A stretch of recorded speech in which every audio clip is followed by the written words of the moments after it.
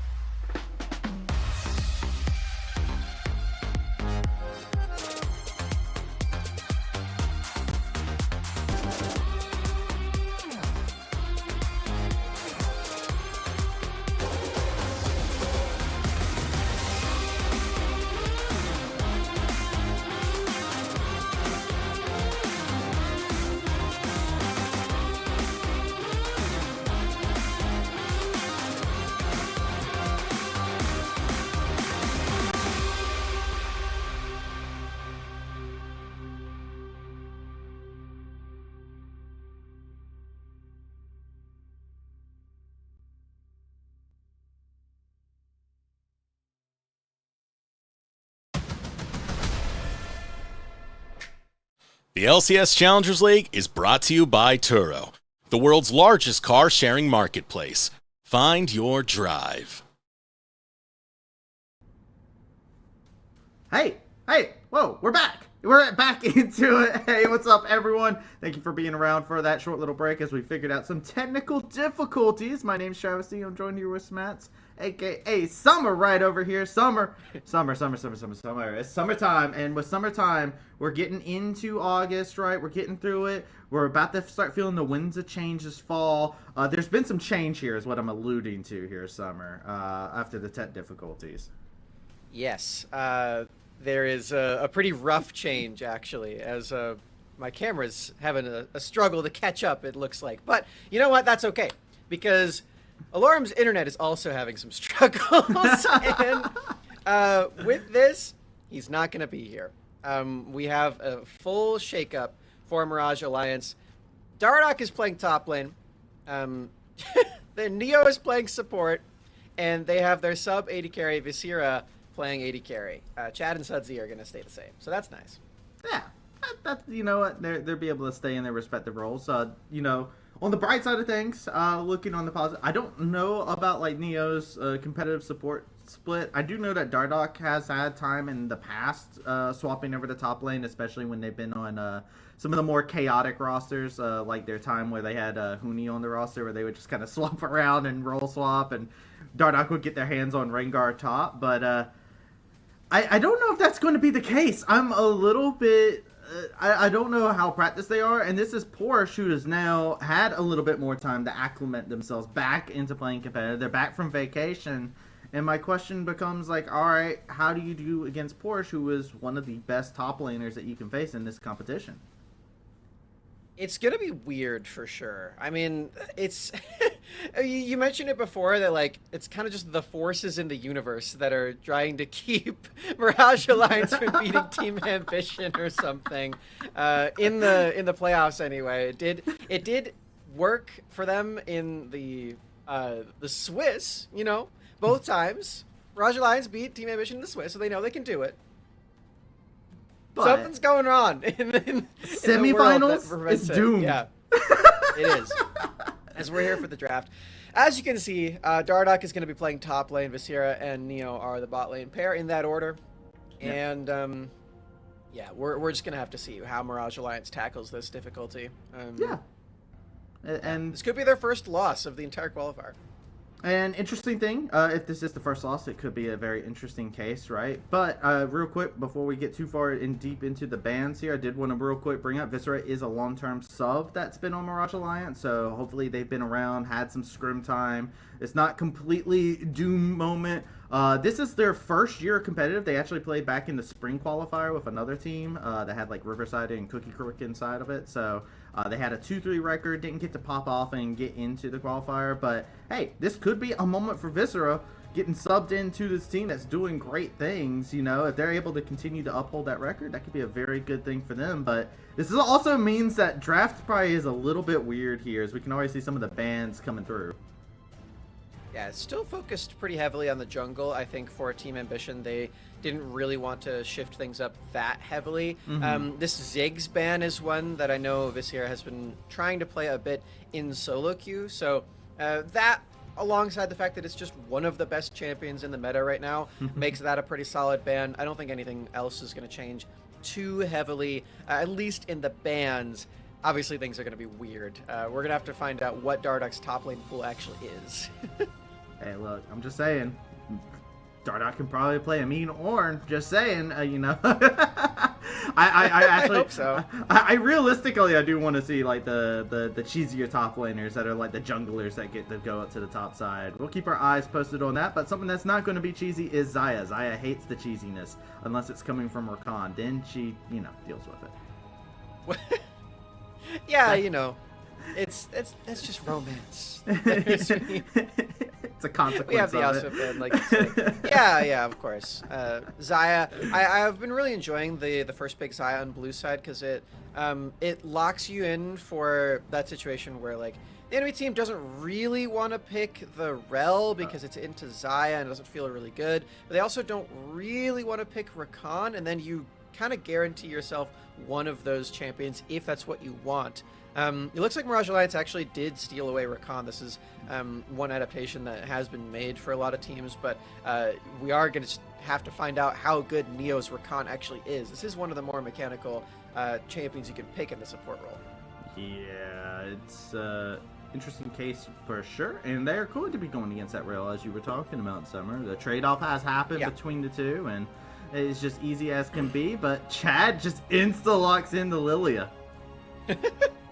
I mean, yeah, this is a champion that has been popping up a lot more recently, especially when Maokai is banned, because a lot of mid laners have been playing the Tristana, the Jace, even like for Kachu's side, the Yasuo, the Yone, these kinds of champions that deal physical damage. You want to pair that with magic in the jungle, and Lilia has been the go-to after the Maokai. Also, Sejuani's already off the board too, which is another sort of magic damage champion. But yeah, Lilia's here for Chad. This does all but solidify the Tristana in the mid lane, unless Sudsy has like another AD champion he can play, maybe? Who knows? Quite possibly. There's a couple of different champions that you can play that fit okay into the meta, right? So it wouldn't surprise me if Sudsy does have another champion inside that pool that is waiting to come about. My question is, as we finish up and get through this last rotation of the bans, what do they show us, right? Mirage do have to show us something here. They have to show us where this Tristana is going, or they blind pick their top lane, and I don't know if they really want to do that to Dardoch and put him in a blind pick matchup against Porsche. Yeah. I mean, if he's just going to be playing tanks, then maybe it's okay. Maybe it is just the Ornn angle for Dardoch. Let's find out, because, yeah, I mean, they still have... Like I said, I think this Tristana is definitely going to be in the mid lane. Yeah, okay, so this is what I was thinking. You just lock in your AD carry, because we already kind of know that Sudsy is playing the Yordle. The flex isn't really there, so yeah, it is going to be a counter pick top lane. Maybe this does kind of open up for the Rengar top here, Travesty. What do you think? You know what? Me likey. Do I like it in this team comp? No. Do I like it because it's Dardoch Rengar? Yes. But so you're completely fine with that. However, the gauntlet's going to get thrown down. Boris is going to be like, yo, you want to blind pick into me? Well, you want to counter pick me? Sure. I'm going to slam Olaf. I'm going to run you down. Yeah. That doesn't sound like the most favorable Rengar matchup, I'll say. No, it's not. No, I wouldn't say so. Yeah, Dardoch very well could be in for a rude awakening here, because Boris Olaf is very frightening. So is the Kachu Zed. I told you Kachu is playing the AD options in the mid lane. Now, with the Sejuani, you do still have some magic damage, though this is a very physical damage heavy composition. This could be a good tank game for Dardoch if he wants to pull it out. I like how it feels like Summer's just like, hey, you wanna play a tank? You wanna play a tank? No, you wanna play Renekton. That's what Dardoch wants to play instead. Give him the Gator. And that's going to be the case. So we now get to see the completed compositions between both of these teams, and what a wild draft this is, actually. Just especially from Team Ambition, the team that has nothing changed in their roster. They're just immediately like, Porsche, Olaf, slam top. Kachu, Zed, slam mid lane. This is going to be very exciting. Yeah. You can see the Team Ambition even banned Malphite in the last phase to try to set up for this too. They're like, all right, we're going full AD. Let's just get rid of the Malphite, and it's whatever. You know, maybe they ban one of the AD champions. Pikachu plays all of them, so that's where we find ourselves. But Travesty, we're here on the Rifts. We're ready for this first game of this sort of off-script semi-final matchup where Mirage Alliance are playing with a scrambled roster, but we're still going to have a very competitive day ahead of us. I'm sure of it. Team Ambition, Mirage Alliance, the rematch in the semifinals that we've all been waiting for. And before we get too into it, I do want to quickly put out there, something that you don't have to scramble for is that NACL qualifiers are brought to you by Toro, the world's largest car sharing marketplace where you can book any car for just about any occasion, so you can forget the boring rental cars at Toro.com. Something that you don't have to scramble for. But no, we are scrambling on this game in general. This is going to be... I'm expecting this to be a bit chaotic, not because of just the champions that are picked, right? Because we do have a lot of volatile matchups. But it's also just the fact that we have so many players that have role swapped over. There's a lot of question marks on like how often have you guys been playing inside these roles, right? Like any League of Legends players, there's always that question of like, if you're going to be the best, you have to play X role or something like that, or have knowledge of X role. And I am curious to see how that goes out, as we already see a nice invade coming out for Chad to get in there and get those chickens for themselves. Yeah, I will say, Lilia typically does not need a leash from her AD carry on the Raptors, so Visera sticking around for an extra auto attack is just, you know, a pat on the back, saying, hey, it's all right, I'm here for you, and he's here to support the team as well. He's stepping into this position. Visera has not stepped foot on the Rift for Mirage Alliance, at least in their stage games quite yet. This is a new showing for him. Neo, I don't think has played support in a while either, so it's just a new look across the board. But look at this early lane. I mean, things are going well so far. I mean, the one thing I do really like is the fact that Neo on this support role, right? We talked about like the mechanical difference that could come about, right? Neo is very experienced inside of the bot lane and knows exactly what they want their support to do. So they're just going to play it like they want their support to do. And Neo is already showcasing a good amount of aggression inside of it, getting a nice little bit of control. And we're just going to see some vertical jungling coming out from both of these teams, right? Sejuani's got eyes that Lilia was over there taking their camp, so Sejuani's going to do a little bit of the same as the trades continue back and forth. I will say Lilia is quite a bit faster than Sejuani early on, so if Chad does want to skip over Wolves, for instance, and go stop the Raptors' steal, this could be possible, because Limo is kind of skittishly kiting away from those Raptors and is just taking red and then Krugs. It seems like he's avoiding that camp altogether right now. I like it too. It shows a good bit of veteranship from Limo to be like, all right, they might have a ward over there. They may have vision on me. I don't want to deal with it. Tristana is pushed up, so it's easily to get collapsed on. So I really like the fact that Limo said, you know what? I'm going to take the pathing with the least amount of risk. Dardoch does not catch the backing Porsche, so Porsche will get to run back into this lane and get to have their way with everything going on. And now it's an interesting little setup as Chad... Oh, Krugs are gone. Also, Scuttle's gone. So sad. Chad does come out one camp ahead in this case. The bot Scuttle is still available, and it looks like Chad is even going to get a setup in the top lane. Nah, just going to take that push and recall. Pretty successful early jungling and pathing for Chad. Even maybe it's all thanks to that one little Ashe auto attack, the leash onto those Raptors. I like the credit you're giving. Credit where it's due. Chad is also sticking around here, where they were recalling earlier. They're spending a little bit more time in the case that Porsche decides they want to go all in. But while this all happening, Limo's there. Blasted hawk shot shows Limo on the map. Jungler's worst nightmare. One True. silly little hawk shot. No, playing against any other jungler in the entire game is not nearly as frustrating as Ashe AD carry. It's just the worst.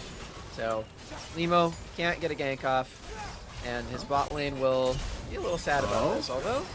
Yeah, they're trading back. There was a little bit of indecisiveness a little bit there between the two. A little bit of miscommunication.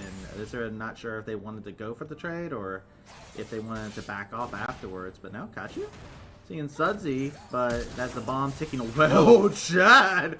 Alright, that's how you get the name right there. No hesitation on that flash play. Wow. Alright. Well, Kachu very mobile on the Zed. Walks away with a bit of a question mark ping above his head, I would imagine. That's the flash down from the enemy team's jungler. Kachu, he's going to go right back to farming, though he's having a tough time of it, I must say. Sudsy on this Tristana, the premier AD pick in the mid lane, is proving its worth against the Zed early on. Zed not quite level 6, so the assassination potential isn't there. There's that Warhammer, as you can see. We're seeing a little bit of rotation coming out from Neo. Neo leaving the bot lane, trying to get a little bit of vision on the map, get set up. As we start seeing some of these solo laners starting to hit their ultimate abilities. Big moments for both as Porsche and Dardoch. Yeah, again, they're going to continue trading like this over and over again until one person just catches the worst of a trade. And very easy to do that against an Olaf. I wonder if Dardock's got Alorum in his ear, you know, telling him how the top lane's supposed to go. To be honest, I don't really think Alorum's ever really been the standard top lane champion enjoyer, though. No, not at all. Dardock finding the standard top lane enjoyment, getting ganked, forced to flash underneath their tower. So good on to Dardock. He's lost control of the wave too. This is a pretty big deal. Now without flash, Porsche does still have both Ragnarok and Ghost. We're about to see Dardock drop a lot of minions to Porsche if he handles this correctly. And if Limo sticks around on this top side, which he is spotted to be doing so with Chad taking a peek into his own Raptor camp and trying to guard that. Possibly looking for a little bit of an engage there, getting a tussle as Neo. So hard to be able to keep hold of and keeping our eyes peeled. Look at this, Sejuani's clearing up to that top side. Could look for a possible repeat gank if they so choose. Remember, this is a flashless Gator, but Dardock could be a big target, and they are trying to push in this wave. You can see Chad even senses it. Nice bowling right there. Wow. I don't think he was even intending to do that, but you know what? You take what you can get. Scuttle Crab Wars favors Chad jungle. And I mean the level 6 spike has been hit for Chad, so Limo very scared in that instance. Like we said before, the clear is just significantly faster for the Lilia, so Chad doing a great job here. And yeah, I mean, so far, Travesty, Mirage Alliance, they're handling the roster situation, the role swap situation pretty nicely. Yeah, I'd say that the members, especially Chad. Chad's been doing a great job. Fuzzy's been doing a great job. Here we go, Deathmark though, on to Chad. And look, we just did a little bit of a curse there. So Wilton Lullaby comes on in. It's time to go Night-Night. Kachu flashing over the wall, gets away. But Limo still finds first blood. Dardock gets hard stopped by Snow. And it's Team Ambition who find first blood in the jungle. Limo actually dodges out of the rocket jump slow. That's a pretty big deal. He probably would have died there to Sudsy with all the extra damage. Slow doesn't connect though, gets to walk away from that one with some fancy movement, and it's just a clean first blood for Team Ambition. And yeah, maybe I did curse them before. What about it? What do you want to talk about? But I mean, Mirage might have some questions for you on why you keep cursing them somewhere. That might be what happened. They should be more concerned with the internet curse that is affecting their top lane right now. I think that's a bigger deal than whatever I just did. It's okay. It's okay. Alorum has experience coaching. It's fine. You know what? That's true. I don't know if he's allowed to do that in the game. after game one. After game one, it's fine. But here we go. Neo getting caught. A little bit of stun, a little bit of a trade. Nothing else of matters is going to come about. Porsche is going to jump onto Dardock. Limo is level 6. It's time to throw him in the Glacial Prison. This Gator is going gone, and Porsche will pick up the kill in the top side of the map. That's kind of what I expected to happen earlier when I was talking about how Dardock lost control of that minion wave and he does not have his flash. They finally do it about 3 minutes later. Bit of a slow release there, but Porsche will still collect that kill and get a lot of extra pressure on this top side for Limo to secure the first objective of the game. Chad going to take the consolation prize of being able to get their chickens. They do have Neo over here, but Snow has also fallen on a rotation. Chad's actually able to force them off here. Chad gets this. I'm not sure. Does Limo have a fear of deer? I don't know why they just let that happen, to be honest with you. Chad didn't have ultimate. There was a Zed in position. Rel was on the way. I don't know. That was a little sad to watch. I guess when your name's Chad, you can get away with stuff like that, you know? Just hit that Chad strut. You know what? Fear the name. Chad Jungle. Even when he's playing the Watch Out Eep champion, he's still so threatening on the wrist. Holy. They hear the Eep, and that's just like a fear, shudders, goosebumps. Well, Mirage Alliance, they are the ones that secure themselves the first objective. It turns out they can go and take some turret platings with it eventually. It seems like mid lane is the hot spot for that, with Tristana already finding 2 of those. Again, Sudzy's been doing a great job in this mid lane so far. He's had some solid control of the minions. Kachu has not been able to pop his death mark on the Tristana quite yet, and Sudsy is doing a great job just, you know, farming up, scaling up, getting to that first item spike. I am a little bit worried about that, though, because of the fact that I want to see the Zed get to move around the map and actually possibly have an impact with Limo, right? Like, they just completed their Ravenous, so keep our eyes onto that, but so far, like you just said, Sudsy's got a free time. They haven't really had to use their Buster Shot defensively either, so that's been really good. I think this is pretty successful for Mirage Alliance, all things considered. They're going to get even more plays on it. Like, look at this. Kachu can't even aggress on trying to just push Sudsy off of this tower. Sudsy just immediately fires back, doesn't even rocket jump away. A third solo plate there, and you can see also that Sudsy has these plated steel caps because it is kind of a full AD competition that he's playing into, so extra value there that you already kind of wanted to build against the Zed. There aren't really a lot of tanks on the side of Mirage Alliance, but you can see those plated steel caps are coming in, and it's just a little bit of value that you like to have against a full AD competition like this. Now Mirage Alliance, they move over into the river, and they take themselves that early dragon. Limo, instead, more interested in the Raptor camp. And won't be in position.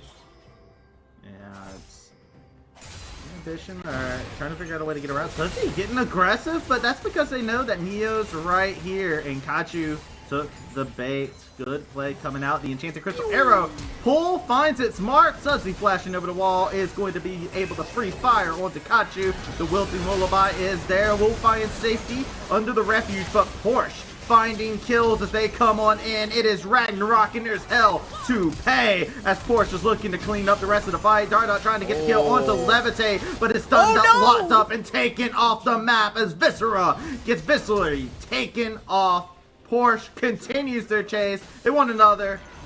It's going to be Neo, the sole survivor, as Mirage Alliance get fully routed. Oh my god, it's only Neo alive. Travesty. This is really not looking good for Mirage Alliance anymore. Oh, Viscera just stayed in the feathers. Got killed by the drag back there. Levitate kiting out Dardoch's assault on the Renekton.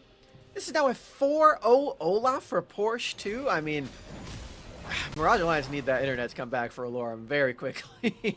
Yeah, I mean, right now, the big thing that got caught in there, too, is Mirage Alliance, they found that comfort, right? They know that Sudsy's actually pretty strong at this current moment in time, and is able to tango with Kachu. I like the idea of how the play started, but now, the aftermath that they're having to deal with, where they stayed around, they got overzealous for Kachu, who was so mobile on this edge. It's going to cost them dearly. This is going to be the mid tower that's going to get dropped down in the low HP. Sudsy will put a bomb on it and drop it. That is the first tower secured. So Mirage Alliance do get the aftermath of this, but Team Ambition is finding the better of them at every single fight that they're trying to set up. It is only the fights, though, which is important. The rest of the map play has been very difficult for Team Ambition to actually manage. As you saw before, they just completely gave up on that Rift Trail. They did not want anything to do with that dragon. They give up 3 solo plates in mid lane to Sudsy. It's not like Mirage Alliance is that far behind in the gold, even though they're down 6 kills. Haven't found a single one of them themselves. This is just such a weird game. I think it's very obvious that, mechanically speaking, Mirage Alliance are feeling the effects of the roster shakeup, everyone playing their off role and that sort of thing. You can still see that they understand how they can play together and actually make plays happen by standing in the right position on the map. And now with item breakpoints starting to come in, right? We're seeing those first items get completed across the other side here. Rod of Ages on the Lilius getting stacked up. It's almost halfway done. There's so many different things that they're starting to get those little bit of item advantages that they're able to grab, but double Ravenous in this team composition. Yeah. Yo, this is a scary 1-3-1 that they could pull off at any moment in time. Yeah, the Zed builds this item specifically just for that wave clear.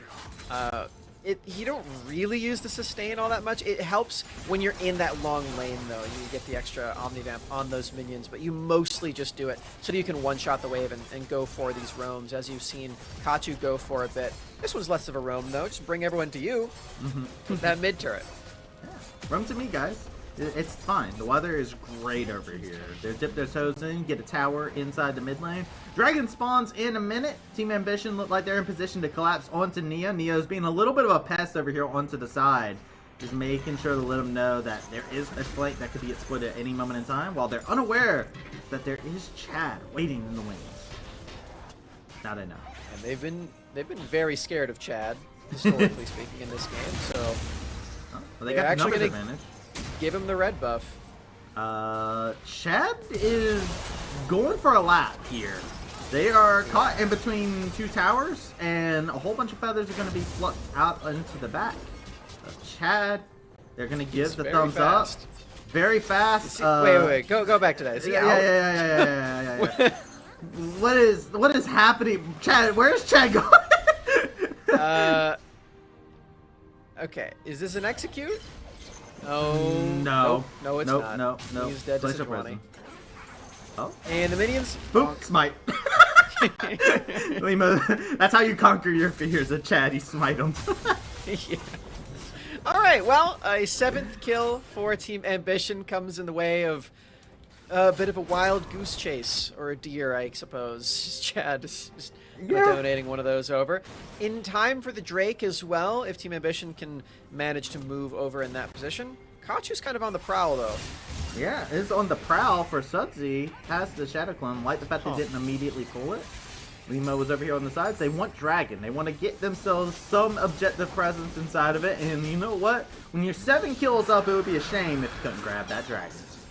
Yeah. And at this point of the game, Team Ambition, they're using the fact that they're so ahead. They're bringing Porsche to these plays, which is a bit unorthodox. You usually do end up seeing the really strong side laner in the side lane, you know, is forcing the flash into Limo. He's 4-0. Nobody can match him in that side. He has the Ravenous, so he can sustain in that lane forever.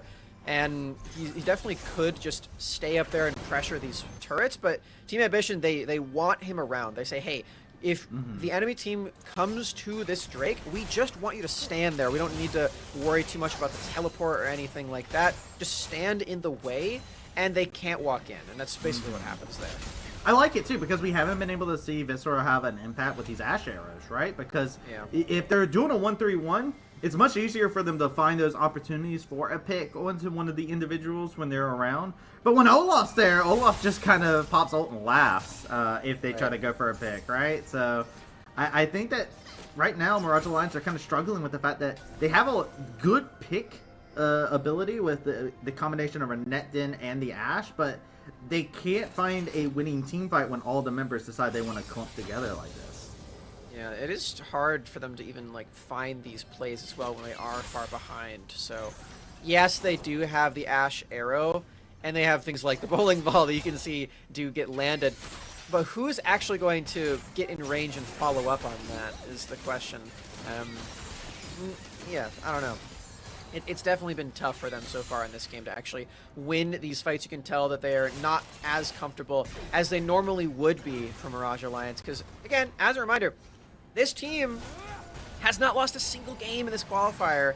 And that's true of multiple tournaments that they're playing in. I know I've been keeping up with the Aegis Champions League recently, and Mirage Alliance is one of our top teams here that's actually participating in that. They have made the undefeated run throughout the entirety of the playoffs over there as well. The only set that they still have yet to play is the Grand Finals, which is about a week from now if you want to check that out. But Mirage Alliance completely undefeated in that playoff run too. They're no stranger to picking up wins, and it seems like it's a really big struggle today. I would hate for this to just be like an asterisk loss with the internet issues. Oh. Something's got to give for them. They got to figure out something to slow down the pacing. A good stop on the charge there. Did not complete. No penalty on the play. Team Ambition, though, they continue to penalize. Mirage Alliance inside of this game, really throwing their weight around after this game. Dardoch being forced to slice and dice defensively. Chad is caught out. Glacial Prison thrown down. Chad has a lot of HP to work with, but it's gone. Porsche is unstoppable, and the rest of Team Ambition is unkillable. They're going to keep getting kill after kill after kill. Snow does drop off to the side, ending their unkillable streak. But Sudsy doing a good bit of damage on the back end of the fight. Both the marksmen remain against Team Ambition. Yeah, this is so interesting with Team Ambition bringing Porsche literally everywhere that they go, just deathballing constantly. It puts Mirage Alliance at a position where they can't go for these Ashe ultimates. As you're saying, they can't actually find these picks. And while it is unorthodox, you usually do see a guy like this play the side lane, especially with teleport up. Team Ambition have actually done a great job mitigating the possibility of Mirage finding a comeback in this game, and they're taking the slow and more methodical approach to this one, not going for the gold in those side lanes, not trying to take those inner turrets, instead just winning the fights, which they've done so well, so consistently in this first game. It's a beautiful adaptation, something that we've been wanting to see from Team Ambition, right? See them be able to adapt to strategies mid-game, find that synergy that has been lacking ever since they had a very weird start inside of it, right? We brought it up earlier on inside the broadcast. They haven't had a fantastic qualifier here despite being the returning kings of the previous qualifier, and they're looking a lot cleaner than what they had shown us inside of the group stage. They feel like they've gotten themselves together. The vacation hangover is kind of gone, it feels like, at this moment in time, and they're playing really good with everything that's been considered and really striving for their win conditions. They're starting to Baron here. This is an interesting one. Half HP, they do have Hawkshot to worry about, so Mirage Alliance is going to have perfect vision of this the entire time. It's going to be up to Mirage. Here we go. Engage. Big engage. Snow goes in, gets onto 4. Dardoch keeping himself alive in the midst of the fight. 1 for 1 so far. They're able to take out Zed, but check out Levitate going forward. But Mirage Alliance, Sudsy, completely untouched on the side, is wiping every single member off the map. And somehow, some way, Mirage, they were looking down bad. They were in dire straits, but they come up big inside of the team fight. Chad's still alive. This is an easy Baron for them. Yeah, it really looks like things turned around for Mirage Alliance. I mean, this is absolutely insane. Sudsy's damage with these two items is coming all together. The shutdown onto Porsche as well. Mirage Alliance, I think, might end up finding themselves a gold lead after this Baron, and they even save it for Dardoch. The Turo Baron buff spread to everybody here, Travesty. I told you, Mirage Alliance, they may feel uncomfortable on these champions, but you can see that they know how to approach the map. Yeah. And you know what? The way that they do that, Sudsy's the real hero right now on this team for me, right? They are positioning so well inside of all these fights. They are going to be late to the draw onto this dragon. Team Ambition is setting up around it. They are still spread apart. Check out the side. Snow coming in. Wants the flank. Goes in for another engage. Will it go a little bit better this time? Levitate laying in a good amount of damage. Sudsy is now the target to be dropped down. But check this out. They lock down the Zed and they throw him on away. Back to the Shadow Realm with him as Chad continues to play. Going forward. And now it's Viscera Sudsy popping away. Laying in the damage. No assassination can come into play. And double marksman 2 OP, baby. As Porsche and Levitate have to run back to the base yet again. Mirage, they fight on even footing with Team Ambition yet again.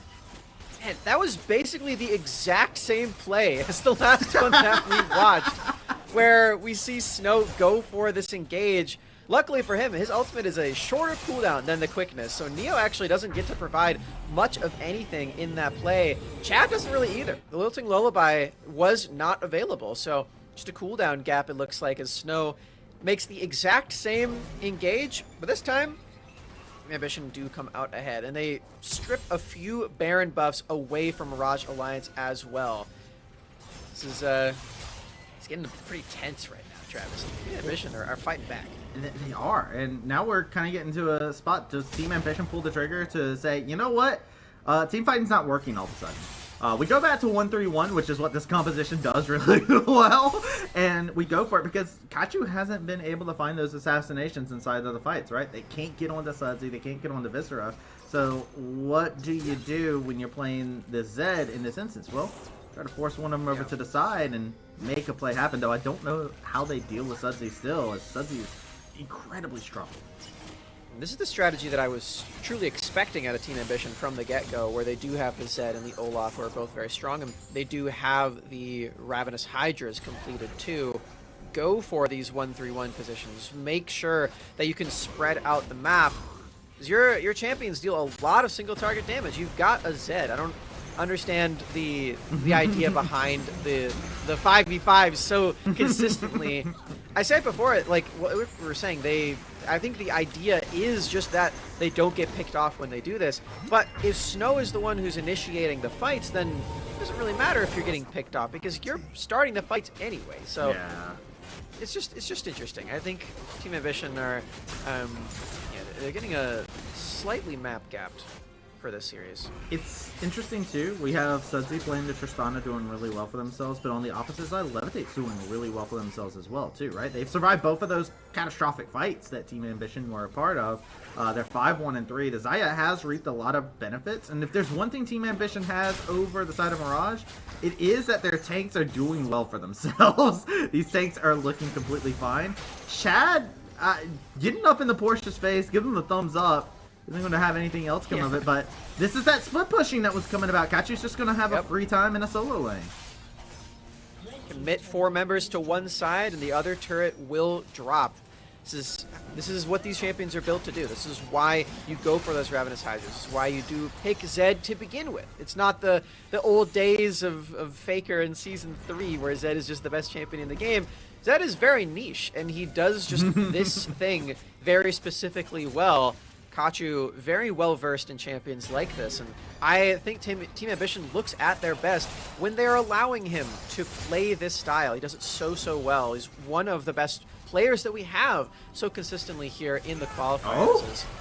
I say that was a very brave move, just immediately pulling the trigger onto that, but check it out, it's a catch onto 2 members of Mirage. They thought they were on a secret reconnaissance mission. Instead, it's the HP bars that take a consequence to it. Chad taking a good amount of hurt, but they find safety. There's so much HP onto this Lilia with this Rod of Ages Demonic Embrace build. It's actually a little bit hard for them to burn down Chad's HP. Yeah, it's a bit tough. That one was really tricky too, because Snow did land all of his crowd control. Everyone's out of position at that point as they're all taking a nap on the other side of the Drake pit wall. So it's okay. Just gonna reset, see what ults we still have. Let's see. Snow does not have the Magnet Storm for a little bit. Chad doesn't have Lilting Lullaby, and Neo still does not have Quickness. This is all very important with the Drake coming up in 15 seconds. It's going to be the pull coming on through. Not going to be able to lay the rest of the damage into there. They're wanting to get this one big fight here. It's right at Ocean Drake. Team Ambition, if they get this, they're going to be at Soul Point. Well, Mirage wanted to play spoiler to that, continue the game going in their favor, because the longer it's been going, Mirage is scaling up. They're getting the power going their way. Okay, Mirage Alliance, they're trying to deny this away. As Snow is spotted on the other side. This is something that they have known that he's been able to do for the last 2 entire team fights. Okay, here we go. The other engage. Going on to Chad is Dragon slain in favor of Mirage. Mission going for it. There's Snow onto the flank. Only gets onto 2 members there. A little bit of damage being brought in. Chad taking a good amount of hurt as well. The Death Mark into the back line goes on to Viscera, but Kachu is going to be caught on out as they're going to be able to lay a little bit more hurt, but the Ragnarok is going away. Featherstorm has to be used defensively. Levitate cannot deal with the backline that's getting onto him. Chad is so low, but is still just fine as they get the triumph, and now it's Levitate versus the remaining members of Mirage. The Olaf has to back. Levitate going for the outplay, but cannot find it. You respect it, but it's still a Mirage diff inside these team fights. Travesty, I'm so concerned with Team Ambition. I don't know why they're still so insistent on going for these 5-on-5 plays. Yes, you want to take the Drake, but you can just leave after that, as Snow is still going for every single one of these engages, no matter how weird it ends up looking. You see Kachu playing the Zed. He has to just dive right into this backline and try to assassinate someone in a 1 versus 5. It's so tricky to do. And we see, finally in this game, Mirage Alliance does have the gold lead. They just secure themselves the second Turo Baron buff of the game. Chad, with the God Smite, steals away that Drake. It's now 2-2.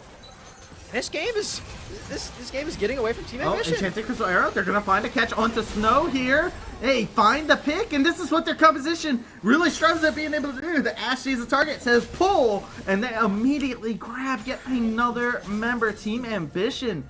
It feels like a game where they are just falling apart inside these situations. They're getting caught out of position, and I think you're right, Summer. I think worry is quite the word to be able to use here, because Mirage, their backs were against the wall, right? They didn't have any business winning some of these team fights, and now all of a sudden Team Ambition, despite starting off like 7-0, it's 16-13. Mirage Alliance has been fighting back tooth and nail. Second Baron buff giving them a lot of tempo. Limo getting caught out of position. Suchi is just going to lay into this Poro, and Limo has to retreat. Flash Forest on Limo. See, Snow again is going to take a lot of damage from the Chad jungle. And I said before that it would be a shame if Mirage Alliance have an asterisk loss in the final moments of this weekend, in the final moments of the qualifiers on their way to the promotion tournament, because both these teams are already going to promotion tournament, by the way. But Mirage Alliance, they're completely undefeated in this qualifier with their main roster, and it would be a shame if they ended up losing because of these roster issues. On the flip side, what does it say about Team Ambition if they lose this game against the hacky sack roster? Well, right now, Portia's getting tossed around like a hacky sack. They got to go ahead and pop that Ragnarok, turn around, said, Viscera, get over here! You might be the sub, but it's going to drop. It's a shutdown going over to Dardot. Their second kill of the game. I mean, it's crazy because Mirage, their front line has suffered inside this game. Chad has had some great highlight moments in terms of running around and just being a menace to Team Ambition, living rent-free in their head for some reason, but besides that, they've had a struggle inside the game, right? In terms of being caught out, dying in these team fights. Now they're trying their full build. Look at this demolition crew just coming in. Team Ambition, they don't have anything to be able to stop this. Dardot's doing their job just right. Just get up into their face. Team Ambition don't have any tools to stop them now. First inhibitor of the game drops for Mirage Alliance, and they're going to be making their clean escape, it looks like. Baron buff is about to expire. Maybe looking for some sort of pick, it looks like. Yeah, just trying to see if Limo goes a little too far, because he does not have flash from before.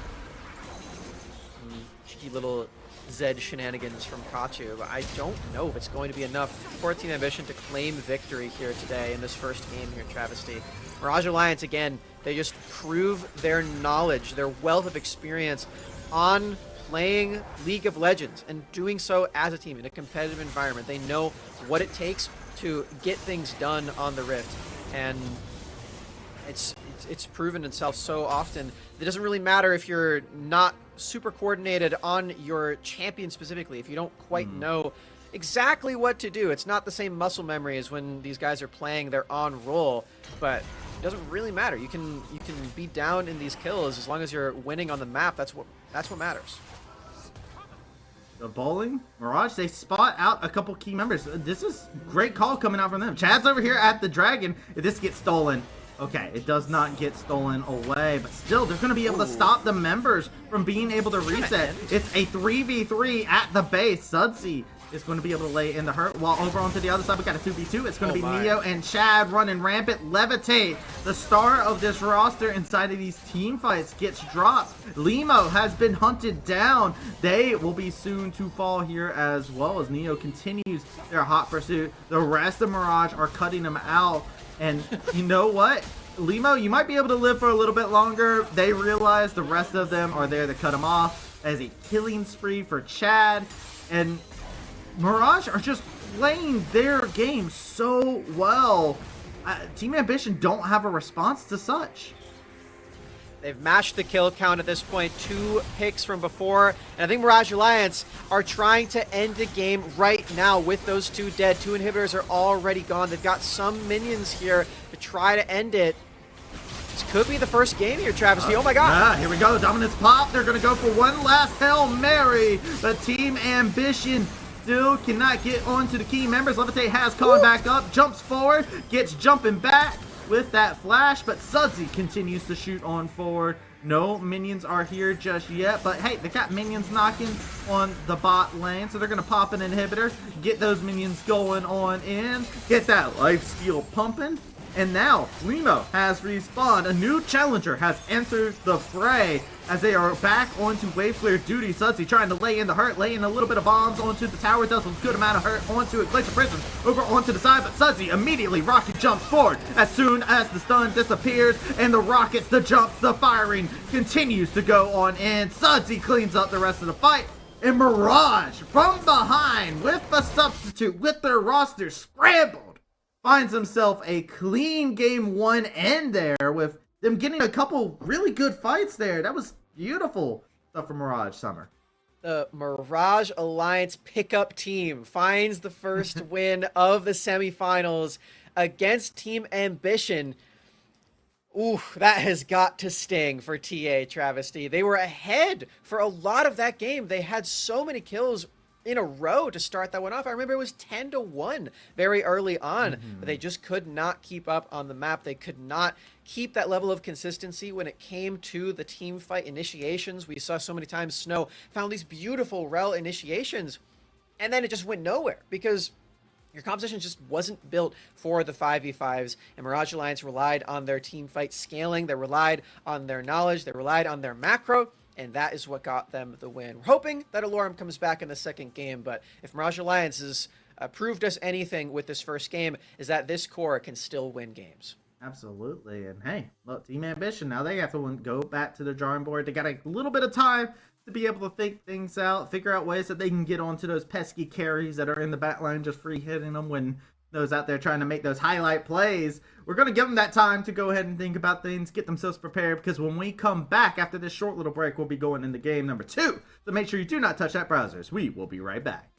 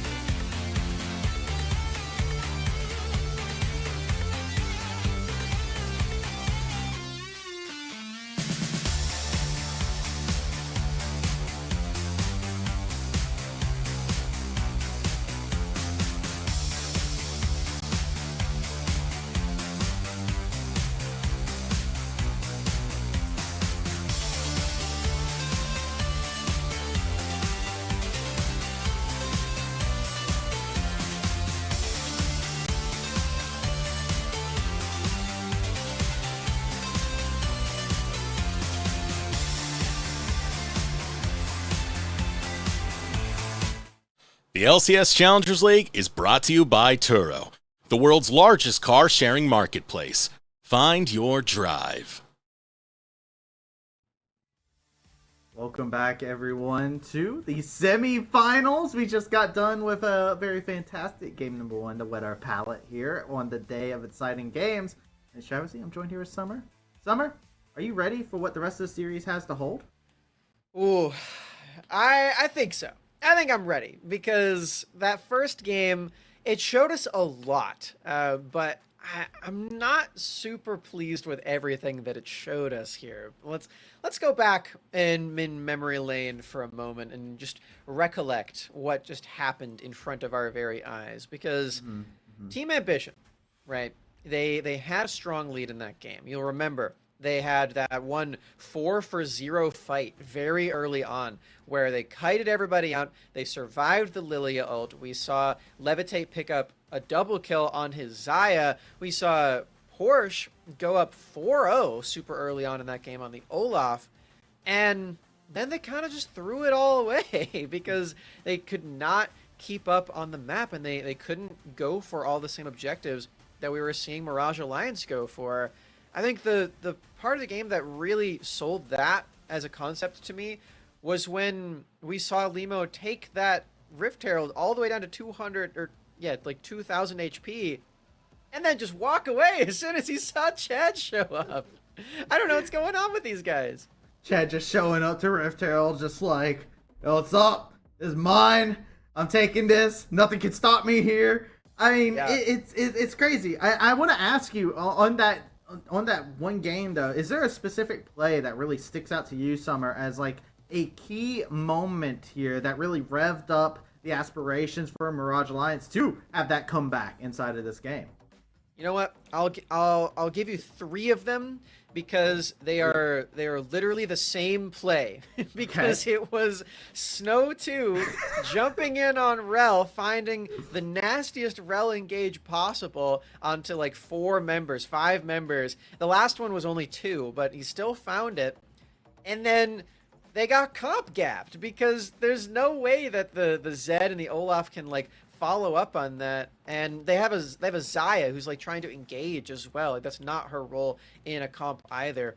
And yeah, I don't know. This just looked like it would have been a really great game, a standout game, an MVP game from Snow 2 on the Rel if the rest of the team was built for that to work. And I think that's something that Team Ambition really need to consider again when it comes to this next draft. You know what? My key drive of this whole entire thing was the fact of just Chad. That's all I need to say. Chad walking around, being a menace, scaring people, had fearful presence or something like that attached to this Lilia as everybody was afraid.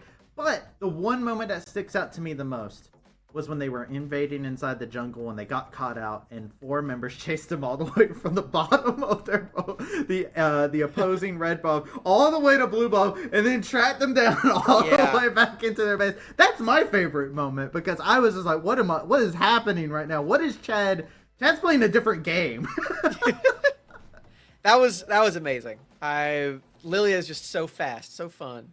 And I would like another Lilia game from Chad, to be honest. I'm down if they give that to us here in this next coming draft. Speaking of the next draft and of the next game, we do unfortunately have confirmation that Alorum is not back and his internet is still out. So yeah, we're gonna be showing a Mirage Alliance game with the same roster that we just had in the last game, unless they want to role swap again somehow. I don't know. We'll see, but spicy idea, Summer. I like it. But you know what? Fortunately, we get to see more of Viscera continuing their debut here inside of the game. So they're going to be able to continue piloting themselves. They'll probably still be inside that bot lane. They are a bot lane player specifically. I am curious if maybe the bans just stay the same towards them. I did remember that they got rid of the Ziggs inside the last game just because it's what Viscera has been playing inside of solo queue. So why not get rid of it? And as you and me have both agreed on this multiple times, Ziggs is busted inside of the game. So, you know what? I'm kind of curious. Does if Team Ambition just kind of says, hey, we're gonna go with the same strategy in terms of the bans, but maybe we pick some things that can get onto like Sudsy when they're playing Tristana and actually be able to pop them, or what they look for. I think that Kachu's probably still going to be playing these assassins, right? That's just what he's comfortable on. So we do get into the draft and we're going to find out. But I don't know. This is if Snow's going to be playing Rel, then I think you have to have better team fight capabilities because he, like I said before, he showed a lot of promise in those team fights. It was just not the comp for it. So as we get into this draft, like we said, it is the Ziggs band again alongside the Kindred against Chad. Same sides as well, so our eyes build on that. You know what a fun assassin would be to deal with the Tristana? Fizz. Yeah. Give me a Fizz game. I want a Fizz game. That's what I want, Kachu. Kachu, if you hear me right now, I know you play assassins. If you play assassins, you gotta play Fizz, right? Come on, give it to me. Give it to me. He mostly plays the AD. I know, but still, like, look, I'm fine with whatever. Just give me Fizz. You can play at AD Fizz. I'm cool with that. But AD Fizz, a travesty endorsed pick in the semifinals of the qualifiers here. All right. But if they are going to play assassins, I do want to see something that can have a little bit more sticking power onto the backline. I think this is a good choice. The Xayah first pick, you already talked about it inside of Game 1 draft of how good it is. I do fear that this just means Mirage is going to do the same thing again. I mean, yeah, they have no reason not to just go for these same champions again. They've got the Tristana, they've got the Rakan. Just won the last game as well, and as you can see on the lineup, they are going to be playing the same roles as last game, so why not put Neo on a champion that he's already played once today when he is on that off roll? And the similarities do not stop there, Travesty. Team Ambition go for the same core in their first phase as well, and Mirage keeping it up. Yeah, there's no reason to change anything. I do not mind the fact that this core is the same for Team Ambition here. Just because they have the Xayah, the Sejuani, the Rail. I do like this comp because it did work really well, right? These three players did really good inside of that last game. I think the two parts that we're looking to change are still left open in the air, so we'll keep our eyes. But this is what you just said. No Olaf in this game. I don't think that surprises anybody. Dardoch was like, no, yeah. No, I am doing that again. I'm not facing that again. Yeah, the forcibly changing one of the champions on Team Ambition's side says Mirage Alliance. No more Olaf. No Silas either. It's the other champions are going to be still up for grabs. Mirage Alliance seems like they're okay with the Zed coming through again. Skachi did play that one last time. Yeah, I think the performance out of Sudsy's Tristana really speaks for itself there as to why they're okay with Zed coming through. He did a great job in that lane, got 3 solo plates, did not fall victim to the Zed in the 1v1 really ever. Now Mirage Alliance, with the Ashe taken away, it looks like they're going to go to an Ezreal. Yeah, no, they're just going to grab that up. I like the fact of how safe it can be too, right? Like, it does give a lot of safety. Vincent didn't have a terrible game in the last game. Right? Like, it wasn't a terrible performance from them as a sub coming in. They were able to put in the damage. They did their job admirably. This time they're more in the damage role instead of utility. So keep your eyes. Renekton actually as a takeaway by Team Ambition. They really just said, you know what? We'll take the Renekton. As Darda didn't have a great time on it in the early game, but late game they were a pretty hard wall for the side of Ambition to get past. Would be a bold move to go for the Zed once more, as nope, it will be a completely different look for Kachu in the mid lane, a more team fight oriented champion, more crowd control oriented champion, and one that does provide Team Ambition with some more magic damage as well. Mercury Treads just got a whole lot better than the last game this time around with all that crowd control that they've got. And Mirage Alliance, they're waiting for their last pick, their top laner. Won't be Renekton. What will it be? It's Gragas for Dardoch. You know what? That's been a jungle champion before, so he's definitely played this one. Yeah.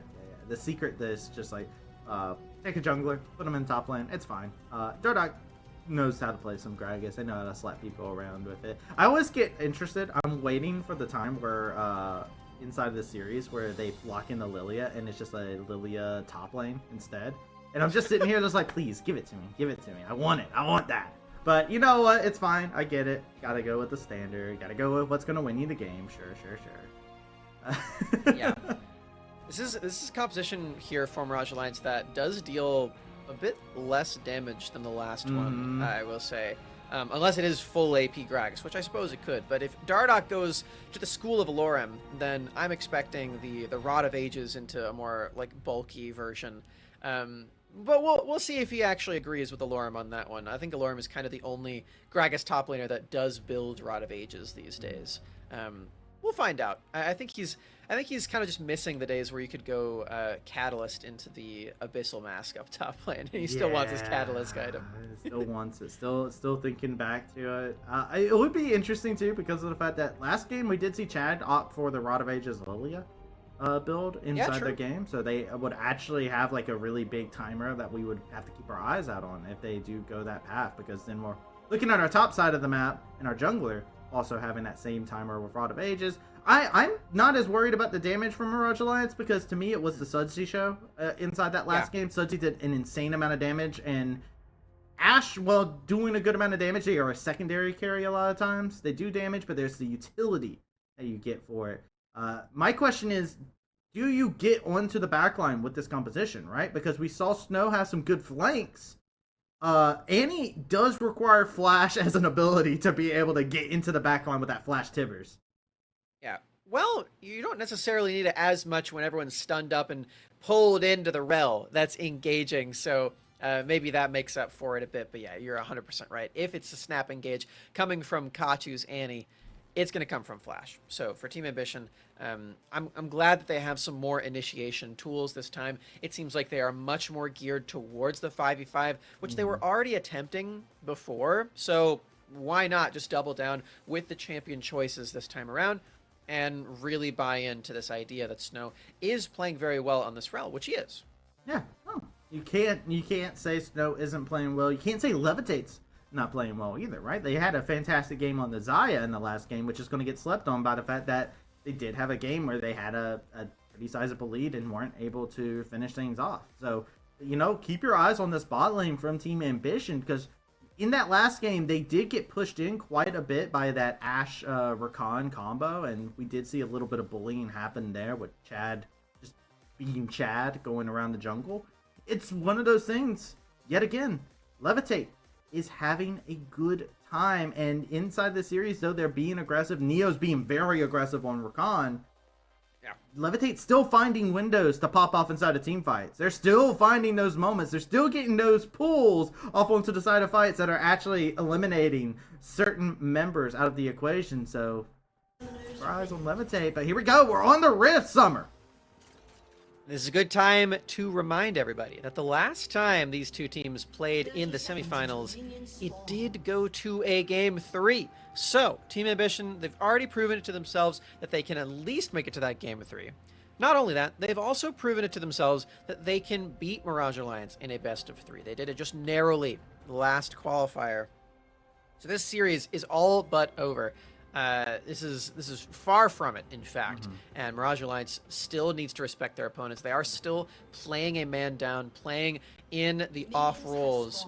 And for Team Ambition's sake, they really need to collect themselves and bring it back here. You know what?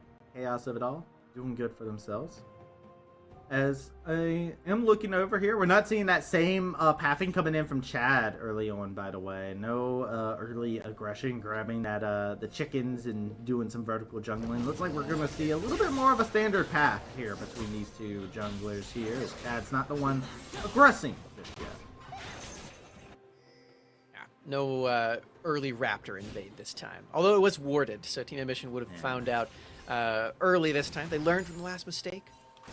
And it's just going to be Chad full clearing, probably. Maybe some more early aggression this time. I think the big reason why they were signified to go for that early play was because they did have Ashe, and Ashe did have the range advantage into the Xayah, and so they were able to get push advantage very early on. This time it's an Ezreal, which doesn't necessarily push as fast. For Ezreal, but inside of days for Kachu, who has to deal with this Sudsy, who's going to be outranging them in a lot of different cases. Keep an eye on for the rotations here. I'm expecting a lot more ganks into the mid lane, especially from Limo. just because Kachu on this Annie gives you so much great gank assist to be able to come in there and just knock out somebody very quickly, very easily. I mean, talk about gank assist. Look at the top lane here, too. You've got Renekton and Sejuani together. The lockdown there is immense. It is on a Gragas, which makes it a little trickier. That stun is just really ruthless. You have to imagine that the top side 2v2 is going to be favoring Team Ambition, and we have seen what Porsche does with a lot of gold in his pockets. Yeah, well, they have to show us here inside the series, because they had a lot of gold in their pockets in the last game and weren't able to find success with it. They're on a completely different style of champion, of course. The Olaf demands a different kind of play style, different kind of strategy, but Porsche talked about it time and time again. This is one of the best players that you can find inside of the North American amateur scene. And Porsche showcase that every single time. They're going against one of the most storied players in League of Legends. And Dardock playing over there on the top side. Nice engage coming in. Limo's onto the side, but it's spotted out onto a ward, so this is a very hard bot lane to actually gank. Limo probably does not want to be here. Yeah, very difficult. So like we were saying before, there's really good gank assist in both mid lane and top lane. Nemo, you gotta go to the other lanes, buddy. Please. Well, Chad's over there. I would have liked to see him. I would have liked to see him clear up to that lane as well. We were talking about the jungle clears early on, and we didn't even mention that Limo started on blue buff, so he did clear towards the bottom lane in this game. Didn't really make much sense. Time to go bowling. Does it hit? No strike on the play. Chad is just going to sit over here and continue to be menacing. Porsche has to go in. They know that death awaits them. That's first blood for Porsche as they are forced into a split decision. Now Chad is going to come across, try to secure a kill. Doesn't find it just yet. As Chad gets the kill onto Porsche over into the top lane in the matchup. Kachu getting dove in the mid lane. The bomb does not tick away. And we flash back over the top lane. And Limo slays Chad's, and Chad is gone off of the rift. Oh man, okay, so from what I've gathered that just happened up there, first of all, Porsche got the solo kill. He didn't even need to flash onto Dardock. Then he flashed away to try to survive Chad's gank, but then Chad flashed to follow, found the kill there as a 1-for-1, and then Limo showed up and picked up the scraps. As he did not have to flash. Chad already used his, and then Limo flashed to get Chad. Yes. So it's a 2-for-1 at the end. Yeah, there was also no minion wave up there, so Chad had to take at least one tower shot. So Chad was low. Chad was very, very low to paint a picture for why the Sejuani was able to finish off this Lilia, but hey, look, Mirage, they're trying to set up some plays. They go a little south this time. They were trying to set up that early play this time around. They at least got one kill for themselves, which Chad is happy about, at the very least, as they are going that Rod of Ages build again, it looks like. Yeah. No Rod of Ages in the top lane, so, you know, like I was saying before, maybe Dardock doesn't fully agree with his former, well, current teammate, but, you know, Former coach. Formerly internet available teammate in Alorum top lane. In Ambition, they've started up the Drake. Will they complete it this time? Dad is not necessarily in the area, so they don't have to be too scared. No fear to come about. No Chad strutting inside of the early parts of the game. Don't worry, Rochelle's not up just yet. That's what we thought last time. So Chad just going to continue clearing. Limo goes back to their clear.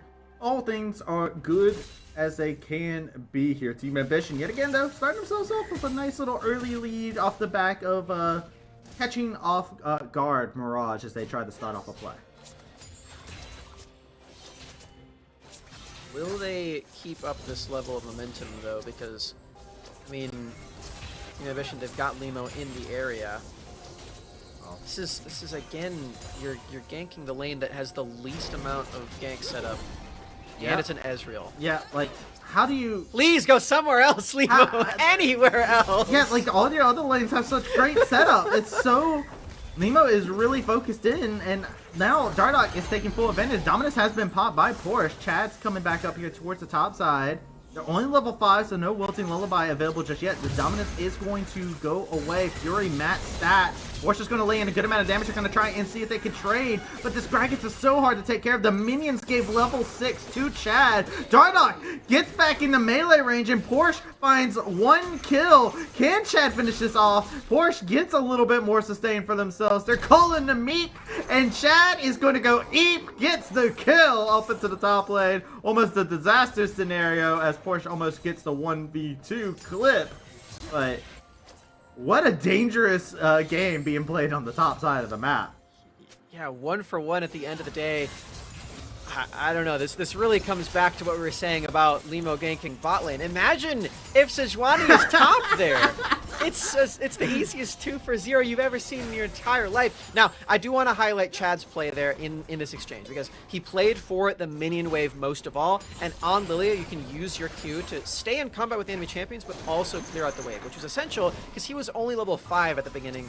Did need a little bit extra experience to actually hit level 6, get that ultimate.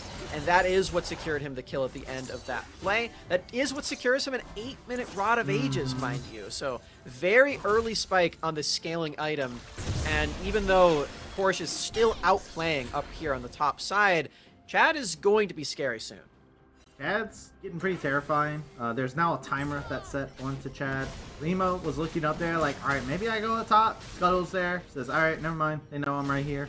And even then, Porsche is pushing up this wave, right? Dardoch is down in terms of CS, which, as you should be in the matchup, right? The Renekton is known for their lane dominance, so it's one of those situations where Porsche is doing a great job at that, but everything else has been relatively quiet inside of the game. Mid lane has gone completely untouched. Ever since that dive happened, there's been no other play to come up of consequence, and that worked out in Sudsy's benefit last time. Definitely did. He was into the Zed last time. This one has been a bit trickier for him to actually get any of his plates down. The trades are a little harder to come by. I think he may have a plate here soon, as he's already chunked that first one pretty low. Though, as you saw before, Limo did pick up the Rift Herald, so with the extra plates in mid lane, which he could actually choose to use, you can really break Kachu out of this lane and get the plays off the ground, because he's had Flash Ultimate on the Annie for a very long time in this one. And the dragon spawning in about a minute. No, caught off guard here over onto the side. Gonna go ahead and hit that blast gun. Gets away, but forcing Snow down low like that with dragon coming up here soon within the next minute. Definitely in favor, and you can see the gold. It's looking a lot the same as last time, with Porsche just ahead in terms of this lane. They're taking full advantage of this Renekton matchup. This is gonna be another plate for them to demolish. Yeah, yet another one into the Dardoch lane. This is very similar to the last game where Porsche found himself 3 plates up there. Still has such a strong lead in this top side. And this is without a lot of jungle intervention too, because again, Limo has just not gone up to that lane, and Porsche is still doing so much work. The Rift Herald still available for a little bit if Limo wants to drop that somewhere and pick up some turret platings, and yet again, we are seeing him just go down bot again. Limo is really trying to get something going for them. Levitate and Snow had a great time in the last game. Limo wants to amplify that. They want to play off of that. Levitate dodging around a lot of the different abilities. Neo's going to use that quickening. Get in, get out. Chad's now here. The re-engagement. I don't know if this is the fight that you want. They do not get the attacks onto Levitate. Chad wants that Wilting Lullaby on 3 major members. So Neo pays the price with their HP bar, but at the end of the day, yet again, Chad comes into the play, and Limo has to disengage. The rest of the members kind of get dispersed away. You sure did gank the Ezreal Khan lane a 4th time. Well, I feel like I should stop saying it at this point. I feel like everyone gets it. But it keeps happening. So, should I? I don't know, Travis. Am I getting annoying? I'm annoyed. I can tell you're annoyed. That's what I can tell, Summer. I can hear you like grabbing your hair at this moment in time, like, oh my. Well, you know, Porsche, he forced a lane swap and put Sudsy into him on the top side of the map. Looks like it's actually going to favor Mirage Alliance even still, as Sudsy gets to keep the Renekton off of the turret platings, and Dardoch's here for the fight. Yeah, they're coming in for a teleport. That's Porsche coming in. They're going to have a teleport coming in onto the bat line around the wrapping end over here. Levitate getting caught out of position. Featherstorm's in such a good spot, though. And that's Lilia gone off the map. But check out Sudsy onto the back line, playing like an assassin on this Tristana. This Yordle is looking to pop off. 1-for-1. A jungler for an AD carry. Yeah, it is Mirage Alliance who secures themselves the Drake, though. Even though Chad is the one that dies, he does his job on the jungle. He smites away that objective. Mirage Alliance, they're getting their scaling online. This time it's a real Ocean Rift this time. So the extra sustain is coming through. I know Lilia really loves that. And we're seeing Mirage Alliance again in a position where I'm feeling like they're going to be able to withstand the early pressure of Team Ambition eventually.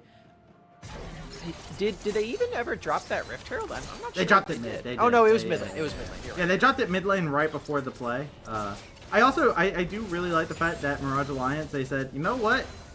In the last game, they had nothing but AD damage. This game, it's the CC you really have to worry about. They're getting all that tenacity built up for themselves, too, as they're, like, looking at everything. Like, all right, Merc Treads, everybody. Let's go ahead and slam them down.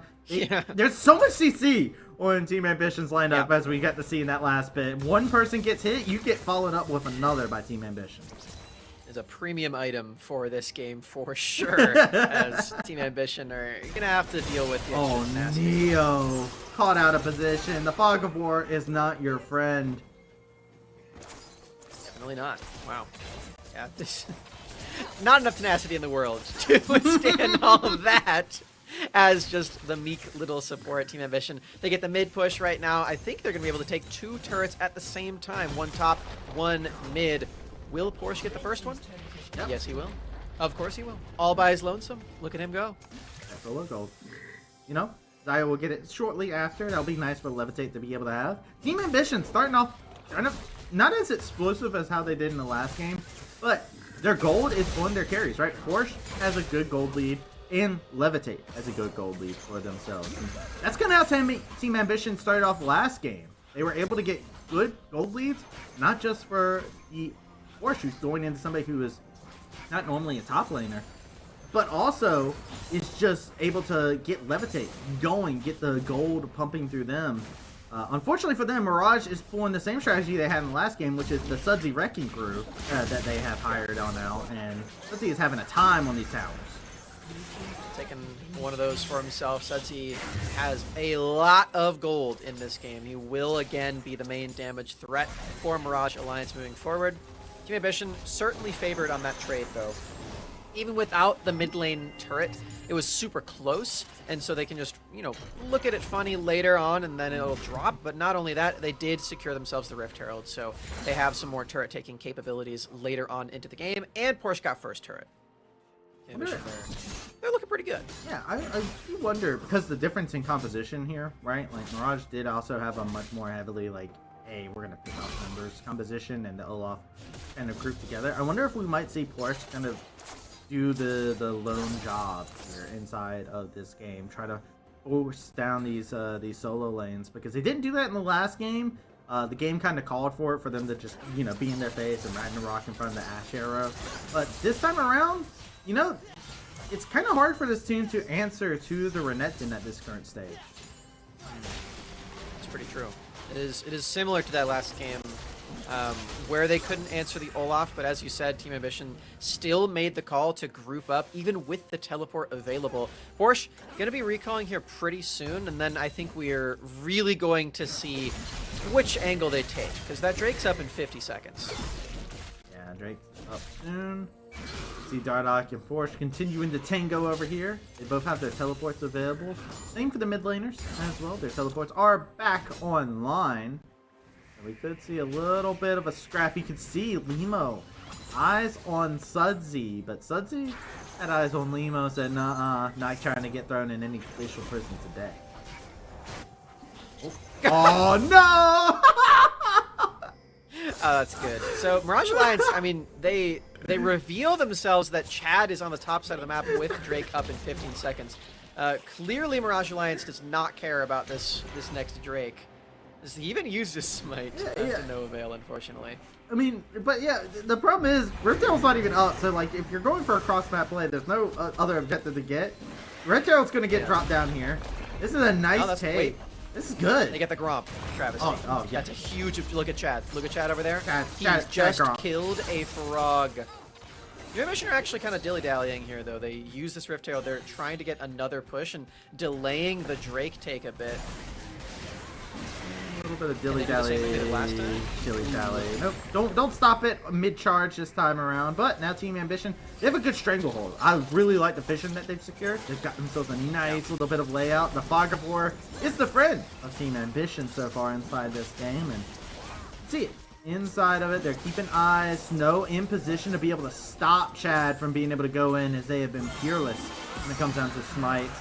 Your shot barrage comes out, doesn't find the mark, a little bit too late on the money. Open here towards the top side of the fight. Dardock caught out of position, taking a good amount of damage. It just completed that Sunfire Cape though, so able to soak up a little bit of that damage. Looks like that's going to be all right for now. This is, yeah, like we said, Mirage Alliance just fully conceding on that objective and maybe looking at it a little bit. Just for the Gromp trade. Completely worth it for Chad Jungle.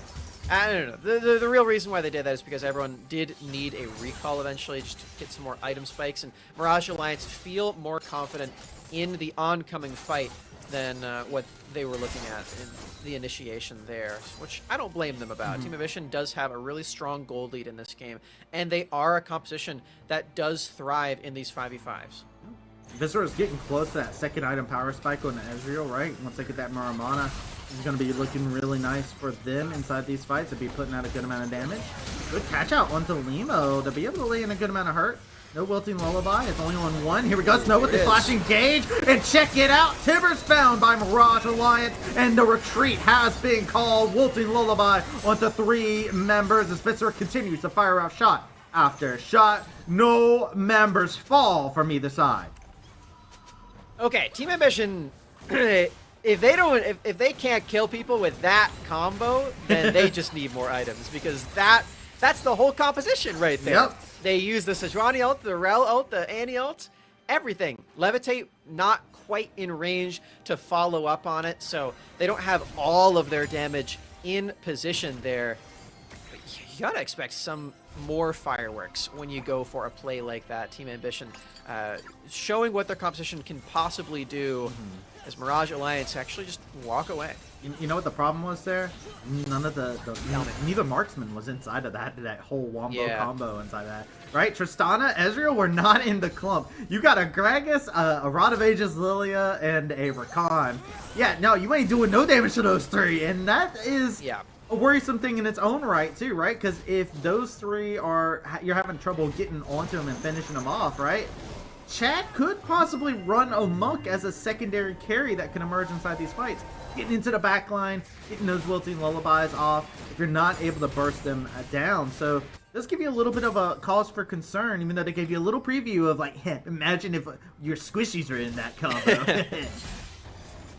Yeah, it was the flash used from Kachu, which is, I think, the biggest concern there. They did think that was going to lead to some amount of kills. Now they got to wait another 2 minutes or so for that to be back up.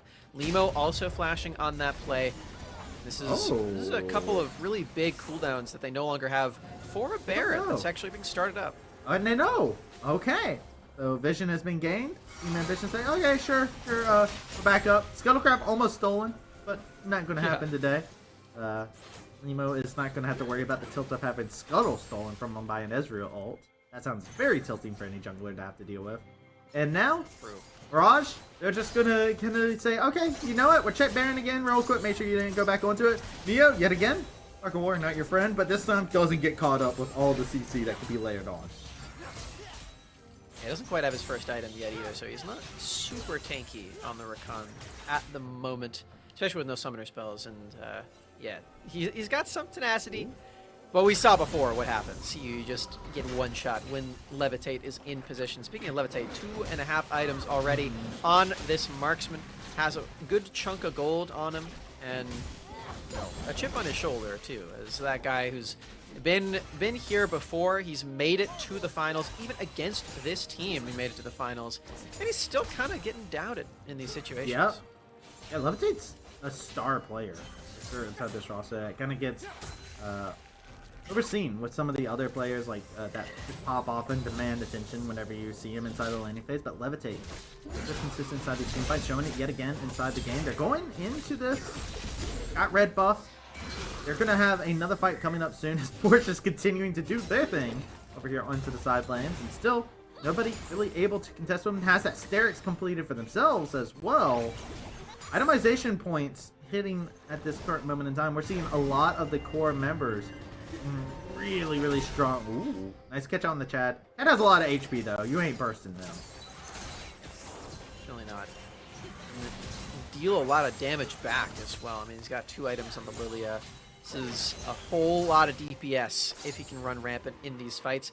Again, we're seeing though that Mirage Alliance are more concerned with the top side of the map rather than where the Drake is. I think this time it makes a lot more sense because there is a Baron over there that if Team Ambition send too many members over to Drake to commit, they will lose. Yeah, check this out. They're trying to play body blocking here. Dardoch is going to have free access to Levitate. Yeah, Levitate a little bit spooked right now because Dardoch's over here onto the flank. Knights of Explosive Gas going to be able to lay in a good amount of damage on the Porsche. Lay it in. The bomb is there. It's going to pop and hurt Levitate. True Shot Mirage finds its mark. That's a shutdown for Viscera. And now Team Ambition, they are routed on the play. They secure a dragon, but they have to sacrifice Levitate to achieve it. I mean, you saw what happened when Team Ambition went for the initiation without Levitate there. Now Levitate's dead. Mirage Alliance feel confident to move up the river and start up this Baron. There's a lot of crowd control ultimates still here for Team Ambition, but do they have to damage to turn this fight around? Well, they're looking at Porsche. Porsche just teleported in. They had vision on the teleport, but Porsche gets out without any consequence. This is going to force Mirage out of the river, back into that mid lane. And Team Ambition doing a good job on that, but here we go. Wilting Lullaby has been used. They're going to lay in a good amount of damage onto the Annie. Kachu trying to lay in a little bit of hurt. Timbers has been found, but they will be destroyed. Annie gone off the map, and Chad is running rampant. Sudsy is rocket jumping. Call it a Goomba stomp. And it is still Mirage Alliance's game. They are getting 2 kills in quick succession. Chad just flashed out of his own 80 carries ultimate right there, by the way, at the end of that one. As he is so tanky in this game. Mirage Alliance, they're starting up this Baron, but Levitate is alive this time around. Can Porsche and Limo buy enough space?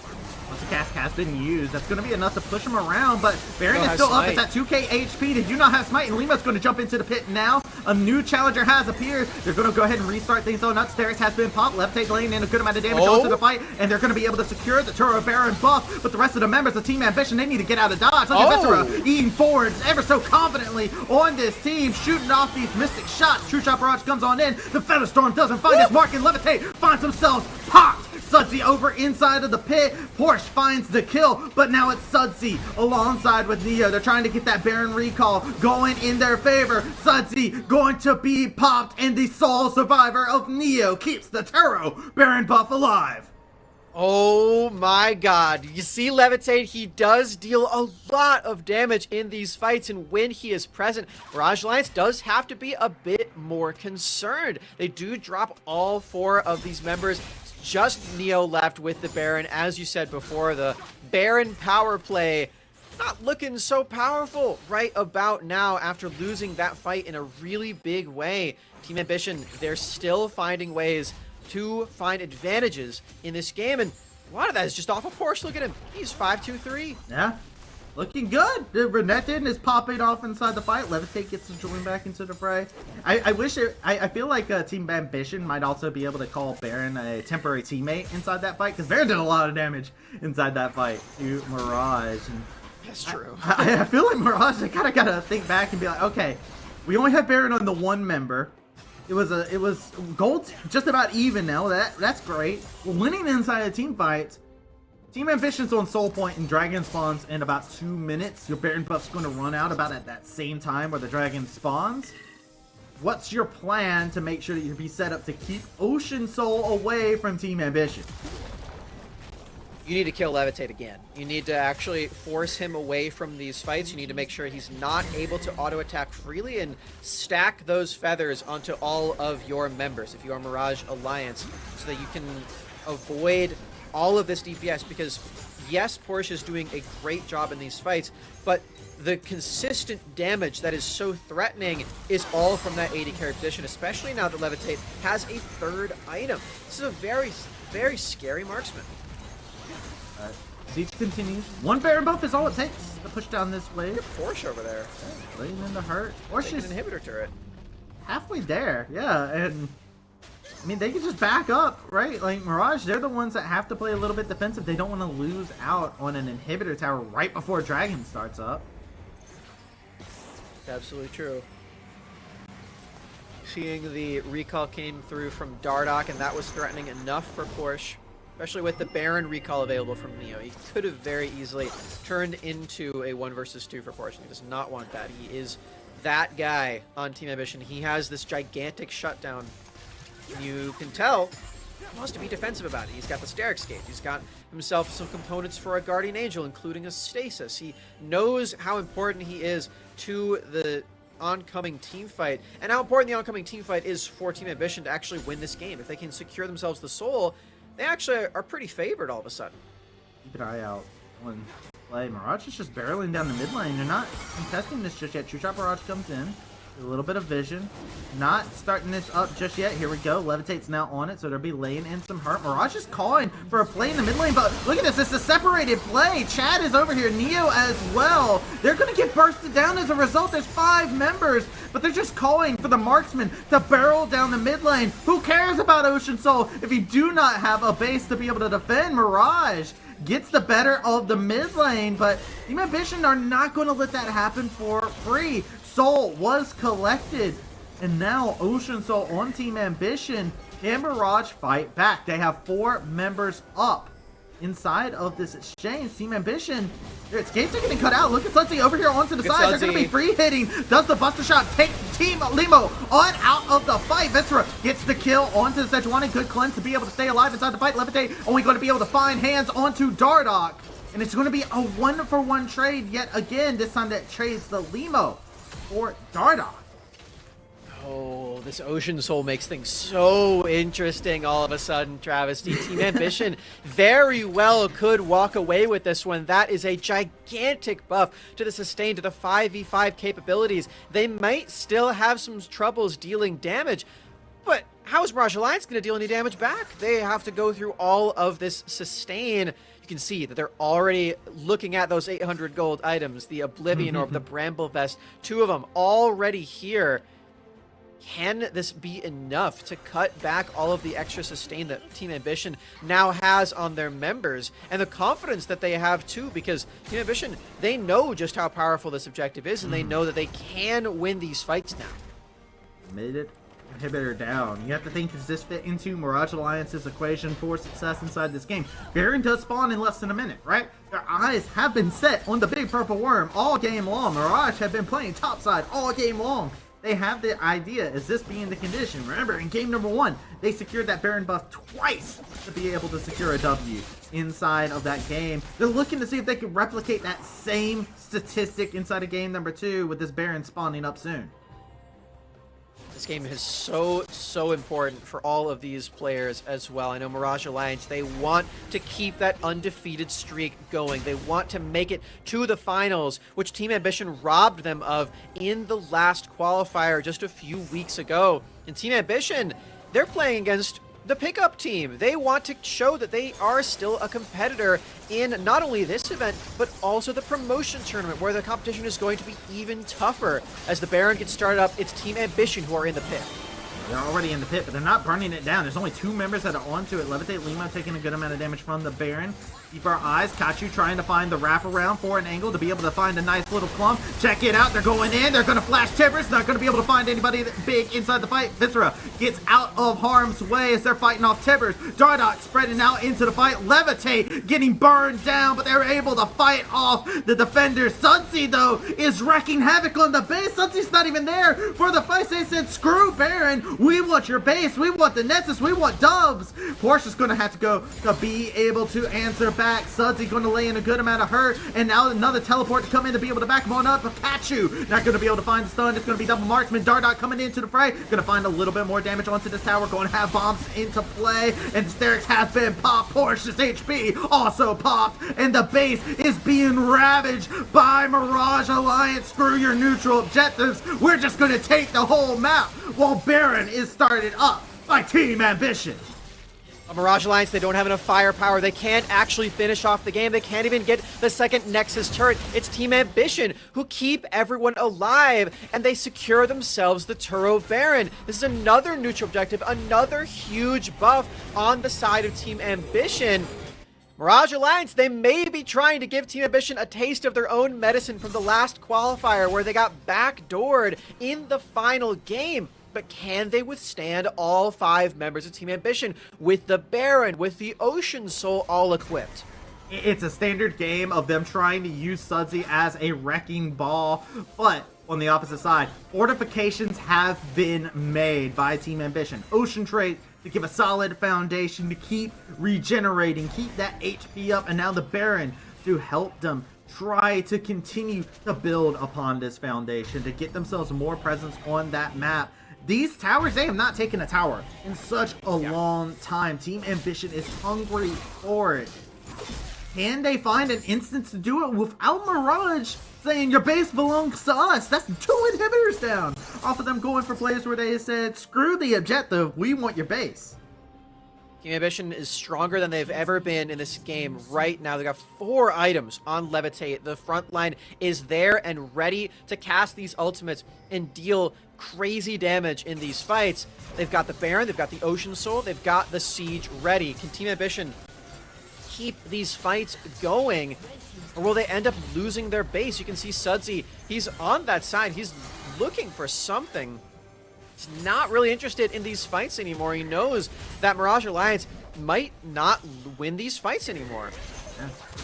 Oh, but hey, a nice catch out will do the trick here. They're going to delay everything in the Porsche, but Porsche survives. The Sterix keeps him alive. The Glacier person comes on out. It's going to be able to connect onto Dardock. That's GA pop. Buys a little bit more time. Kachu over here onto the side. They're looking to see if they can go ahead and show them where Tibbers is. They're finding the clump. They're only going to be able to hit onto 3 members, but the rest of the team isn't there for the rest of the fight. Porsche dropped down still low, trying to regain into the fight. Kachu is going gone. Sunsy's being able to find the kill, but they find themselves decimated, and Mirage Alliance are fully rallied. Team Ambition will claim the base off of this fight. It's 40-second death timers. This is the game that they were seeking. Team Ambition, their hard work finally pays off after taking every single neutral objective off of the map. They're walking into the base. They still have the Baron. They're trying to end this and take it to a 3rd game against Mirage Alliance. For the 2nd qualifier in a row, Team Ambition is the team that shows that Mirage Alliance can bleed as they're going to take their first game inside this qualifier. Team Ambition, they held steadfast. They kept their eye on the trigger. They didn't let them get shaken up by the fact that Mirage went for these crazy plays around the neutral objectives by going for the base and stuff like that. They kept their eye on the prize. This is the first game loss that Mirage Alliance has faced in the entirety of the 2nd qualifier here in Summer Split. It's been a long time since this team has lost a game of League of Legends across multiple tournaments. And here they are, now facing match point against Team Ambition, the team that knocked them out of the last qualifier in Summer.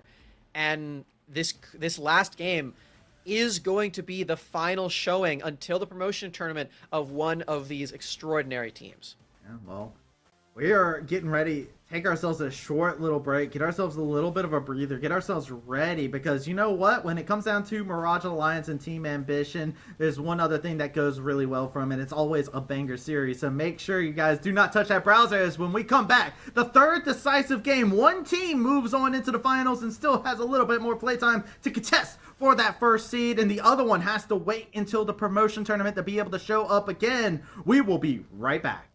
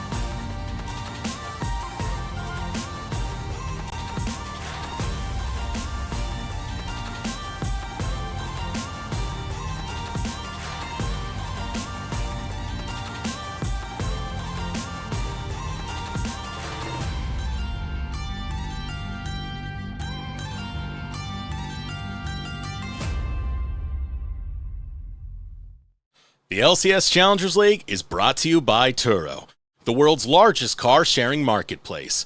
Find your drive. Hello, everyone. Welcome on back. I'm not ready, Summer. I'm not ready. It's a decisive game 3. We say hello to another team making their way into the grand finals. We say goodbye to another one of these fantastic teams between Team Ambition and Mirage Alliance. My name's Travis C. As I said, I got Summer here with me. Summer, how are you dealing with this? I'm dealing with some emotional tragedy because I actually don't want the series to end. Like, I'm trying to veto a bill for a best of 5 right now to try to get something going. Yeah, I mean, it's the same as the last qualifier, you know, with the semifinals being best of 3. We all wanted those games to go even longer because those were all bangers, and now it seems like we're getting already off to the right track for another repeat event in this qualifier here. Unfortunately, this is the last game of this series that we're about to watch. However, you said that it was going to be a goodbye to one of these teams. That's not quite true. It's just going to be a see you later because both these teams did already qualify for the promotion tournament, luckily for us. But yeah, as far as tomorrow's games in the finals, we can only watch one of these teams there. Yeah, it's a goodbye for the qualifier, but not a goodbye, like you said, see you later. But hey, I don't want the series to end. I just don't want it to end, Summer. That's all I want. I'm trying, guys. I'm trying to get this going over to more games. But hey, look, for this right here, Team Ambition, they finally showed that Mirage Alliance, they can fall, they can be beaten. You know, it's one of those things where they had some really good stuff. I think they built off of the success they had inside of game 1. And they didn't let themselves get slipped up by their composition inside of game number 2, which I really appreciated, even though Mirage Alliance did not make it easy. Yeah, I mean, these games have been pretty close. I think the second one was even closer for sure, where Mirage Alliance still got very close, within striking distance of winning that game. They were only one Nexus turret and then the Nexus away from securing it, and they just couldn't overcome the extra recalls that were coming through. They couldn't win out on that siege, and then Team Ambition, they got themselves the Baron, they got themselves the Soul, and it was pretty clean from there. So yeah, Mirage Alliance can't quite do the backdoor thing like Team Ambition did last time. Now, I do have a question for you here. We're going into game 3, and this is where we usually see like the pick that's gotten through over and over again, maybe not get through. I personally am in the camp of maybe you take Sudsy's Tristana away because of the fact that Sudsy has been consistently like the main threat on this team. I know Sudsy has a pretty in-depth champion pool to actually like go back and go to, but the Tristana's just been very successful, and it's been very safe for Sudsy as well. Yeah, the pick is really powerful. The gold that he's been able to get is just off the charts, and I think I agree with you. I think looking at what they could possibly do here in the bans is something that we'll have to keep an eye on as we do move into the draft here pretty soon for the last game. It's a good time to remind everybody, Lorem still not here. So we instead have only, oh my god, okay, they are switching up the roster though. Viscera is playing top lane, Neo and Dardak are going back to their starting roles. So this is interesting in the idea that Neo and Dardak have looked pretty good, right? As a pair, as a duo. Levitate and Snow have had a good time inside of both games, right? Snow's had some great engages and has found some great moments, while Levitate has been safe inside the lane and has been able to explode inside of team fights. With this, I feel like this is Mirage saying, if this is the way that they're playing out the game and how they're going to approach things, this is, to me, is them saying, we want to focus down bot side. We want to make sure that Levitate can't just find instantaneous success just from the fact that they don't lose out inside of the laning phase. So, I kind of like the adaptation. Yeah, as long as Viscera doesn't end up in a situation where he's letting Porsche just completely go off the rails, I'm with you on this one. And it didn't actually shift up the bans at all. Team Ambition are still going to ban Ziggs regardless of who is playing in that role. So we are seeing the exact same setup so far, other than the different ordering for Mirage Alliance. Surely, Travis D, surely this time Limo will gank top lane, right? Right? Yeah. We'll see what they play.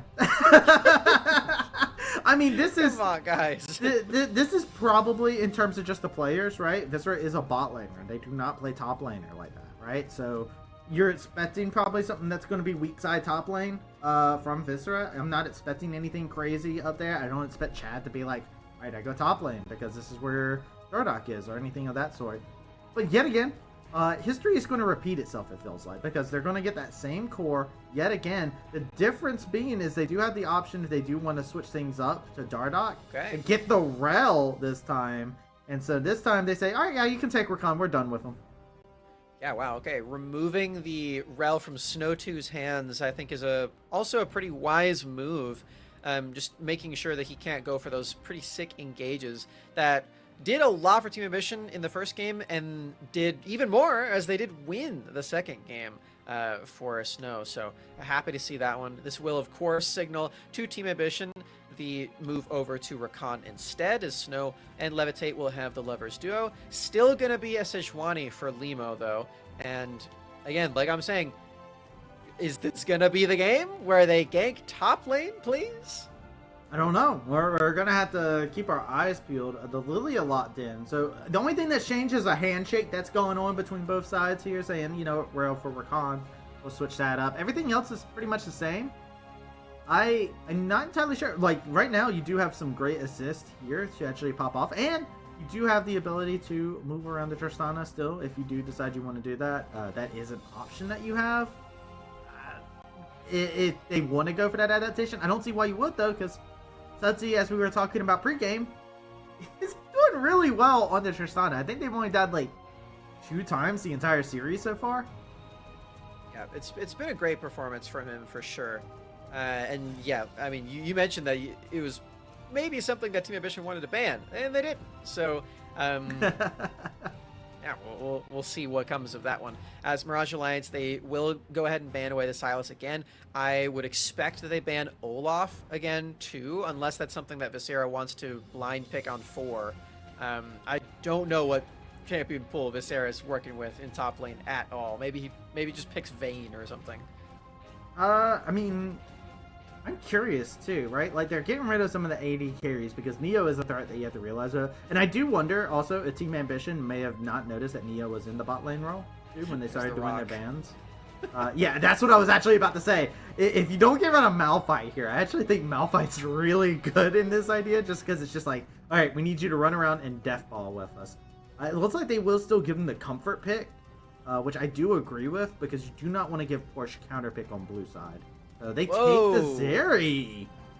Wow, this is really surprising. Zeri, typically a champion that you pair with an enchanter so that she can just attack so frequently in these oncoming fights. Also, as a reminder, this is not on the same patch as the last qualifier, which featured the Trinity Force build out of Zeri, where she was so popular. That has been basically removed from the game. So with Zeri in this patch, it is just going to be the crit builds that we're going to be seeing, and without an enchanter for Dardock, this is going to get a little tough.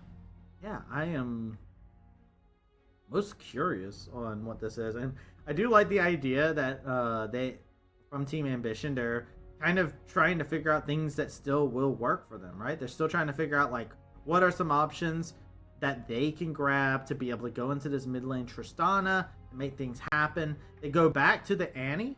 So they went through a couple different mid laners that they're like, I can jump onto somebody. Guys, please don't put me on Annie duty. But the Annie was pretty successful. Kachu was just actually like really good at being able to find those moments. That's what I'm talking about. Viscera picking up the beefy boy in the top side. Okay. Yeah, this is more aligned with what we wanted to see here. A huge tank in that front line, and one that will cause some problems for some of the champions trying to jump in on the plays here from Team Ambition. You now are trying to engage into a 4,000, 5,000 health tank in the front line. You're throwing your Sejuani ult in there, you're throwing your Tibbers in there. It's not really going to do a whole lot. However, the thing is, are we still going to be ganking top lane? Because that's what I want to happen here, Travesty. I want Team Ambition to gank top lane. Please! Hey, look, if you gank top lane, you can have a little a card that you can ignite here in the Scion that everybody can get aboard. Reminder, by the way, NA Qualifiers are brought to you by Toro, and they're the world's largest car sharing marketplace where you can book any car you want for any occasion. And you can forget the boring car rentals at Turo.com. You know what? Get a Scion car. That's what Mirage want to do here. Is he playing the Choo Choo? No, he's not playing Choo Choo Scion. Okay. A little sad about that. Could have been the Optimus Prime cool. reference. Ah. Yeah. Team Ambition. Roll out. We will take you down. We will smite you to the earth, just like the Decepticons before you. Whoa, that's pretty good. Are you the voice actor for Optimus Prime, Summer? Yes. Wow. I didn't know. I, Viscera, am the descendant of Optimus Prime, playing the Scion in the top lane. And yes, I do not look like a semi-truck like my ancestor before me, but I assure you, I can still drive, and I will still run you over. So is it just Viscera, or is it like Optimus, or is it just like Optimal Prime because Viscera is playing Optimal Scion? Like, I need the lore. You're asking a lot of questions here, and I don't know anything about Transformers. I just know what the guy sounds like. To be honest with you, I watched those movies a very long time ago. All we can remember is Shia I know that LaBeouf. they're called Decepticons. Those are the bad guys. Fair enough. Autobots. That's the good guys. That's a good line. I appreciate it, Summer. We're jumping in forward. Sunsy getting aggressive on the right there. Like, this is what we're kind of seeing in game number 3. Sometimes you see teams get a little nervous. I don't see any nerves. Yeah, no, not at all. And he buffers the stun there really nicely too. Sudsy playing with Tristana for a 3rd game in a row. His team's really relying on him to be a big carry in this game. More so Neo this time around though, as he is on the Zeri into Levitate and Snow, who've had a pretty solid series, all things considered. Yep. Another Xayah game for Levitate as well. Another consistent member here in this 3rd game. Game 3 also, they're both on the same sides as well. Like, most changes have happened. Both teams are completely happy on what side of the rift they've been on. Curious on how Neo's going to perform after having to play Rakan for so many games in a row on the Zeri. I think that is the wrong side of the river to hover here. You're going to get caught out of position and completely punished. Check this out, flashing forward. Is this what you wanted, Summer? And looking like a first blood over the Team Ambition. Very, very nice. And as you said, Sudsy just focusing the wrong side there for sure. Face checking into that brush where Limo already was standing. See the Annie stun fly all the way across the air, land on top of Sudsy. That crowd control is just too much. First blood to Limo, and yes, this is what I wanted to see. Gank the lane that has the easy crowd control set. Yes, good. Good.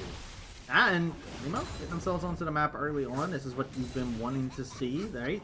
It has been kind of Chad just playing Chad's game inside of the game 1-2. Now inside of game number 3, Limo getting that nice little early lead will be nice for them. And you can see Limo now going back over to the bot side, but this time around they have a little bit better odds. It's not a Ezreal Rakan that you're trying to gank this time around. That is true. It is Zeri, but you still have to worry about the mobility that Zeri does have. You can really put yourself in a bind if you try to gank her and she's next to a wall and then she just Subway Surfers across it. Slide on through. Yep. You're gonna slide on in and kick Levitate in the face if possible. Snow taking a little bit of damage on the trade. Nothing else to happen at this current moment in time, but we see both junglers switch Chad might be looking for a sneaky little gank over to the top lane. Limo is in the area a bit, but he's actually much more focused on clearing out those camps and moving over to the Wolves. So this would be an outnumbered play. Yeah. Dice and Dice was used. This forces out a flash. Nice stuff coming out from Chad, being in the right place at the right time to punish Porsche. And Limo, again, is focused on the camps, so he's not in position to punish this whatsoever. It will be that 2 versus 1, forcing the flash out of Porsche. And Viscera, I'm sure, is going to feel a lot safer up in this top lane, which is a role that he doesn't usually play. Interesting stuff, by the way. Just to give a quick notice. Chad is not going for the Rod of Ages build this time around. That's true. If it is, then it's very delayed. So Not optimal is what we would call Yeah. that. Yeah, no, it's looking like taking a little bit more of that offensive angle. And you can see Sudsy actually already getting that no magic mana, paying a little bit of respect to Kachu in this mid lane matchup here. You can see Chad trying to get onto Limo and not find the angle. He's so good at being able to slow down Lilio. She is not able to get that speed boosting up. And Mirage might be able to get the dragon for the first time inside of the series. yeah, party in bot lane. This is why everyone is down here, is to maybe start up on this objective. Team Ambition still sticking around a little while longer, though the wave is getting pushed in. And you said maybe Mirage Alliance were going to start the buff up. It turns out is just a no, as Chad's going back to clearing the camps, and it's as if nothing ever happened. I'm surprised. Viscera actually was in the mid lane there and has ultimate available, so I was expecting them to full send it into a team fight while Porsche was walking up, would have to use his teleport into a not ideal situation in most cases from what was present, so very surprised. But Mirage, they're biding their time, they're patient, they know when to strike, they know when they're at their strongest. And I think Neo was just trying to sneak in there and clear out the ward, just to have that as a threat available for Team Ambition to actually consider. We're a minute out from the Rift Herald take. Team Ambition has done a great job of securing themselves those, even though the mid lane has not been going very well for them in the lane because Sudsy's on his super comfort pick in the Tristana. It's been so good for Sudsy. Great series for this player to really show off their skills inside of the matchup, playing this Tristana so admirably. Good stuff from them throughout the entire series. It's actually interesting that we're in game 3, and out of the 4 members that were able to play from the active starting roster, we're now just getting to see all 4 of those players on their starting roles inside of the matchup. Yeah. So, it's a weird thing to think about inside of a game 3, inside of a series, that everybody kind of just shuffles back into their roles except for the substitute. Right. It is interesting, too, that Dardoch, for this final game of the series, is going towards the tank pick. I know when he started out on the support role swap journey for himself, it was a lot of enchanters. Now, the meta did call for that for sure, the Milio, the Lulu. There was even some Yuumi games that I remember him playing. That was just very funny to see, you know, the guy that has been playing jungle in LCS for so many years move over to Yuumi duty. Yeah. It was just a very fun time. Went from one kitten to another, you know, went from Rengar to Yuumi. It's a transition. True. Absolutely correct. Oh my god. Yuumi is 2 years on HRT from Rengar. Love to see that. So we see Dardoch instead looking more towards the tanks, the engagers, the initiators, just following the meta. And as he has played competitive for such a long time, he's adapted to this quicker than I think some supports usually have, even more so than, you know, the guys that are going to Worlds this year. Sven, I remember it took him a really long time to get confident on the tanks, and even still he has an affinity for those enchanters. So you know, it's definitely not easy to learn both enchanters and tanks when you're picking up support. Not the least bit, as you said before. But hey, Dragon secured. That's something big for Mirage. This is the first time that they've ever been able to get it. Rakan's the only gold that mattered there in that graph. But I mean, it's one of those things where it's like, it's good to see Mirage is kind of getting control over those neutral objectives, because Team Ambition kind of were just grabbing dragons for free early on, and in game number 2, I feel like it was much to the detriment of Mirage, where they were just kind of put against this timer of like, we can't really fight them at this current moment in time. We don't have any cushion here, so we're just gonna go for some weird plays whenever they go for these objectives, take their base, and hope it works out. And surprise, didn't. Yeah, I think the Ocean Soul was a particularly rough one to play against with all the sustain too. It just made the extra damage the Mirage Alliance had on their members completely negligent. And a guy like Sudsy wasn't able to pop off in those team fights like we've seen him do in this series. So with Sudsy back on the Tristana, I think Mirage Alliance are right to consider these Drakes to be a much higher priority for them, as unfortunately they do give up the Rift Herald in order to secure this. I dare you stop my back? Feel my wrath. I'm gonna figure out. Ah. This is doing pretty good for themselves in the Sion and the Renekton matchup, by the way. Doing fairly well in the last time that we saw it in the Renekton into Gragas matchup. Dardark was having a bit of a harder time. I think they were like down 30 to 40 CS in most cases. So they're doing a good job playing the Sion and doing an admirable job as such. Levitate having the Featherstorm forced out. Nice play coming out from Dardot. Neo still ramping up, laying into hurt. Lima was looking for a dive scenario. This is going to be incredibly hard to do now. The ultimates are away, but Limo is still going for it. They have vision, they know they're looking for the play. Ultimate abilities are available, but no Rift Herald will get to see some daylight in the bot lane. It's gonna have to go over to another lane. Still waiting on that one for such a long time.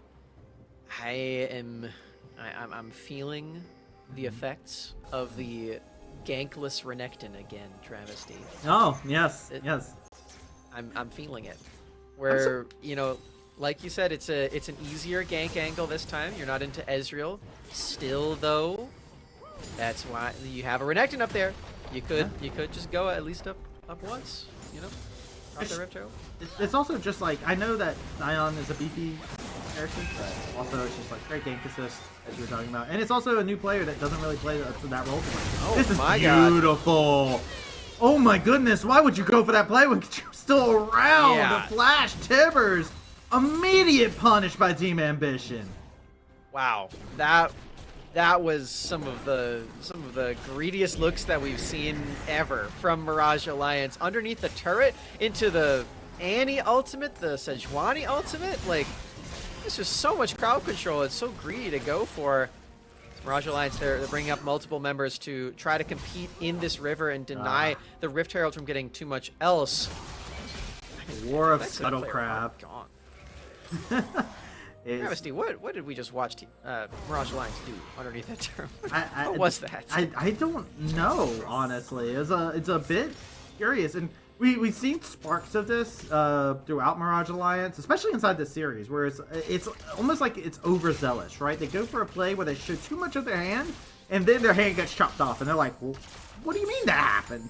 It is a very weird case and scenario, and you gotta give props where it's due to Mirage, to Team Ambition to always be in a position to capitalize on it.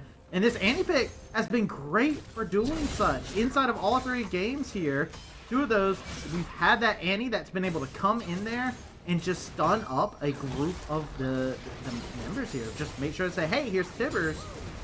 Mirage Alliance are not ready for the layer of CC that keeps coming out. And also, Chad's been relatively quiet inside this game. They haven't really been able to find an angle that really suits them.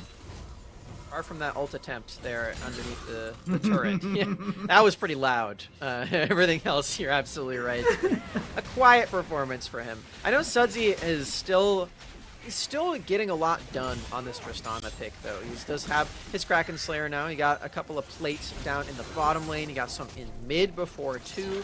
It's still not the worst game that we've seen from a mid laner here by any stretch of the imagination. Sudsy's still comfortable on this pick, and once he gets those items, the scoreline doesn't really matter. He's still going to deal a lot of extra damage and everything. So Team Ambition got to be pretty careful even after they've made 2 successful plays on him. I feel like as we are at this moment in time, Dragon is up. You do see the big ultimate abilities there. Glacial Prison. It's not gonna find a mark there. Chad, nice flash to make sure they avoid out of that situation. It is a big ultimate that is off the table, but I don't think they want to be in a position to go for this here, despite Viscera being here. They want the play into the top side. Porsche is going to zip zap zoop around. Here comes Dardot for the dive. Dominus has been bopped. The bomb is laid on top. Dragon secured for Team Ambition as Porsche soaks up all the pressure as needed. Kachu actually teleported up here, so he is ready for a potential dive from Mirage Alliance to save his top laner. This is a little convenient because now they're in position to potentially fight this Rift Herald. Team Ambition kind of want that objective anyway. They even secure themselves the Drake. Let's see what TA can actually do on this fight, because Mirage Alliance is definitely on this objective first. They have the footing. Mirage has the footing for the first time, I believe, in this series, where they're able to just be the first ones there, right? And now, Team Ambition forcing the Featherstorm out from Levitate. Here we go, going forward. Limo taking a good amount of hurt. Doesn't get locked up, though. Tibber stops the stun from following in. Beautiful CC change, but that boy has too much HP. This stays alive through all of it, and Rift Herald was secure. Viscera just soaked a lot of damage. Did actually force his flash at the end of that play. You can see Porsche, he was still top lane all the while, securing themselves the first turret of the game. It seems like this is a common trend for Porsche. Even without any ganks up in the top lane, Porsche is still winning the lane. Very impressive.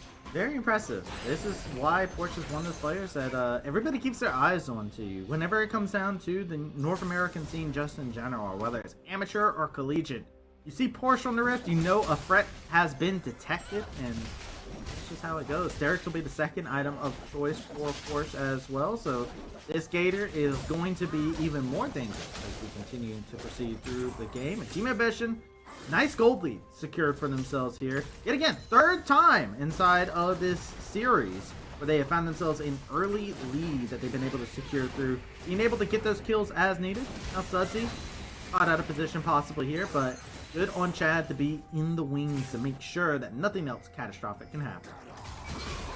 We're talking a bit about this top lane, you know, Porsche doing a really good job. I think it's a good time to again just remember that this is an asterisk series. I know Porsche has done this a lot before. It is undeniable that if Alorum were here, it might be a little different. And Porsche, you know, he knows Alorum pretty well. Porsche got coached by Alorum in the Seawall season on University of St. Thomas, where they won the entire thing. Porsche also quite familiar with Dardoch for that same reason. But yeah, this top lane matchup isn't what any of us were expecting, and it is really unfortunate that this is happening to begin with. And it really does come back to what I was saying before. It would really be a shame if this was an asterisk win for Team Ambition, who, like, a win against Mirage Alliance just means so much to them. It just feel really bad, I think, for everyone involved to like have this as a takeaway from a momentous occasion like this. Especially since this has been a qualifier where Team Ambition has been looking to prove themselves. They haven't had the greatest record going into the series. They have struggled inside the group stage. They had different shenanigans that went on, right? They played with a substitute themselves early on inside of the group stage, and they had struggles adapting to the patch early on. And they would love to be able to show all the critics, be like, hey, look, we're the team that is the only team that's able to beat Mirage Alliance. Nobody else is able to do what we can do. And it'd be great for them to have that namesake, to be able to show that, especially going into the finals. Be a nice confidence driver for them too, going into tomorrow. But hey, Mirage is not going to lie over and make it easy for them. And you've seen that inside the team fights. I hold my breath until we hit that 24-minute mark, Summer, because I feel like that's when Mirage starts doing tricky things. I agree. Mirage Alliance, they still got some fight left in them, even with the wonky roster, the second role swap of the day, going back to some of the same roles that we expect from these players.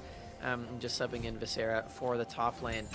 I mean, Viscera's not been doing too bad, but there is a reason why Mirage Alliance tried the like 3-player swap before. He's definitely uncomfortable onto this role for sure. And he did force Neo and Dardoch to play their off roles beforehand. And like, I don't know. We're just going to have to see if he can keep up in these team fights, because he has been put very far behind by Porsche. That tower did not fall there. Had lived on 1 HP, said I will not fall just yet. Will be taken up at the consolation prize later on. But Dragon spawned just now. Baron is also spawning. This is where that trickiness starts to come into play, and this is why I said about 24 minutes we start to see that, because now we can start to see the dancing around the neutral objectives, and this is where Team Ambition, we talked about how Mirage has overplayed their hand. Team Ambition will overextend sometimes in fights after the objectives. They'll claim the objective, but lose their members and give fresh air to breathe for the side of Mirage. And see items being built, being utilized. Looks like Mirage, they're in a position to possibly contest, but they're going to let this go, it seems. Glacial Prison goes on in. Chad is not going to be able to secure it with Smite here. Viscera going in actually with the ultimate ability. Going to be looking for another member. It's going to be Dardout getting popped up. Porsche into the back area. Everybody from Mirage is a little bit scattered. A bit of miscommunication coming out from what they wanted to do and who they wanted to pull the trigger on. Impossible to not touch on the ultimate there from Viscera. It's very clear that he does not play this champion. Double casted it and thus canceled it before it really got its big effect off and just stopped completely short right there. Hit the emergency brake on his Scion car, as it were. Baron is up, and it's started by Team Ambition thanks to the Ultra Shock laser from Neo. They know the engage. Pretty hard to actually do if you're Team Ambition. Lots of tools to make this really tricky. Snow looking for any member that they can find. Chad's the only one they'll be able to get. Viscera is going to be a huge mountain of meat. Team Ambition is not down to conquer, and Team Ambition does have to back up. This is a tricky team composition to play against at this current moment in time when it comes down to this Baron. Okay. Ambition. A little bit too ambitious there, taking a good amount of hurt, but thankfully, Sudsy is there. Puts the bomb on the Porsche, and Porsche says, alright, yeah, sure. I don't want to be skinned and made into some boots. Yeah. I don't want that either. That I agree. Yeah, that sounds violent. painful. Sounds very violent. All right, for Mirage Alliance, they've got their double marksman. They've got 2 items on each of them. The Navori Quick Blades is the mythic of choice for many marksmen on the Rift today. Buy them now. The stocks are rising. Mirage Alliance, the reason I bring this up is because the teamfights can start to get very threatening for them. They have the means of dealing damage to the front line, especially with this Renekton and the Sejuani being very threatening otherwise. Double Marksman is really set up for you to cut through champions like that. And if Mirage Alliance can find these team fights on better footing than what we've seen before, this game is not out of their hands, and Team Ambition still needs to consider what the fights are actually going to look like if the picturesque moment does come through where Mirage find the Rel engage and then the Scion follow-up and the Lilia sleep. Like, this is still very threatening. The big problem I have too is Team Ambition in the last couple of games when they've had similar kills in the early game, it's been on their carries, right? In this game, your gold is, you only have 1 kill onto your Xayah. The rest of it's actually all on the Sejuani Annie, who, like, Annie can do a good bit of burst, but it's mostly the CC that will come across, that you get to drop Tibbers and do your full rotation of spells, and then you're kind of left with nothing for a little bit of time. You just have Tibbers wander around and do everything for you. So I'm a little bit worried too about the damage profile that they have inside these fights, just because, you know, Levitate's on even footing in the most case, because Sudsy's been getting plates all around the map, and Neo has been farming up a storm, keeping up with him. Oh, well. Neo might die here. Yep, slides on through. Slide was interrupted. Got blocked, but okay. Nothing else to come of play there. No summoners blown.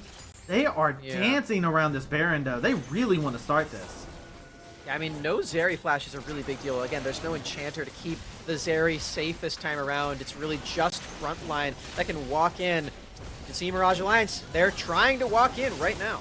Yeah, check this out. Snow on the angle alongside of Porsche. They're going to go for it. They're going to find the pick onto Porsche Lane. A good amount of damage to Glacial Prison thrown onto Chad. Baron is still hitting away onto Limo. Limo's taking a good amount of damage while Viscera's just in the backline soaking up pressure all by themselves. Look at what they're actually able to do. They completely force Levitate out of the fight. And that's a shutdown going over. Tibbers has to be used just on Scion. Team Ambition, things did not go as intended for them. Mirage find 3 kills at the Baron pit. This is what happens when you just insist on going for these Baron plays with the entire enemy team available with all their ults, all their summoner spells. They just get to walk right in and take advantage of you tanking the Baron for so long. Mirage Alliance, they only drop their substitute top laner in exchange for 3 kills and the Turo Baron buff. With a strong lead now, Mirage Alliance may be able to get out of this asterisk win situation. I feel like I just spoke my my fears into existence when I was talking about the damage profile. They don't have anything to do with Scion. Like, what do you do to stop this Scion from going into your backline? You got nothing when your team gets spread out like that. But on the bright side of things for Team Ambition, Dragon has spawned. So maybe they could look for that for a play, but they're going to have their work cut out for them because Mirage Alliance now with that Turo Baron buff, as you were talking about, they've been all too happy to push in these minion waves. Ambition, they've already got 2 Drakes for themselves halfway towards that soul. This is the way that they won in the last game. Even though they're against this Baron, there's still that light at the end of the tunnel for Team Ambition to play towards. Not to mention the side lane is still being attempted. Actually, Viscera has not taken any damage from Harsh in this entire exchange. No, you can just build armor into this team as a Scion. This is what I'm so worried about. Like, you don't have to really worry about the anti-damage as much. Tibbers found on the Sunsy. Sunsy getting a little bit too hypey, and now Tibbers trying to finish off the dirty work for him. They trying to take a little bit more damage, but they are going to get dropped, get a little bit of healing on the Sunsy onto the side. Scary situation, but still, Annie's not able to burst that down. They're not able to burst down the Tristana by themselves. A tower secured by Team Ambition, but they're gonna try and base race this. This is a Tristana that's gonna be pushing down your inhibitor tower.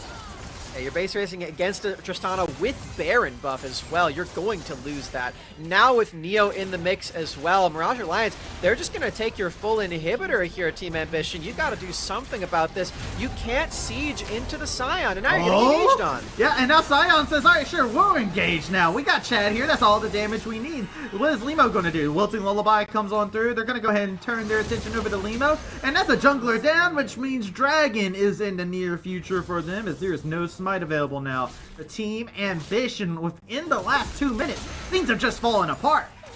Yeah, they've just matched the kill count, not to mention the inhibitor they just took. The Baron power play is completely derailing all of Team Ambition's setup here, and they're not even done. That's another mid lane turret, and they're looking for the inhibitor. Telling you, Mirage Alliance, 24 minutes hit. They are a different team, and now they're going in for another engage. They're going to go ahead and dive underneath the tower, but Levitate is still alive in the exchange. Chad finishes them off, giving up their own life as tribute to be able to get that kill secured.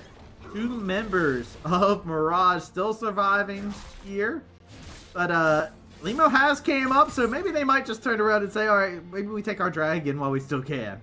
Yeah, okay, we're having a little fun, Mirage Alliance. We're little trying some a little zany turret dives. Zany for sure.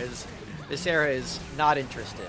Gonna go use the remainder of that Baron push to secure another turret, while Sudsy is playing some annoyance on the Drake. Well, Nat hitting the tank, you know. So he's gonna go back. You know what? I didn't want this. I want Grom. Yeah, no. 3 Drakes out of 4 for Team Ambition. They're on their way towards that soul, but can they even get it in time? Look at their base in tatters. Half HP on that Nexus turret. The inhibitor turrets are even worse for wear. Mirage Alliance, they really left a mark on the game with that last Baron buff, and the fight that led up to it as well. The tank play from Viscera hasn't been perfect, but you can't expect that from him. And what it has been is serviceable. That's all they need. I mean, they're building the right items, and that's really all I care about, right? Like, they're not playing Night Harvest or Scion. That's good. So, we enjoy that. Viscera is just, you know, they're out here. They're building all the armor in the world. They are completely fine. They're optimizing their build, right? Like, they're looking over at the damage profile, and they're like, yo, Annie's not going to do that much, right? Like, they have the Rocket Belt. They have Rallies. This is a purely supportive AP threat inside the mid lane. I think Mirage, they have just this front line that cannot be matched inside this game, and now you're in a situation where Chad is a strong secondary threat. Neo is building up. They're now on 3 items, so they could pop off at a moment's notice if you leave them unnoticed. And Sudsy, consistent as always. They started off this game with 2 deaths. They have not died ever since those 2 little happy accidents happened, where they got a little bit too happy hands, too overzealous on the play. They haven't died since. They've been playing textbook just like they've been playing all series long. And like you said, no Leandries on Kachu, no LDR on Levitate either. So like who is going to kill the Scion, let alone everybody else. It's a very, very important question to answer, and I don't think there is an answer right now. Team Ambition, they have struggled to come up with one, and they're really they're not looking great in the last few moments of this game. And let's see how long Porsche can actually withstand the damage here. He doesn't have a Blazing King either, so he's almost hurting himself right now. I think he is. The Jack show is there, right? Like, the Sunfire's doing more damage to Porsche than what Porsche can turn back into Viscera, right? Like, it's just you've yet to deal any damage to the Scion. Let's go back to that actually. No. Well, no, we can't go back to that because there's a Glacial Prison that's been thrown over into the side, gets magnetically pulled in. The Wilting Lullaby, Limo has Chad in there strutting on about, and it's Mirage Alliance. They are routing every member. It's looking like a much more cleaner fight for them as they're going to be able to take out Porsche. The GA has been popped. Be able to finish him on off. Viscera flashing forward on the snow, getting onto him. This is game, Mirage Alliance. It might have an asterisk, but it's an asterisk in their benefit as they will go on to the grand finals. They get the revenge, not in the way they may have planned, but they will still succeed at the end of the day. Good stuff to Mirage. Alorum's internet not needed as Mirage Alliance get revenge in the semifinals against Team Ambition, and they make their triumphant victory lap over to the finals. For the first time in this entire year, Mirage Alliance is one of our top 2 teams in the placements here, and that has got to feel good for those members. They have been working towards this exact thing for so long, for like 10 weeks in a row of qualifier gameplay. They're finally here, Travesty. Good for them. Hey, look, that's been the plan for Mirage, talking to their staff and everything. You hear them all say, like, first is the goal. They made this roster with first place in mind, so hey, their pursuit for first place is not over just yet. They still have the grand finals. We do have to say goodbye to Team Ambition for the qualifier, but it is, as you were talking about earlier, it's just a see you later.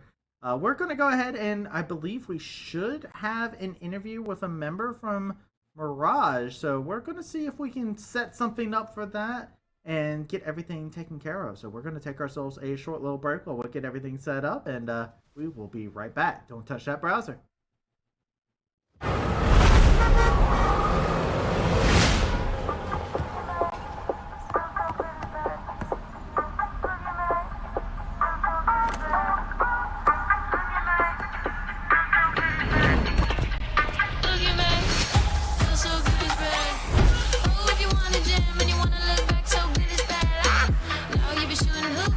So fly like a hula hoop. Girls are out of sight, never felt so good, now we getting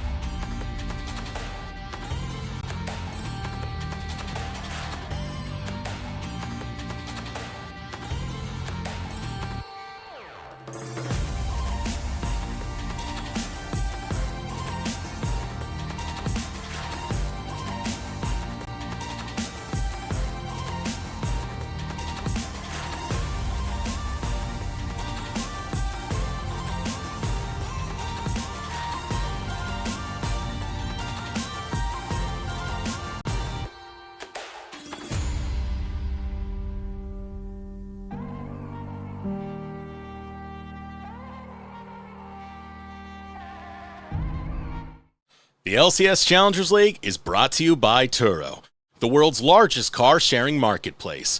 Find your drive.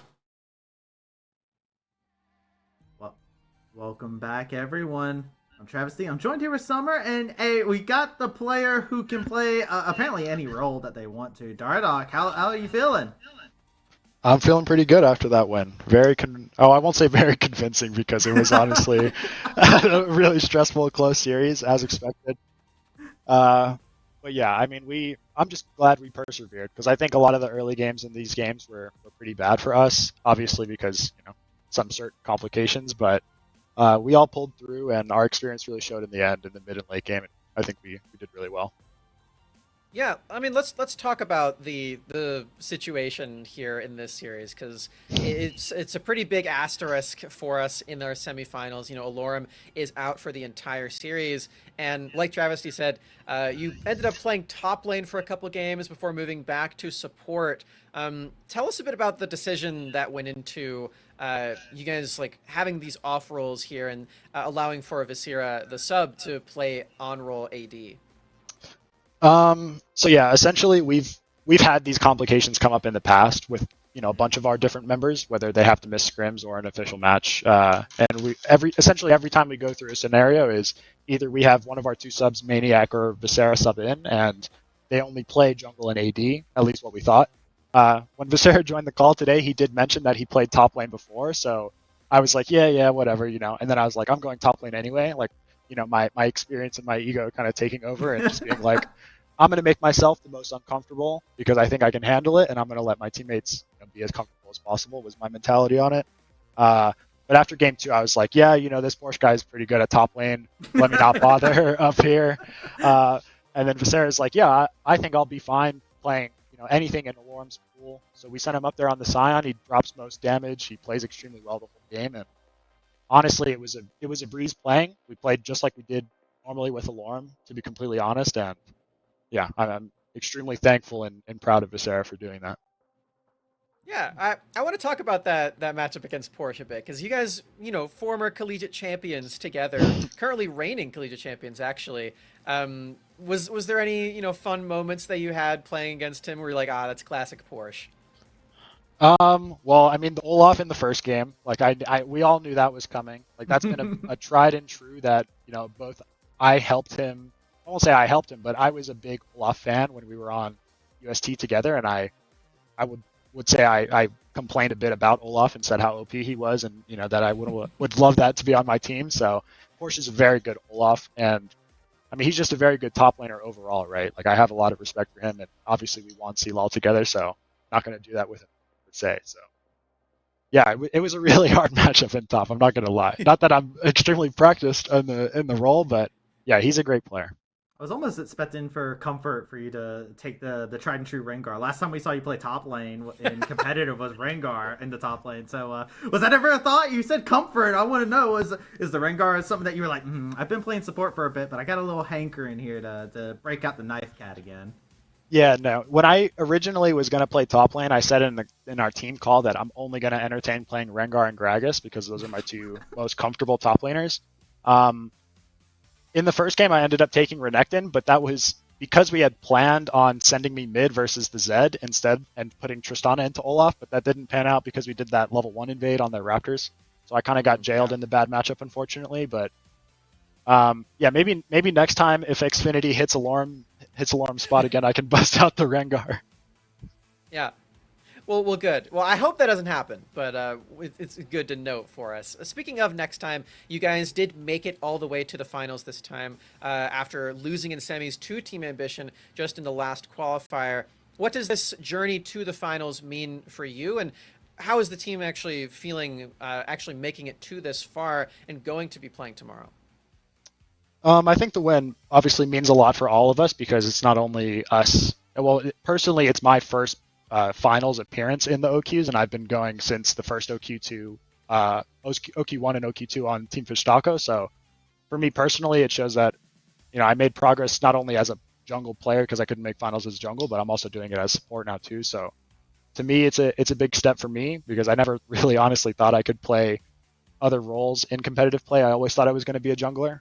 So And I know for our team, obviously, it means a lot because we lost to a Team Ambition last time, and these guys love to talk. So they're always typing in all chat. They're always typing in the Discord chats we always have when it's our match time and stuff like that. So they're great competitors, and they make us old guys sweat over this game. So it's all good feelings after the match here. Well, now that you've overcome Team Ambition, you guys have your set to a new opponent. Is there a particular one? Do you prefer to go against new kids on the block, Team Coachify, or are you looking at the collegiate giants in Winthrop? Is there a team that you would prefer to go against? I think, honestly speaking, we're not scared either way. I think the real hard opponent for us was Team Ambition. I think we always looked at the series as the hardest because, truthfully, I don't think beating us in a BO5 is very easy. I think the only chance teams had versus us in this tournament was when it was BO3. So now that that's over, I'm sure we'll win the finals. Okay. I love the confidence. We're going to be seeing you in your first best of 5 tomorrow. So definitely going to be watching that one with everyone as well. And yeah, good luck in the games tomorrow. Good luck in the promotion tournament as well. We didn't talk about that too much, but I know this will be a return for you. So very, very excited for that when that starts back up again. Yeah, GG's today, Dardoch. Thank you very much. Appreciate it, guys.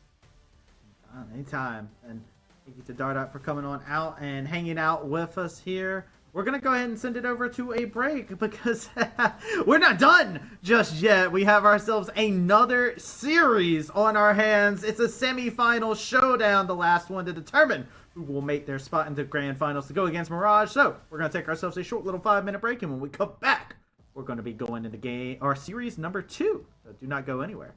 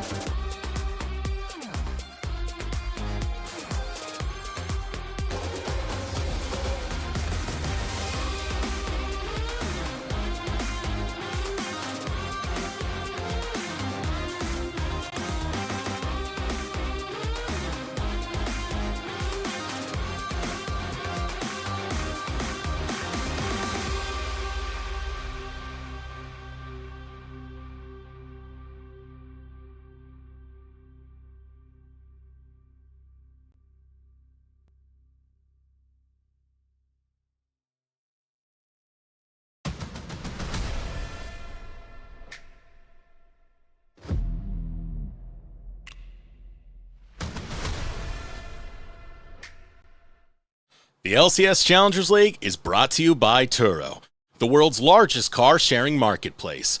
Find your drive. Hello, everyone. I told you it was only going to be a short little time. We're back at it, getting ready for our second series of the day. My name's Travis D. I'm joined with the queen herself, Summer. Summer, are you ready for us to get into our second series of the day? Because I think the players are ready too. Yes, this one is super important for the promotion tournament implications here, Travis D. There is still a team that can make it into that top 4. It's not this one, though. Winthrop University, they are already there. Denethor, Trickster, Sword, Mobility, and Chookies, the collegiate reps here in the top 4 in the qualifiers. And these are the defending finalists as well. So they've made only top 2 in all of the events. Very happy to see them back here in the top 4. They already took down Lit Esports before this last Sunday. Now they're playing against Team Coachify. Yeah, they want to improve upon the consistency, but Team Coachify is not making things easy for anyone out there. Lawrence, Frost, Toasty, City, Witty, Rovets, all these players have been players out there that have tasted success. They've been on many different teams around the table. Every single one of these players knows what it's like to be able to find dubs inside of conferences or anything of that sort. This is a very terrifying team that I think got slept on quite a bit. And hey, look, nobody's sleeping on them now as we're going through the draft. It's already started. I told you the players are ready, son.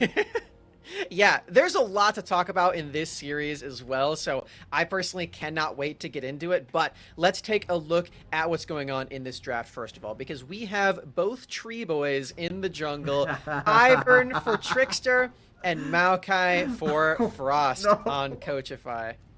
I remember last time Trickster got Ivern. No, when will you learn? Yeah, he's really good at this champion. It's exciting that we have it here, and Winthrop is already set up with some solo lanes that deal physical damage as well. It's going to be Renekton up top for Denethor. That's a blind Renekton as well, with the Tristana coming through for Sword. Winthrop super confident in their full top side to deal some great damage. I feel like it's one of those things too where if you got Denethor that's out there to be your big threat over there on the top side for Winthrop, pretty terrifying, honestly. Denethor is probably the standout player from this Winthrop roster in their run so far for me, just because this player is constantly been oppressive inside that top lane matchup, and we're stacked. There's a lot of really good top laners out here inside of the NACL qualifiers, and you know what? Denethor has done a lot to stand out from the rest with all the shields and peels that come in. My question is, Coachify, who do they want to grab for themselves, right? I'm imagining something top lane to deal with this Renekton, but what do you do if you're Lawrence? Do you just take the Gnar? Yeah, I mean, you definitely could. Some of these champions that are really effective into Renekton are already banned away. The Jax and the Malphite as well. A lot of Malphite bans today, which is very fun, as it will instead just be another tank up in the top lane for Cassante. Lots of mobility, lots of lockdown available now for Coachify, and this composition is looking very threatening, I must say. It's pretty impossible to engage upon the champions that Coachify have drafted for themselves. Wow. Another Zeri to come out, actually, inside of the day. I didn't have this on my bingo card of Zeri getting picked twice inside of the day, but here we are. But with an Ivern to back you up, I mean, hey, it makes sense, and this opens them up to grab the Alistar as well for themselves, a champion that I think has been slept on for far too long. Yeah, as you were saying too, the Zeri locks in another double marksman composition, but this time they do have an enchanter. And this just bolsters the power of Zeri and of Tristana so much. I'm really excited about this composition that Winthrop has drafted here. And like you said, Alistar, super underrated champion. This guy can do a lot in these team fights, in the lane as well, and just does provide another frontliner for this composition that is rather frail for Winthrop University. But the same cannot be said of Coachify, who have a couple of tanks and now an Azir to just make this competition even more defensively oriented. You cannot engage on Coachify. This is such a crazy thing from Coachify too, because look at all the zone control they have, right? You have saplings to be able to control, you have the soldiers to be able to control, and Rakan even kind of comes into that fold because they can kind of jump in, peek in, and then jump back to a teammate. So there's a lot of just controlling space with Team Coachify, it feels like it really plays to their strategy. While over on Winthrop, they've taken the things that work for them, right? They've taken Trickster's infamous Ivern, which is terrifying to behold. And it's so good to be able to see from them. Real quick, too, something that's not terrifying is that the NA qualifiers are brought to you by Turo, the world's largest car sharing marketplace, where you can book any car you want for just about any occasion. Forget boring car rentals at Turo.com, as there will be nothing boring inside this series just based off of the draft alone. No, definitely not going to be a boring day. I mean, we already didn't have a boring first series. In case you missed it, in case you got here a little bit late, Mirage Alliance just narrowly took the victory against Team Ambition, getting revenge over there. With a sub. Here, yeah, with a substitute player as well. How could I forget? I mean, Go back and watch that series, is what we're telling you. The clutch god came back in. And yeah, well done to Mirage Alliance. But starting this series off, I told you there was a lot to talk about, and we already mentioned Trickster. Let's talk about the guy that Trickster is taking the spot of on Winthrop University. And who is that, Travesty? It's Frost Forest. Frost is playing against his alma mater. It's always a fun thing to be able to do. I do like the fact that this is, you have a bunch of collegiate players that are no longer, like, playing for their schools anymore. And they're over here, like, showcasing themselves. Like, Lawrence is a collegiate player as well, right? City Witty. Frost is and as you said, Frost is probably the most significant one just because, as you said, they graduated from Winthrop, right? This is a player that you may have known here this summer. That he's somebody who was very important to Winthrop's success throughout the years, even earning a championship with this team. And playing on the Winthrop roster literally in this year. He literally just he just started moving over to Coachify after graduating with Winthrop University. So this is a very recent development for him, and he's playing against a lot of the guys that he used to, play in the lab with, live over there with as well in South Carolina. So I'm sure this matchup is very, very significant for him as they're trying to not only get a win against his former school, but also make their way towards the promotion tournament. Should never let me graduate. Now I'm here to ruin your day. Ross is going to be looking at that. Also, the timer over in the left showing that LCS is going to be starting in about 40 minutes. That's cool to see. Very exciting. We have finals coming up next week, so that's going to be a very exciting time. It's a very exciting time to be a League of Legends fan here in North America. Definitely true. Today is the upper finals, by the way, Cloud9 Energy. So definitely not going to want to miss that one. I was talking about Cloud9 earlier, but yeah, shout out to Energy for making it to Worlds. That is absolutely phenomenal. I know those guys have been working towards that for a couple of years now, this core roster, so very happy to see. That reminds me, I was right, because last week you asked me what my top 4 was, and I said Energy over That's true. over EG, so you had the better That is absolutely consequence true. of that. Ayla will Yeah, rise the again. matchup of Yon versus Ayla and then APA's in there too was kind of a heart wrencher. Yeah. I know a lot of Academy fans were watching that one with bated breath, like, oh, the OTP tearing them apart. of the bottom lane. Yeah, it was so sad. Only one of them gets to go to Worlds. Well, right now, Sword is saying only one of us gets to come out of lane alive, jumping right onto Toasty as soon as they go And on the flip side, Chucky is going in onto City Witty, making sure that they are not having a great time inside this lane, hard stuffing them every chance they get. Reining it back into this series, I mean, there's already some very heavy trading across the board.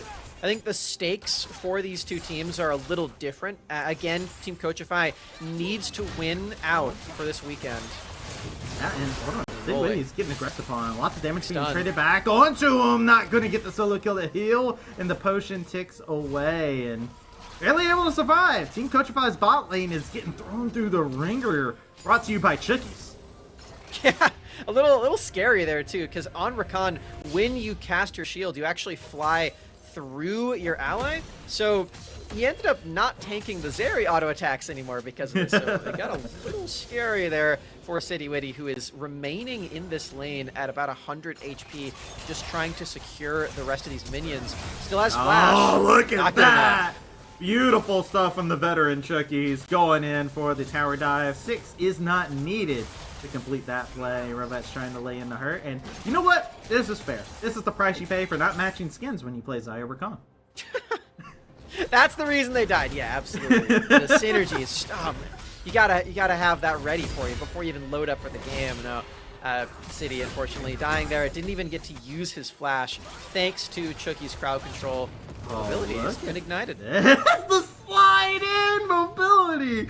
Taking the slide, they got rooted, but it didn't matter. There's no sapling there to be able to catch mobility out either. Mobility gets out completely free. That slide is something else. As Lawrence dangerously low by Denethor. Oh god, is Robex still trying to cancel this recall? Okay, he was looking mid lane instead, tried to gank Sword, but the rocket jump makes sure that he gets out of that one alive. Trickster using the vision plant to notice that Frost Forest is starting up this Drake with mobility very low and forced to recall. There's really not much of a contest to be done as Winthrop just watch that one go over to Team Coachify. Good stuff coming out from both these teams. They're swinging at each other quite often here. Yeah. Making plays. Oh. That was a swing and a miss by Denethor though. Did not get that empowered W that they wanted. Yeah, I think he autoed a little too a little earlier than when he pressed W. I'm pretty sure is what happened. He just didn't have the stun ready because the auto did come through. He just didn't press the button. So that's unfortunate for Denethor. Rare misstep in the one-on-one for him as he's kind of the solo kill king. He did it a lot against Dragoon last Sunday as well. Crazy. Still, yet again, another one of those experienced players inside the scene. Dusty experiencing pain right now as Sword is immediately jumping onto him. One more hit. Can he finish it? He gets the kill, but has to trade his life and flash to get it. Toasty drops down to the solo kill, but Solo's back. Yeah, okay. I like the Buster Shot prediction onto Toasty, who was clearly going to attempt a Shurima Shuffle. Sword did shut that down very well. Look at so much trading across the board. These guys are not afraid to go for kills just in the isolated lane matchup. No, none of these players are. These are all players that have been around inside the scene for quite a bit of time. We talked about it. The pedigree of a lot of these players have been proven inside of collegiate, inside of amateur. We've seen these players time and time and time and time and time again. And honestly, you see these players always popping off. They're always doing some great things for themselves. Now, we have a culmination of 10 talented players with storied careers here inside the amateur and collegiate scene, all meeting up against each other, and they want nothing more than to hand check each other. Yeah. Former collegiate champions on both sides of the rift. Of course, I'm referring to Frost, where he got his trophy on Winthrop University, and Chookies, who claimed his in 2022 on University of St. Thomas. The other performances here, I know some of the guys on Winthrop also made it to top 4 this year. Congratulations to them for that one. That was a very fun performance to watch. The C Trickster with Daisy actually starting up this show. Gonna go ahead and start it on up. It's just that simple. They're gonna be able to get this. I don't think you can contest this, but I like what Coachify is doing here. They're just pushing in the mid lane. They said, sure, cool, we know you're there. We're just gonna push this in, get our numbers together. City Witty is still farming bot side, so there is a number disadvantage if Coachify tries to go for something. I don't think they want to, but they're swarming around like they're thinking about it. There's the Rift Herald taken by Winthrop University. Trickster with Daisy equipped. Will just be a little too scary to try to engage upon. So the members here of Winthrop are all stacked up. They even brought mobility over, which is not true of Coachify. They did not bring their AD. City actually pushed in a full wave. I believe he got a turret plate for his troubles too. Feeling okay about that one. Continue pressing in that aggression there. Looking to see Toasty getting some nice vision secure. Trying to get a little bit more aggressive. Trying to get some vision placed down to kind of keep an eye on where Trickster is. We haven't been able to see that early aggression just yet from Trickster. Trickster is very notable to be up in your grill on this Ivern, making sure to be the pain you don't want to have to deal with. And they already are starting to get there with their itemization. As that Moonstone's completed, and that's where the trouble begins. It doesn't have to be Moonstone. You can go Shurelya's. You know, you don't want to exclude all the options. Moonstone's pretty crazy, though. The shield is very high. And we've seen Trickster go for the Moonstone into Redemption build as well, which just makes the team fights all the more tricky to overcome. Coachify does have a more powerful team fight. As we said before, it's very difficult to engage upon any of these champions that Coachify has, which may be why Winthrop's trying to do that a bit more early on in the laning phase, because they're not going to have an easier opportunity to do this later. And especially since Toasty has finished up their crown, we're starting to see some of those first items being bought. You know, it just gets tougher as time goes on, especially because we were talking about it earlier on while we were looking at the draft. The fight kind of just dictates which pathing you take, or you take a good amount of damage trying to go ways that Coachify has already covered. From the saplings, the soldiers, and then a snap engage from Rovets, it can be a very dangerous situation. But Winthrop, the first ones here, they're coming in the river and they're looking for a possible pinch. We'll say, Ivern is very, very good at face checking these because he does have Daisy sometimes, but also he has the gigantic shield. So you'll see Trickster tank another one of these saplings with the shield, and it's pretty much entirely okay. Just that shield, so much health. As Drake is going to be started up. Seems like Coachify are feeling more confident here, though. Yeah. It is inside of a choke point. They do know that they have a lot of good tools for fighting inside of this river. So they are completely feeling A-okay with it. Renekton, look at Denethor. Denethor's trying to be in a position to be able to teleport if need be as well on the top side while they're trading with each other.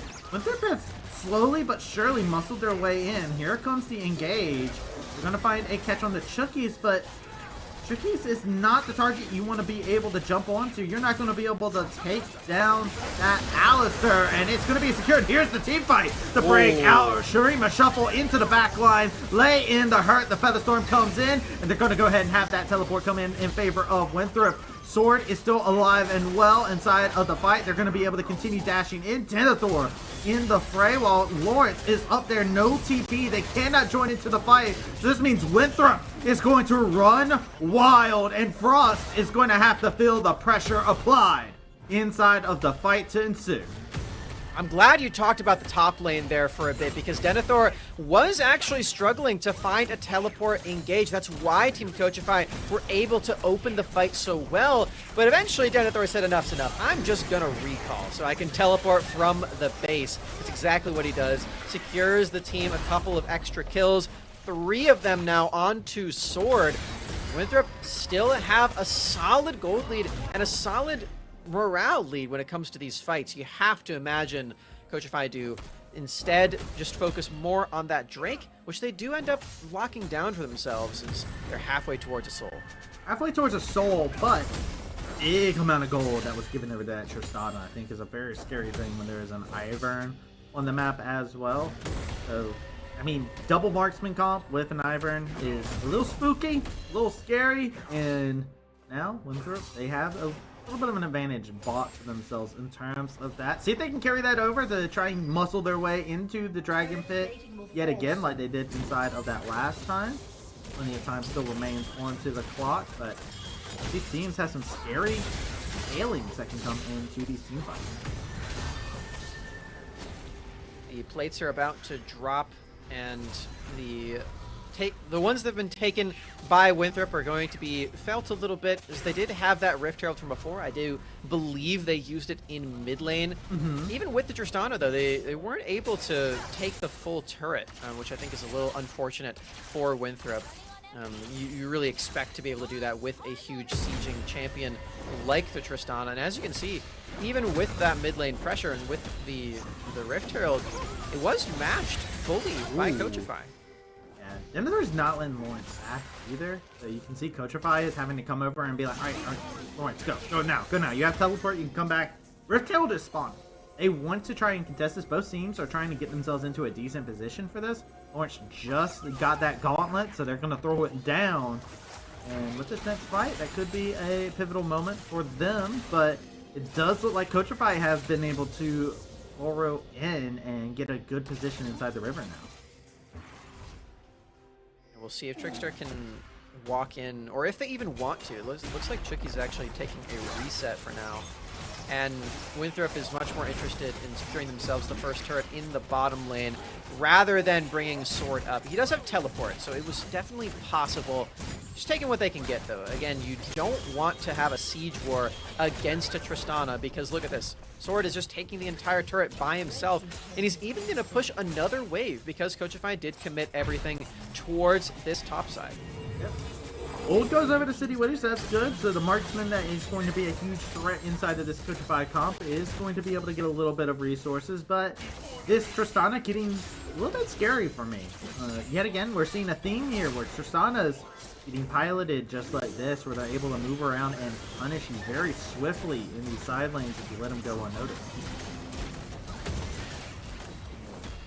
The Tristana will even take your Gromp. Look at that. Huge gains. Huge by Gromp. stealing away the Gromp. Yes. And the blue buff was stolen too by Trickster, so that's pretty nice as well. Winthrop still have a strong grasp over the gold in this game. They're getting the scaling online with these marksmen. As you said, both teams do have a lot of scaling. But for Winthrop, they've got 2 marksmen and an enchanter, and now there is that moonstone that you called out before from Trickster. So I think there's enough shields to go around for the double marksman. And on the flip side of things, check out Frost. Frost is actually built straight into the Radiant Virtue, right? A lot of times we'll see like that demonic into Radiant, but Frost seems like they're going for a much more tank-oriented build. They do not care about the damage. Their team has that covered in spades. They do not have a worry or a concern about such. Daisy coming out, Cassante. Like, no, this is not the target I was sent to hunt down. Not about it. Everyone on Coachify is completely leaving Lawrence to his lonesome and moving into this top side jungle, abandoning the Drake positioning, which is really interesting because Team Coachify has already claimed the first couple in this game. But with this Rift Herald, the siege is becoming very threatening. This could turn into an inhibitor turret if Team Coachify continue the assault. You see that? Toasty tried to go for a play actually over there onto the top side. They're forcing down an inhibitor tower while this is all happening. Yeah. There's 2 members. They force this down so quickly with an Azir and a Zaya. This is an inhibitor laid bare. They don't have any resources towards this. This is 17 and a half minutes and they're doing damage to Nexus towers right now. Winthrop needs to retreat, but they're not allowing them to. Instead, Winthrop are turning their attention to Dragon to secure themselves a Dragon and make sure that Coachify doesn't get this as a consolation prize for it. But Coachify is actually getting a lot of gold on the map and just got a lot of presence on the map with that play.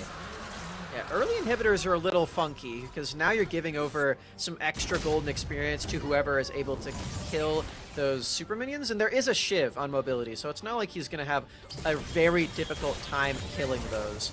However, the good side is you now have that inhibitor down, and it does coincide with the Baron spawn. So if Coachify can use the extra pressure that they now have in that top lane, secure themselves this Baron, they actually might be able to turn this into a much larger lead than it would otherwise be.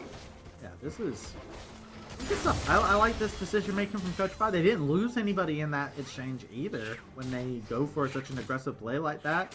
You even saw that Toasty almost took out Denethor in that instance where they tried to go in for a Shurima shuffle, and Denethor was able to just barely get out of harm's way. So Coachify, they are looking for the critical points to be able to finish off Winthrop, or at least set them up for a possible play to finish them off inside of game number 1 and give themselves a commandable lead. But neither side has found such just yet. No commandable lead has been acquired, whether it be through objectives or anything of that sort. The teams still filling each other out in their own cases, trying to find that one weakness, that one crux they can exploit. Coachify's idea is going to require quite a bit of precision here, though. With that inhibitor now down, they have a very small timer to play for this Baron, and they gave over the Drake, which is the big objective that they were actually playing for before by securing the first 2. Now, they've actually kind of given Winthrop some hope that there is an Infernal Soul in Winthrop's future, which is definitely not something that Coachify wants to happen at all. Teleport actually forced here in the mid lane.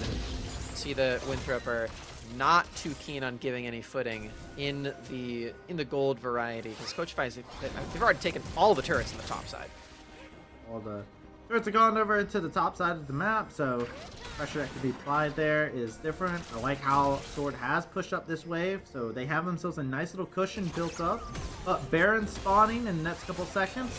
You can see already Qualifiers is securing vision, and they're controlling that space. Saplings are being laid across, so they are making sure that they know exactly what angle Winthrop are coming through, as minions are starting to get pumped up and go into the base.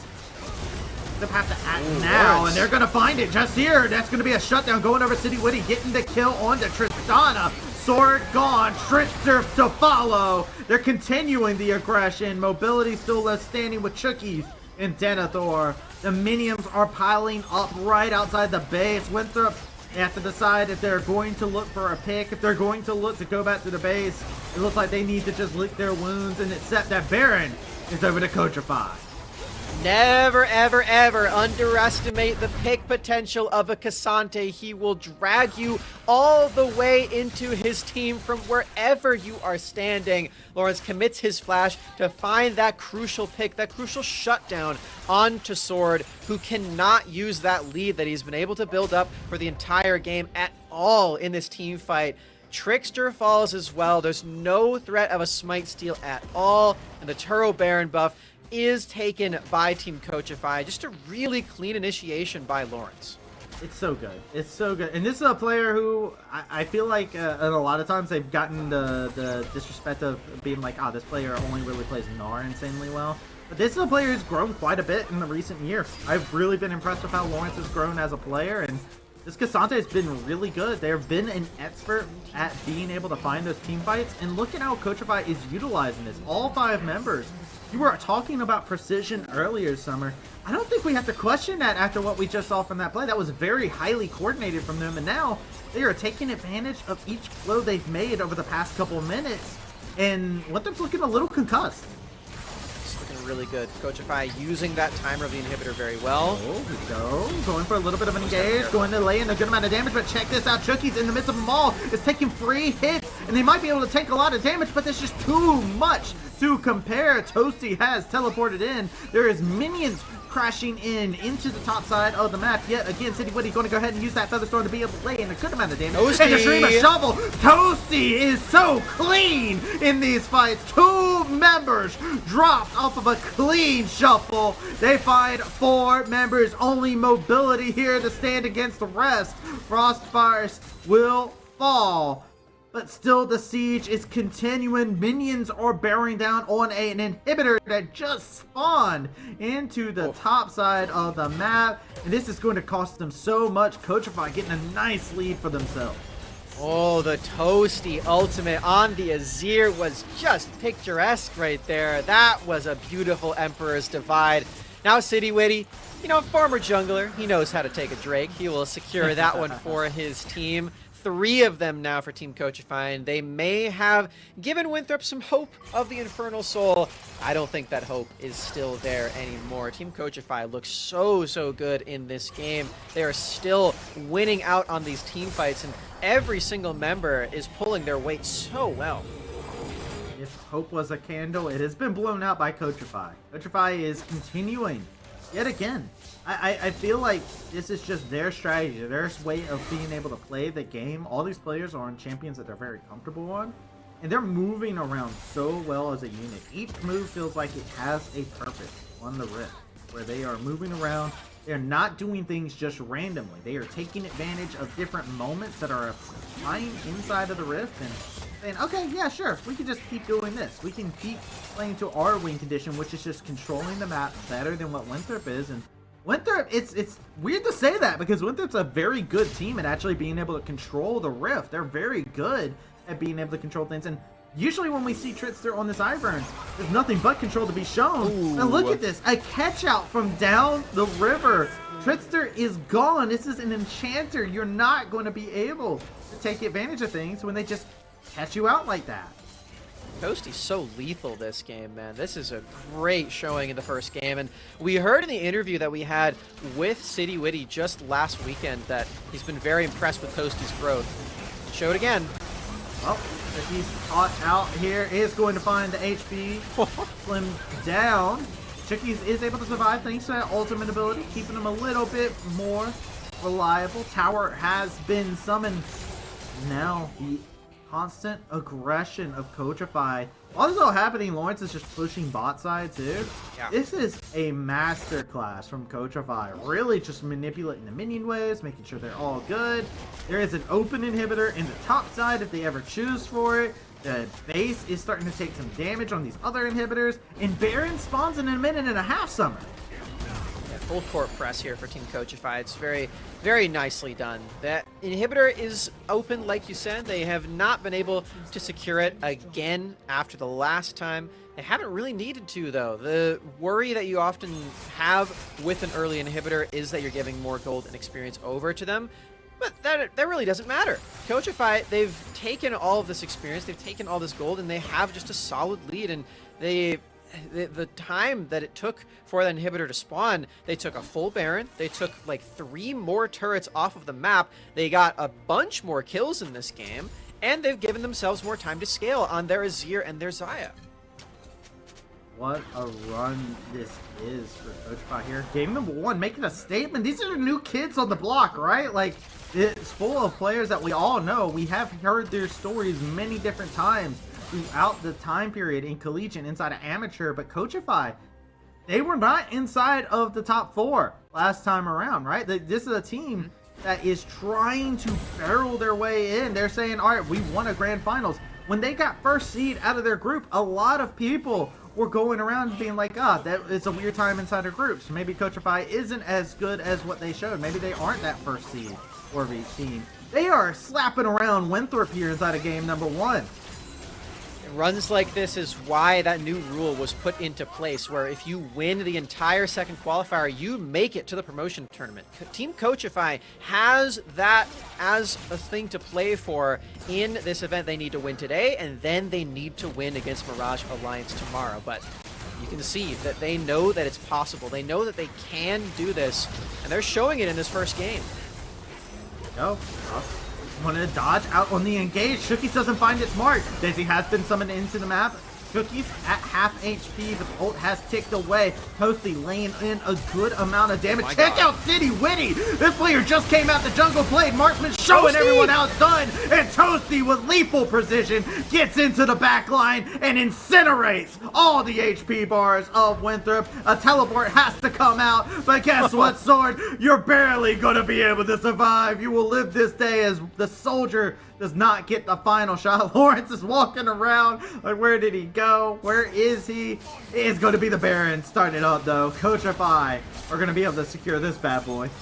These fights have just been so clean from Team Coachify. You're seeing the initiation started up with the Maokai ultimate, that Nature's Grasp, followed up by Rovex, followed up by Toasty with their ultimates, and everyone is just firing on all cylinders here with Team Coachify. Couple of these guys, they've been to that promotion tournament before. City Witty and Rovex, they were there with Team Liquid first, and you can tell that they want to make a return to this event. They have been. They want that return. They want to come back. Redemption is in the name. They're trying to write it into the sky.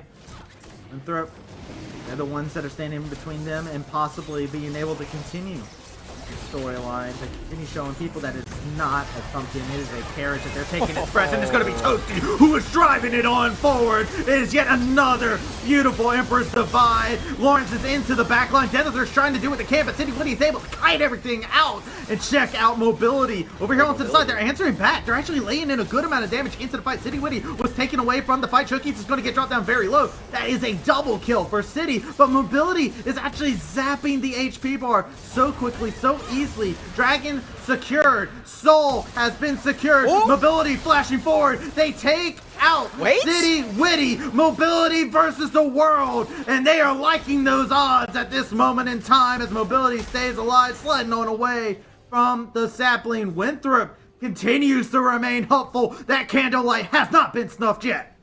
Okay, mobility is clutching it out just a little bit, maybe just enough for Winthrop University to still be in this game, but they did just lose the Infernal Soul. Toasty still knows exactly who needs to die in these fights. Just kill Trickster, then there's no smite. You cannot worry about a Drake steal. Coachify, they're still looking very clean in this one. They still have the Baron for another minute as well. Once those bot lane members respawn onto the Rift, it's only a matter of time before this first game is done. It is such a huge lead that's been grabbed by Coachify. I think the big thing we have to keep our eyes on, yet again, I feel like every single team fight, I'm just looking at Toasty. Toasty's having a highlight reel game right now. Every single time Toasty's making a play on the map, it's just another moment, another clip for the montage at this moment in time. These shuffles have been huge. For sure. He's going to need to do it on mobility for this next one, I think. He's had great target selection. I'm picking it for him right now. It's Toast. It's mobility. You got to kill him. He's got 4 items on the Zeri now. He clutched it up a little bit. Got a 1,000 gold shutdown onto City in that last exchange. He is the guy that you now have to kill. And for Winthrop, mobility's the guy you got to keep alive. Yeah. Oh, thankfully they do have an Ivern to do that. That helps out quite a bit, as well as the Alistair to apply the CC as needed. The rest of the team, they got to figure out how exactly to do that. In that last fight, Denethor got into the backline and separated City Witty from the fight. Denethor taking a very perilous journey there, almost finding himself getting collapsed upon. Even Coachify weren't expecting that dash forward. This is bot inhibitor gone, though. They don't have a way to contest City Witty free hitting the inhibitor. And the Ivern brushes are not really helping right now. Coachify are kind of happy with how those have been placed. Winthrop University, they're facing down 3 inhibitors dead. And you have to go for some sort of fight into the Infernal Soul at this point. Oh, it's too much damage with that Infernal Soul.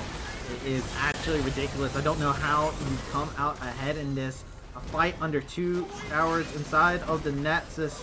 What can you do? It looks like a little bit of an engage, but that is going to be a Cassante. You don't want to be able to pull the trigger onto him. Look at City Witty hitting onto Chook. He's laying in a good amount of damage. Caught out of position. Has to go golden. While over onto the side, they lay in the hurt. Buster shot was used onto Toasty to try and create some distance. But now, Coachify, they go ahead and they reapply pressure. They're trying to finish things off, but it's just not enough. It's too late for them to be able to finish things off. City Witty does fall, but Toasty is still alive, so this tower will go down. Mobility gone. Bounty claimed. Winthrop will fall in game number 1 as Coachify are continuing to strut their stuff inside of this series. Game number 1 goes their way. Coachify's run is still alive here, Travesty, and Lit Esports is sweating over there. Because Coachify is coming for that last spot in the promotion tournament. What a showing here in the first game of the day. Team Coachify continue this going, then this is going to be a pretty big upset. It will be. A lot of players were looking at this. It's like, yeah, Winthrop. Real quick, do we happen to have the predictions, actually? Because I feel like a lot of us are probably on the same page, where a lot of us were like, yo, Winthrop, you know, I got my collegiate roots. I got to go for it. But there's only 2 teams that actually went Coachify. It's the Giga Brain. How does he keep doing it? Alk is also on Coachify. Wait, what? How does he keep calling these? Now hold on, it hasn't happened yet. Okay, there's still there's reverse sweep. You don't want to fully concede to Dimitri yet. All right. That's true. I think we made Dimitri's face even bigger on this graphic somehow, as if he needs a bigger head. Can we like do a thing where every time he gets a prediction right, we grow the size of his head in the picture? I think we've already done that. Look, the image is no, larger. let's keep doing it. Let's keep doing it. I think that would be a great thing to do. Well, that was our first game. As a reminder, everybody, if you are watching this over on the LCS_Challengers channel and you want to keep watching this game, we're going to be raiding over to the LCS in just a little bit. So you're going to need to move over to the Rally Cry official Twitch channel. But if you're just here and waiting for LCS, then I hope you have a great time watching the Cloud9 versus Energy match that we will be raiding over in just a little while. So, yeah, that's how things are going over here, Travesty. Yeah, and we're going to go ahead and take ourselves a short little break while we get ourselves ready to go for our second game of the Series C. If the upset can be completed by Coachify, or if Winthrop can find something still throbbing right here inside their chest to make sure that they can get inside of a game number 3, we're going to take ourselves a break and we'll be right back.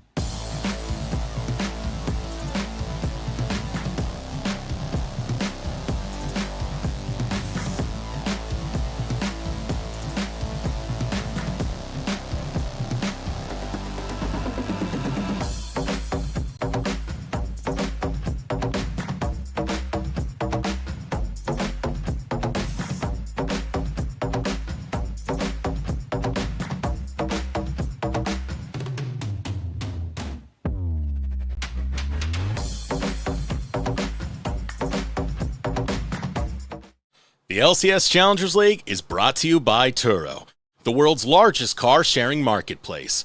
Find your drive. Hello, everyone. Welcome on back. We're getting ready for game number 2 inside of a very, very quick game 1, it feels like, in comparison to our last series.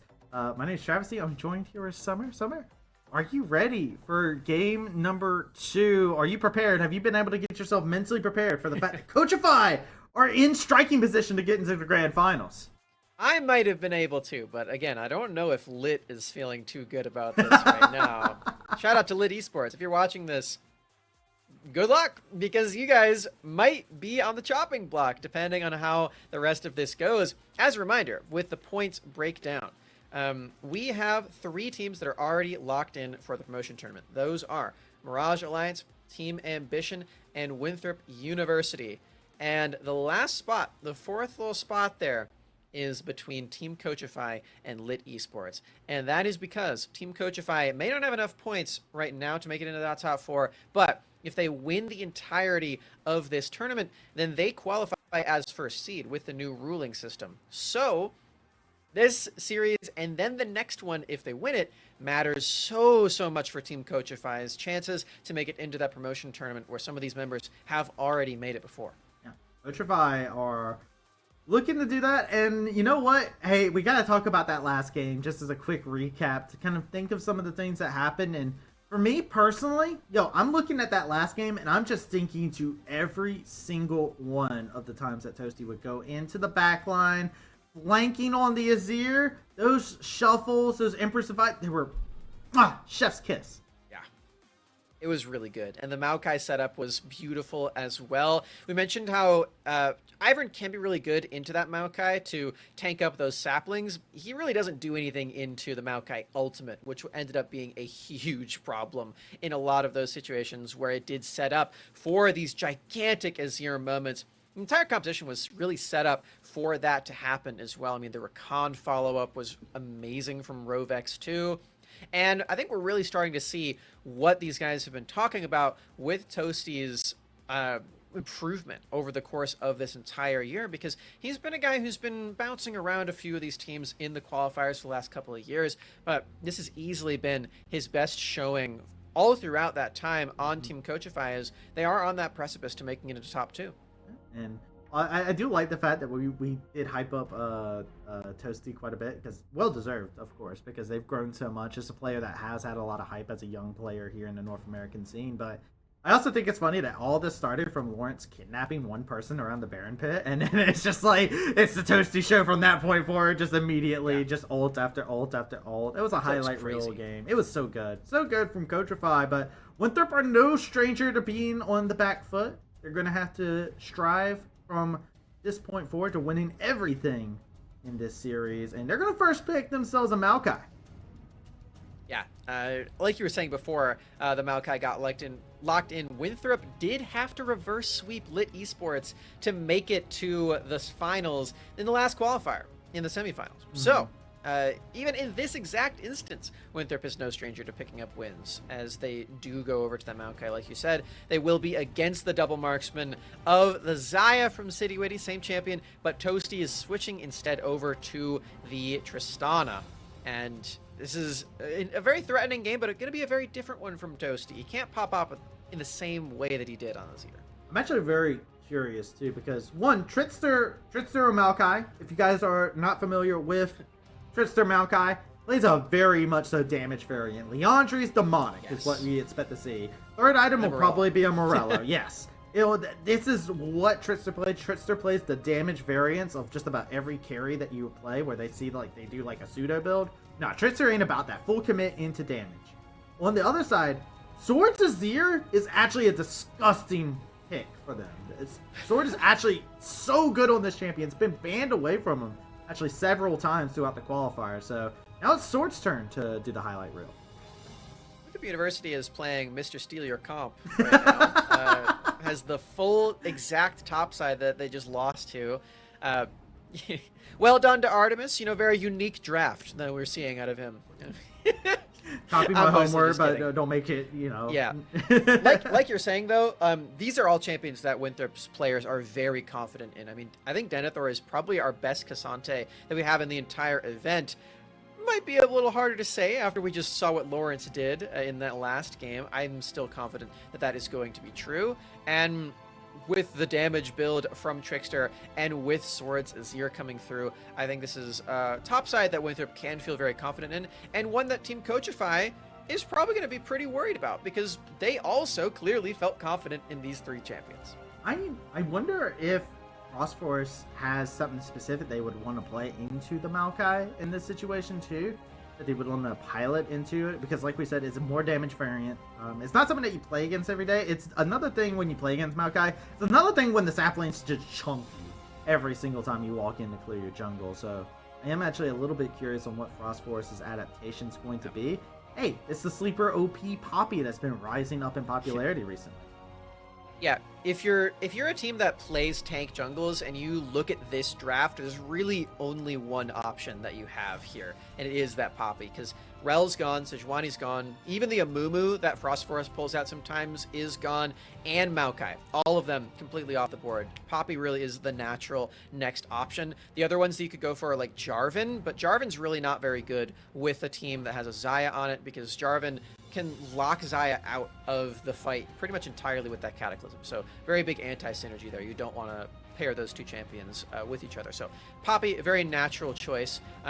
Doesn't have the easiest time against Maokai, I will say. That will be a bit of a struggle. Very good into the Cassante, though. Yeah, and on the other side, weird to see bot lane picked up at the last rotation, but here we are. Mobility almost had a 1v4 moment at the end of the last game on the Zeri. This time they're playing Affiliate, so they're going to show 200 years of experience inside of the game, with Chickies playing the Nautilus, looking to lead the way for the team. Coachify, I always get myself curious on what Lawrence goes to, because I've seen this player for so long, and they have a very unique champion pool that they can break out. That is a new. Okay. Well, it turns out Lawrence's pick was right in front of us the entire time, Travesty, because it was the Poppy that's being flexed up to that top lane. And Frost is, again, going for some unorthodox options in the jungle. Still a bit of a frontliner, but one that packs a bit more punch in terms of the magic damage, and is something that Coachify definitely needed in this game. Now, is this champion good into Maokai? Not really. This is going to be a struggle. I was about to say, like, this is an interesting one, but I don't know if this is like the Maokai counter, right? Because if you think about it, right, like, there's a lot of things Maokai does that Nunu's like, I don't like this. I don't want anything to deal with this. But on the bright side of things, this does preach itself to Coachify's strategy of playing very fast around the map. Remember, they did that in the last game. This game, they got a Nunu to snowball around and give assistance to the entire map. This is... I mean, we have the snowball already. Woo! Watch out, Trickster! Oh, he didn't watch out! Oh my God, he he got didn't hit watch with it!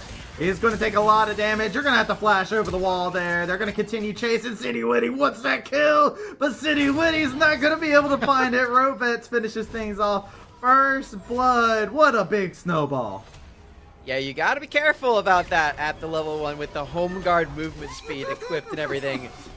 That spell is very quick, and Trickster did definitely underestimate it. Should have just flashed earlier, I think. Yeah. But the good part about this is that City Witty doesn't have his flash now. So the bot lane is going to get a little easier for Coachify. It's a little bit easier, sure. Does give a little bit of a scary thing. Someone was going to actually say, like, how many people do have experience playing in the Nunu, right? It's not a champion you have to play against every day. And I do think it's one of those champions that, it's kind of like Rek'Sai, where it's like, if you play against a Rek'Sai, the entire way that you look out for a jungler changes, because Nunu will snowball from outside of vision, and all of a sudden he's right on top of it. Oh, Nunu. This champion is just so silly. We saw Toasty follow up with the rocket jump as well. This is something that I've been seeing a lot more Tristanas do very early on, is just start for rocket jump and go for the super aggressive level 1 plays, as we saw there. I do believe City Witty is aware that Chookies is in this bush. Hey, look, this is what I was talking about. Yeah, this is what he's talking about. Hey, look, you get level 2 first and pop him. Sword taking a huge amount of damage. We actually saw this inside of the last game too, but this time Toasty is getting full advantage of Sword in this instance, making the flash for flash play happen.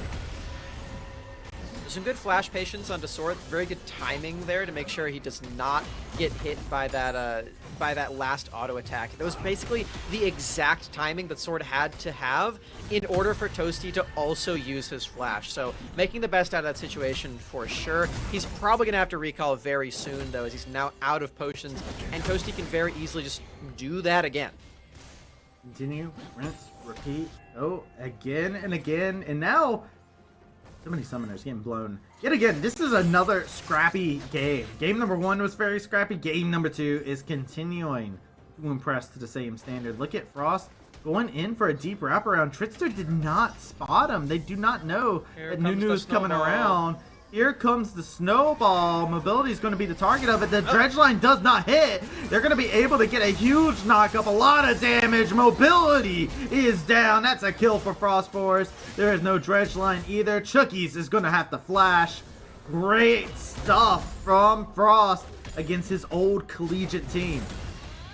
Yeah, man.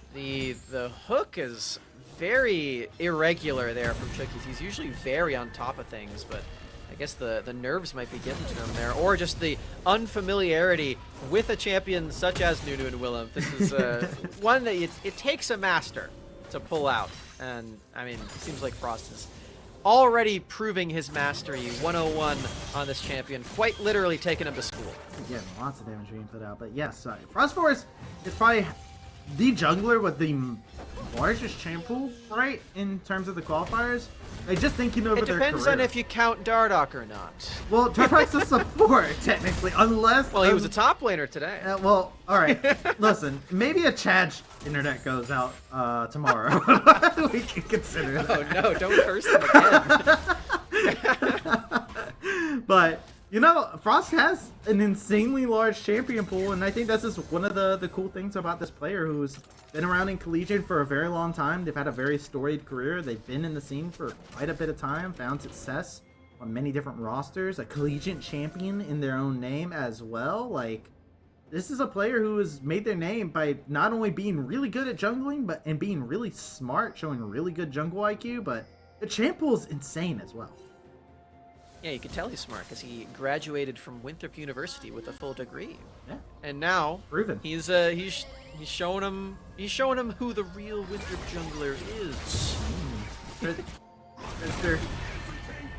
We always have like this fun thing where it's like Trickster waking up and screams and whatnot. You always gotta wake up Trickster, so Trickster going against is like, what is this guy doing? Man. Yeah, the collegiate season, by the way, is going to be so exciting.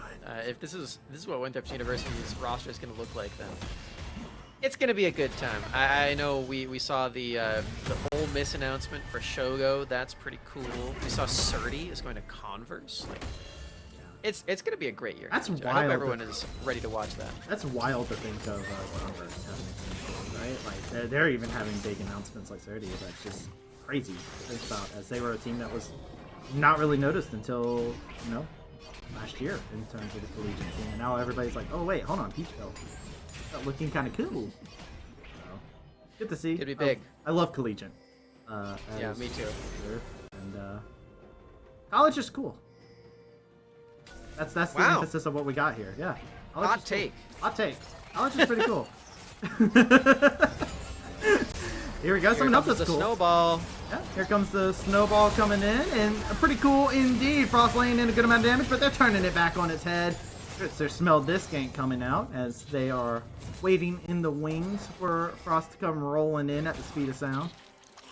Little Ignite's used there as Coachify going to use the extra pressure to start up the dragon. They already have a rift. Did he? Whoa. That's the bullet cleanse. They got caught out by the dredge line. They were not ready for the engage from Chookies, but Chookies is getting punished for this. Toasty was here on the flank. Toasty is going to continue marching forward.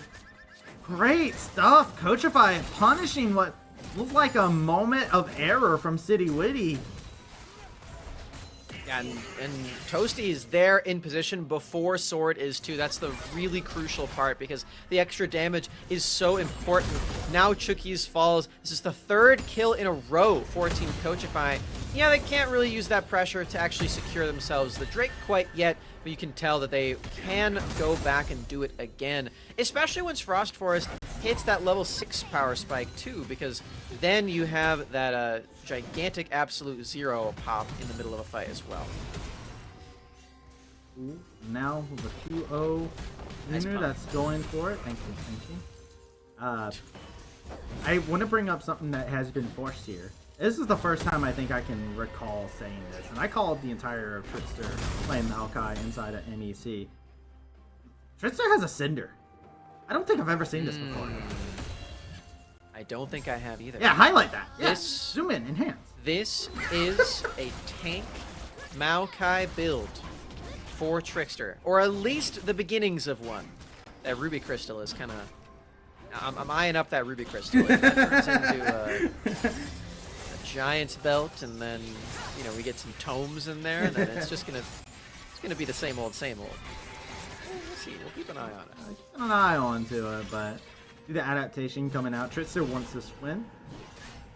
And they're going in here yet again. Dragon being started out. There's not been a dragon claim by either team at 8.5 minutes, but now that Herald's up, it does look like we will get that traditional trade between the two junglers. They're just going to split it themselves. Winthrop gets first dragon, while on the opposite side, it's Herald or Frost. And this is good for Winthrop because they are actually behind in terms of jungle clear. You can see Frost already has that 20 hit on his jungle pet, so he has the upgraded smite, whereas Trickster is still sitting with only 600. So you do not want to compete. Not only that, but also the Nunu Chomp, just making it pretty impossible to smite steal away from Frost in this game.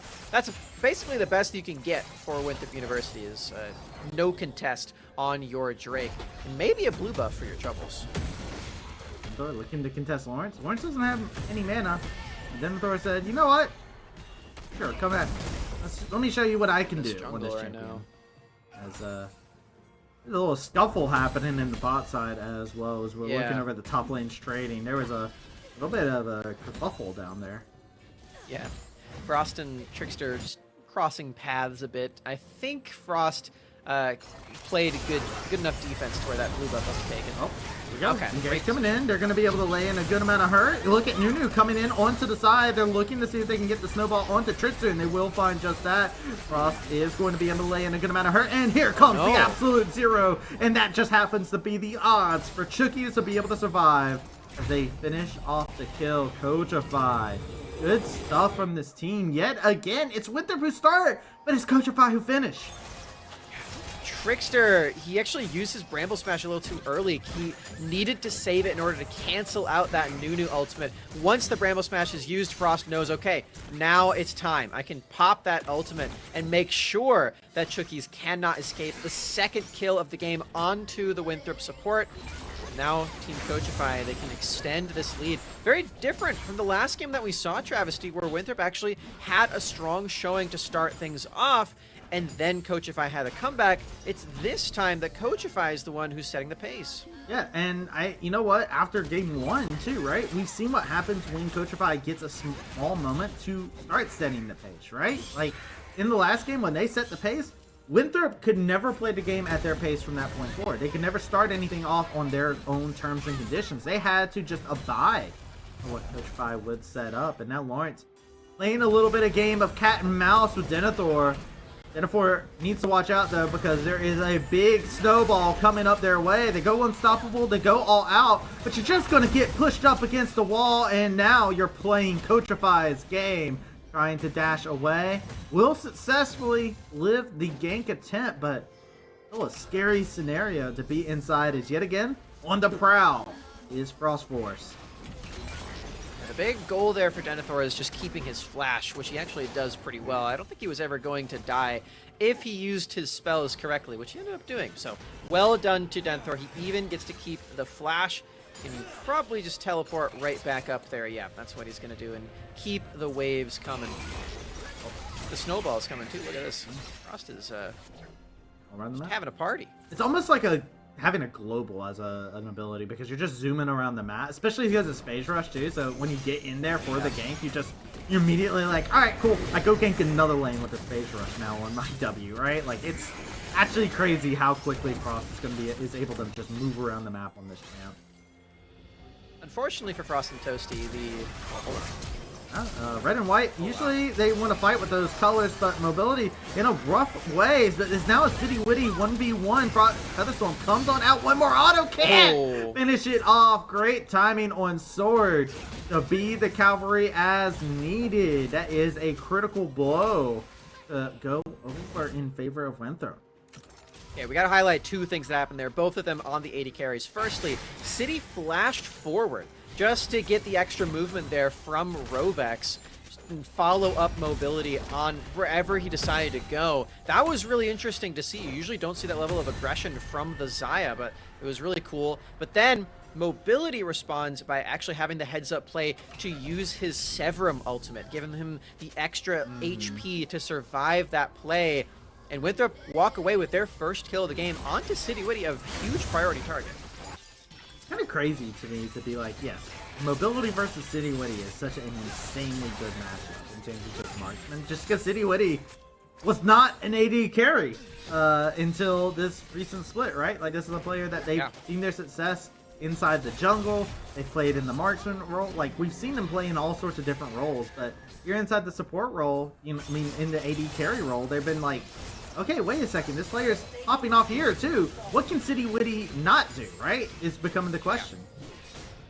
And mobility and City Witty, they did play against each other quite a bit in the spring split of NACL. However, as you said, City Witty was playing jungle. Mobility was playing against Mia and LJX in the AD carry position against that team. So it's a bit of a different look. But yeah, it's certainly delivering right now as Winthrop, they are ready for the Drake. They've already taken the first one off the map. This one, the Ocean, now attempting to be claimed. Oh, by Chookies, but Lawrence is in there by themselves. Look at Toasty over here onto the back line, laying in a good amount of damage. Good use of the ultimate sword. Singling out Toasty, but somehow Toasty's staying alive. How is he doing it? I'm not entirely sure, but he's not going to be able to stay alive for long. Mobility secures the kill, and Sword must follow. Both mid laners fall, but Winthrop getting the advantage yet again at the Dragon Pit. Winthrop are now all of a sudden taking a page from Coachify and making things turn around in their favor. Yeah, they absolutely are. This top side core of three champions, Azir, Maokai, and Cassante, both teams seem to have a great understanding of how this operates. You just walk into the objective first, drop the Maokai ultimate, and whoever gets locked up gets Azir. That's what ended up happening. Was stopping the back really worth it here, Rovets? Well, they will say yes, because they don't have to pay any prices to it. They don't have to pay for their mistakes. They can just make them for free. Fine. Well, he did have to use his grand entrance cooldown there, Travesty. You gotta wait an entire 11 seconds to use that spell again. Summer, I heard you push up your glasses when you said that. Yes, I absolutely did. Rift Herald started up. There's no Maokai ultimate to worry about this time. No Azir ultimate either. And Team Coachify, I think they're going to be able to secure themselves the second Rift Herald of this game, excuse me. Trying to get some more turrets for themselves. And they need to keep the pace to their own favor here. You can see Lawrence trying to get up into the face of Sword. This is what favors them, is if Coachify is able to keep the pedal to the metal, really. They don't want to hit brakes or anything like that. They want to drift if they ever have to make a turn, right? They are doing everything they can to maintain their velocity. While Winthrop, I feel like they're trying to figure out break points, figure out ways to make them hit little bumps that make them go flying off into the distances. Then the Thor. Catching out Toasty possibly here, but the rocket jump makes it to where it is a very hard champion to lock down, and that is first tower of the game secure. Pretty late first turret, but no surprise that it does go over to Toasty. He's playing the Tristan, he's playing the siege weapon machine. He's already got the Kraken too, so this is definitely expected for Team Coachify to pick up. They do also still have that Rift Herald, so the second turret of the game is within their grasp.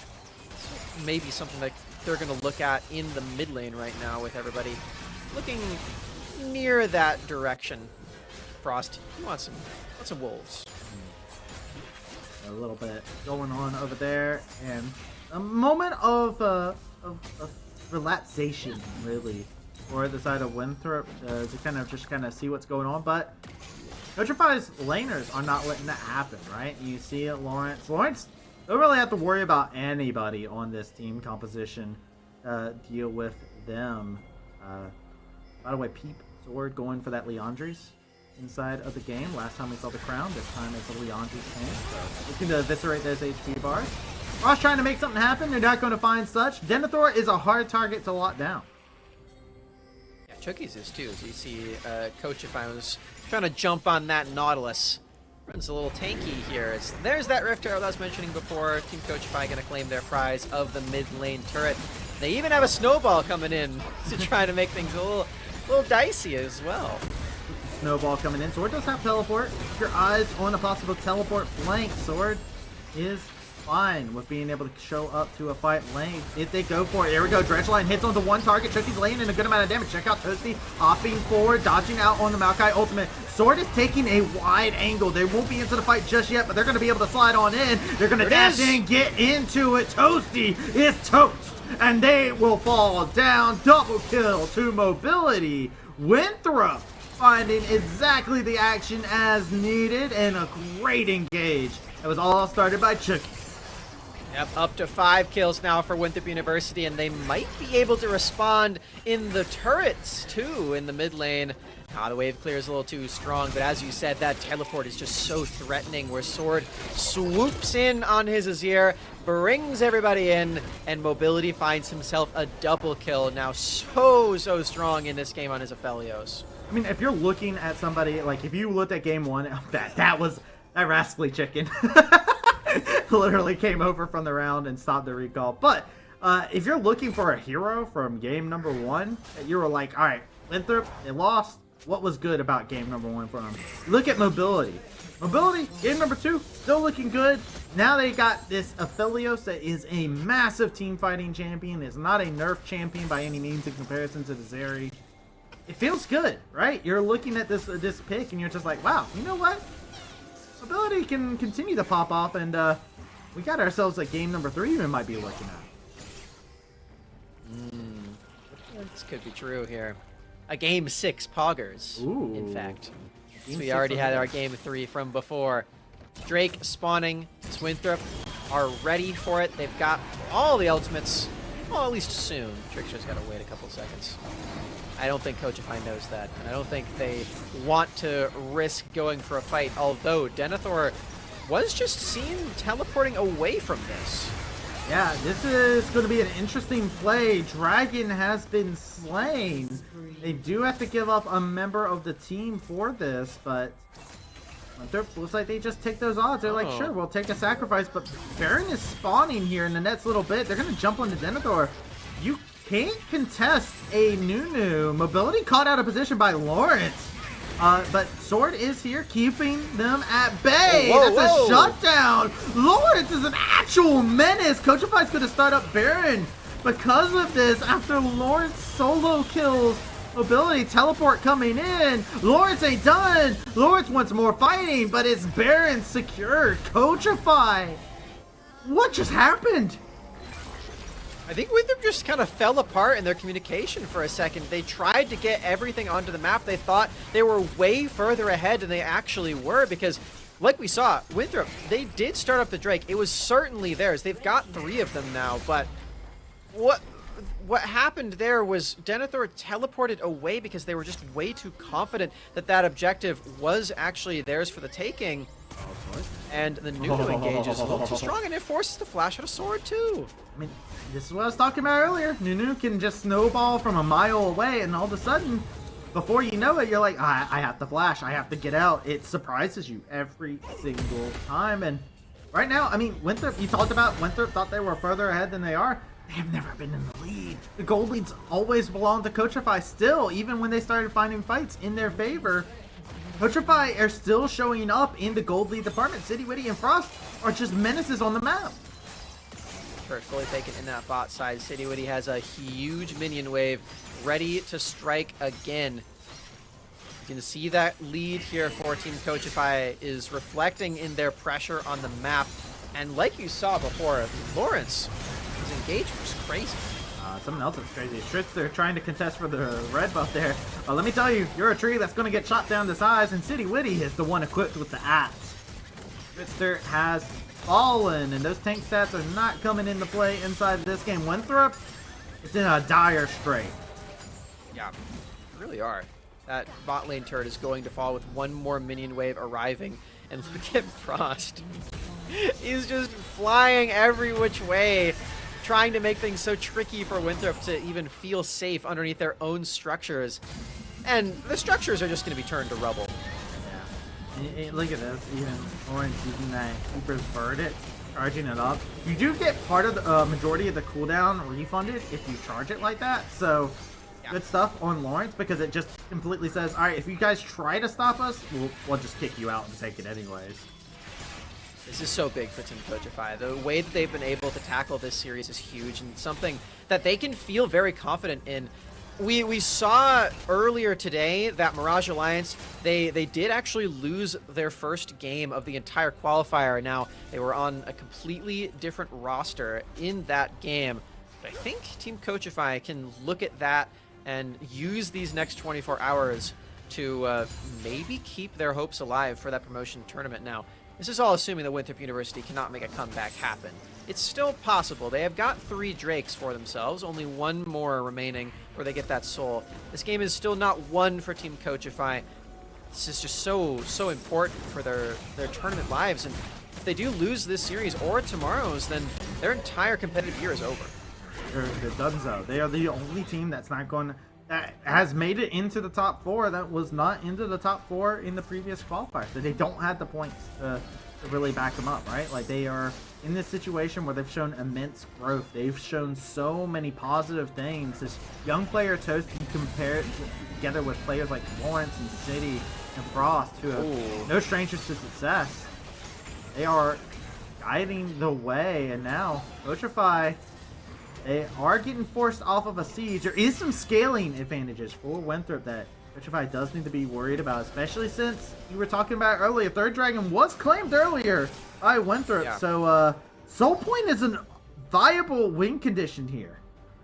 Yeah, Winthrop, I'm surprised that they're not attempting to stack up on the other side of the map, because the Baron is already gone. Coachify doesn't have that pushing power again. I feel like Winthrop should be more concerned with this Drake Soul that they have at their disposal.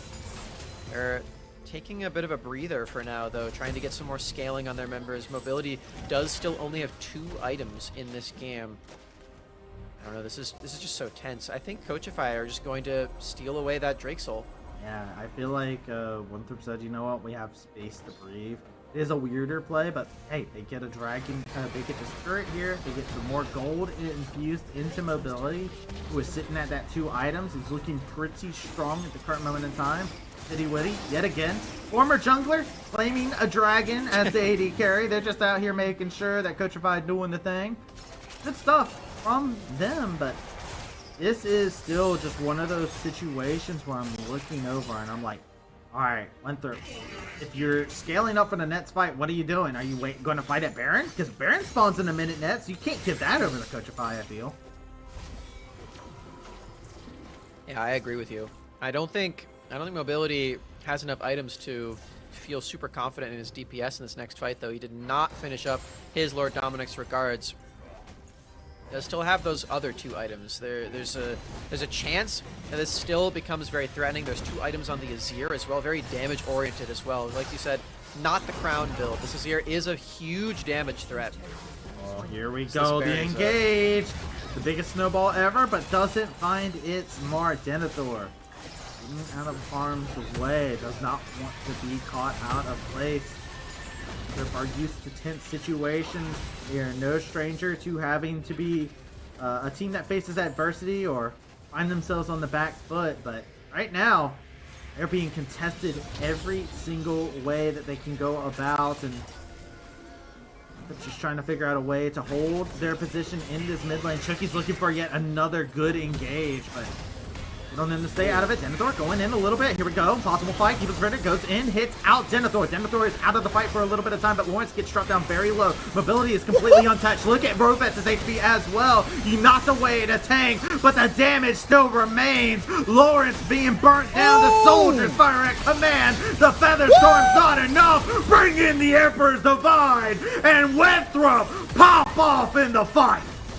Oh my god, look at Rovex. He's the only guy alive. He's just trying to cut the wave at this point. He knows this fight is doomed. He might even execute. Yeah. He's charming the minions. Trying to sing a song to the minions, bring them around. That's Baron Winthrop with a huge swing there. They were scaling up for this moment. Patience pays off from the boys from Winthrop. Oh my, that's the Baron as well. The Turo Baron buff is here for the Eagles. Winthrop University, they take 4 kills on that play as well, attaining the lead for the first time in the whole game. It is an insane turnaround to be able to get themselves. They have clawed their way back in step after step. The moments that they have set up have been for this. They've got that itemization now with Baron. The question becomes, how does Winthrop use this? Can they utilize this to continue the push? Is this where they've hit their break point in terms of the scaling? And Petrify has to figure out a new strategy to deal with this team on these team fight scenarios. So many questions that have to be answered now as we're in an even ball game. Drake Soul is up in 2 minutes too. Denethor's caught out. This is bad. Absolute Zero's there as well. They're gonna get the catch. Denethor's popped. That's a big target off of the map for a bit of time, but no neutral objective to claim as a result. This is going to be the retreat flag getting called up for Winthrop as they gotta defend their base.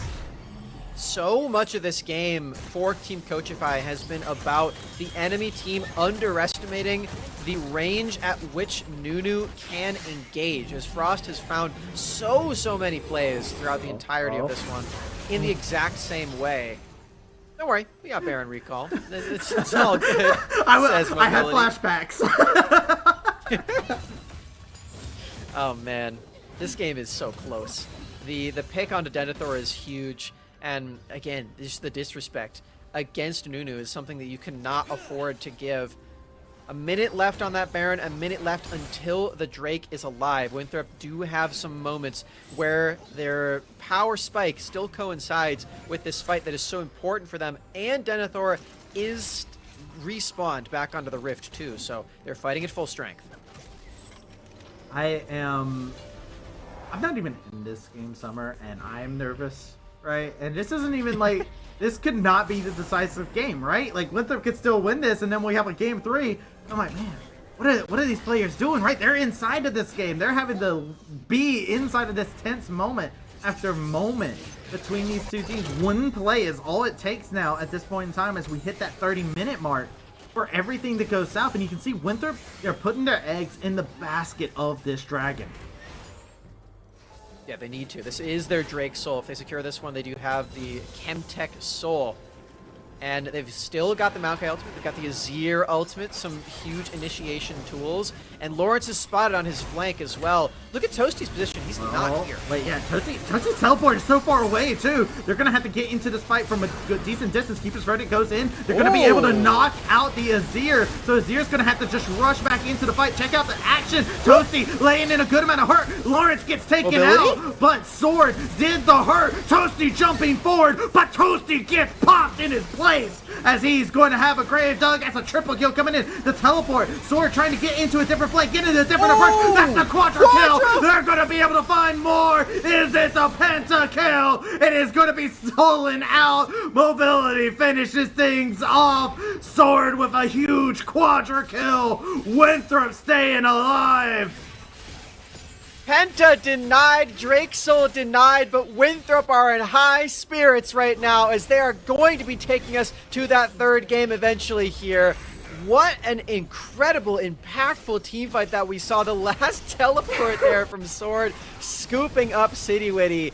And did you see how low Mobility got in that exchange as well? He was just very nearly dead, which would have completely swung the tides of this one. Winthrop University, they claim their prize of the mid lane inhibitor, a bunch of turrets, and a huge gold lead now after that play.